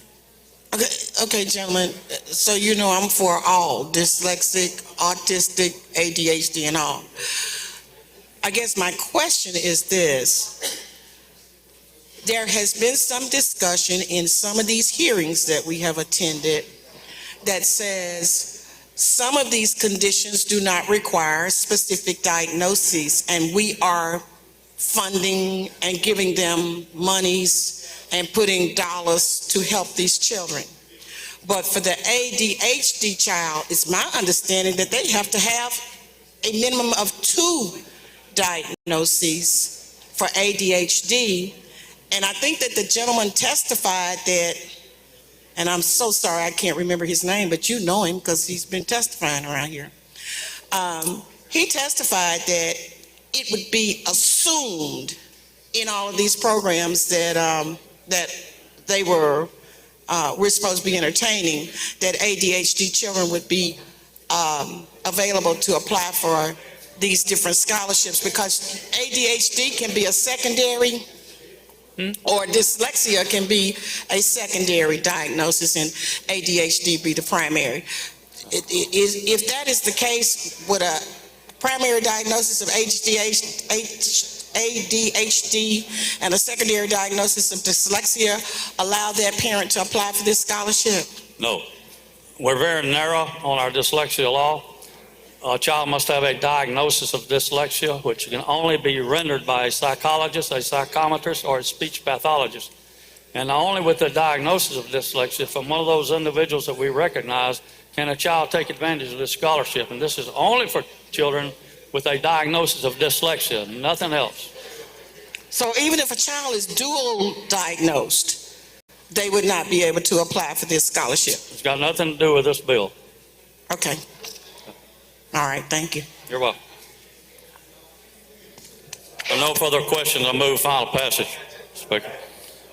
Gentleman moves final passage. Open the machine, Madam Clerk. If you're in favor of the bill, vote aye. If you're opposed, vote nay. Has everyone voted? Has everyone voted? Close the machine, Madam Clerk. By a vote of 116 yeas, 0 nays, the bill passes. Next item. Thank you, Mr. Speaker. I'd like to ask unanimous consent to skip ahead to items 66 and 67. No objection, we will do that. Gentlemen, you're recognized. All right, I'll call up House Bill 1227, that's item 66, and make the usual motions. Gentleman calls the bill up, moves the rules be suspended, the bill considered engrossed, read the third time, and placed on final passage. All in favor, say aye. Those opposed, no. The ayes have it. We're on the bill, gentlemen. I'll recognize the lady from Amit for an explanation of the bill. Lady is recognized. Thank you, Mr. Speaker. Ladies and gentlemen of the House, very briefly, House Bill 1227 is the Mental Awareness Program for School Act. It's the same bill that we passed last year that is just providing guidelines for mental health providers in schools, and also requiring trauma-informed training for teachers. As funds becomes available, each school district is going to hire one school counselor at each school in its jurisdiction, as well as one counselor per 250 students. And all of the counselors have to spend at least 80% of their time serving the students. If the school district does not have the funds, they can also partner with the Department of Mental Health to provide toolkits.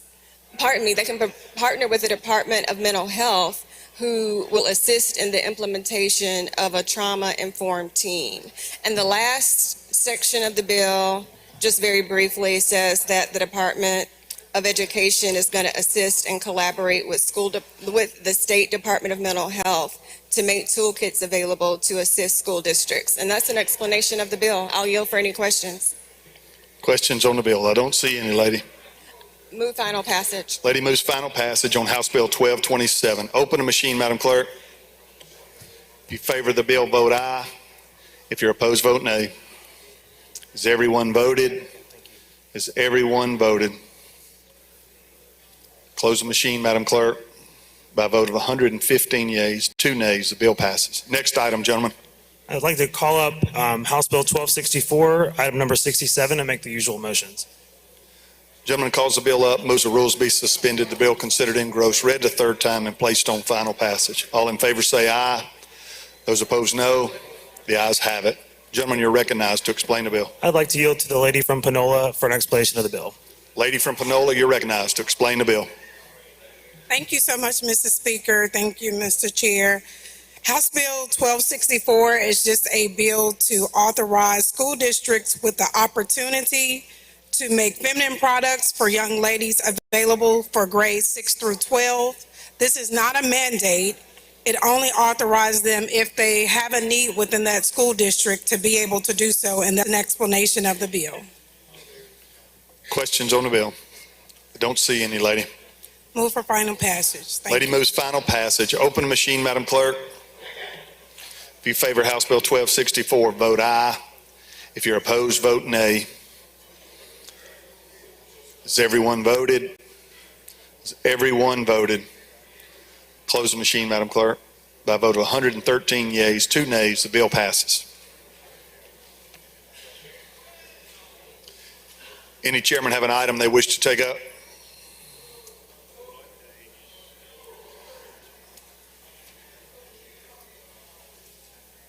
Don't see any.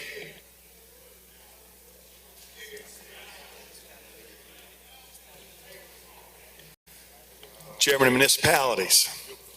This is usually when we get to good bills, gentlemen.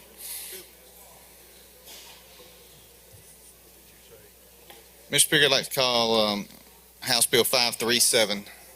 I don't know what number it is. House 537, House Bill 537. What's the item number, gentlemen? Item number 60.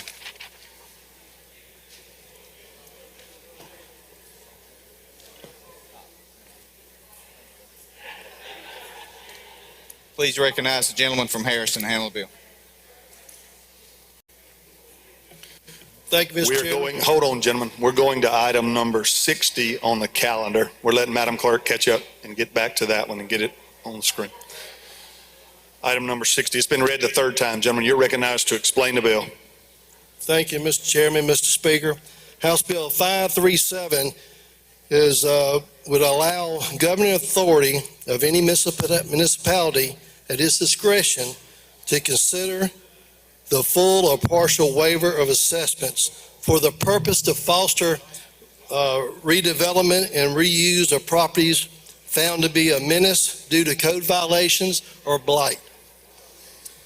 There's several things I could go over, so I can give the long version or the short version. But basically, the municipality would have to come up with a program for this.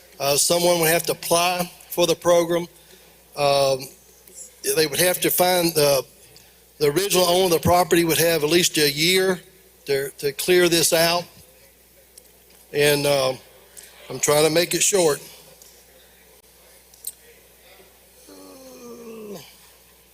Anyway, the new person will have to make an application for that. And the key thing is it does not relieve cost, fines, or taxes imposed on any court. There's a short version of this bill. That concludes your explanation. All right, any questions on the bill? I don't see any. Open the machine, Madam Clerk. Question occurs on House Bill 537. If you favor the bill, vote aye. If you're opposed, vote nay. Has everyone voted? Closed machine, Madam Clerk. By vote 110 yeas and 4 nays, the bill passes. Does any other chairman have an item on this calendar that is of urgent importance and it needs to be taken up? Okay, I don't see anyone seeking recognition. Nothing further on the calendar. Last call. All right. Ladies and gentlemen, let me commend you for your good work. You have worked hard this week. You have dedicated yourselves to representing your people, and I'm proud of the work that you have done. Announcements, Mr. Clerk.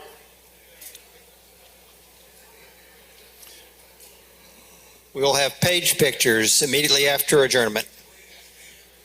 Announcements by the members. Gentleman from Lauderdale, Mr. Young. I request, Mr. Speaker. Okay. Okay, item number 35 on the day's calendar, House Bill number 1105. I'd like to request that we hold it on a motion, please. Okay, we can do that. Jim Tishomingo, Mr. Carpenter. Thank you, Mr. Speaker. I'd like to hold item number 22, House Bill 1299 on a motion to reconsider. Okay, we can do that. Jump from Itawamba, Mr. Boyd. Thank you, Mr. Speaker. I'd like to hold item number 8, bill number 519 on a motion. All right, we can do that. Jump from Tibahoe, Mr. Taylor.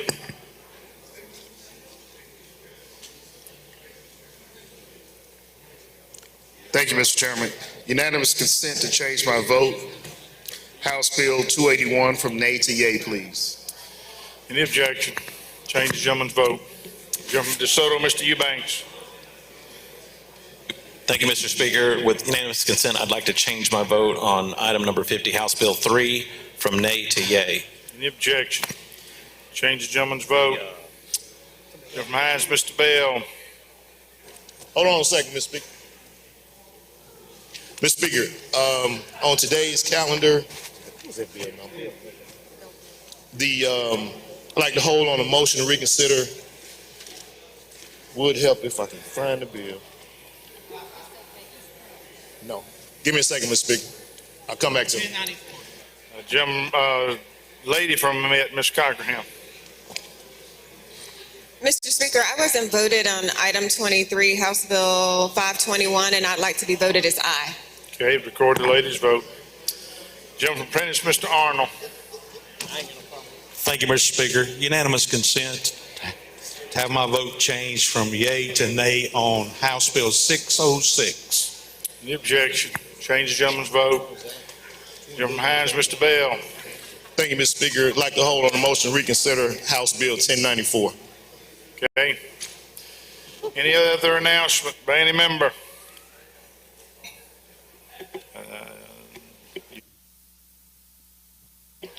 All right, I recognize the gentleman from Octavia Hall for the motion. Thank you, Mr. Speaker. I move this House stand adjourned until 9 a.m. in the morning. Heard the motion. All in favor say aye. Opposed, nay. The ayes have it. House adjourned until 9 a.m. tomorrow. Don't forget page pictures.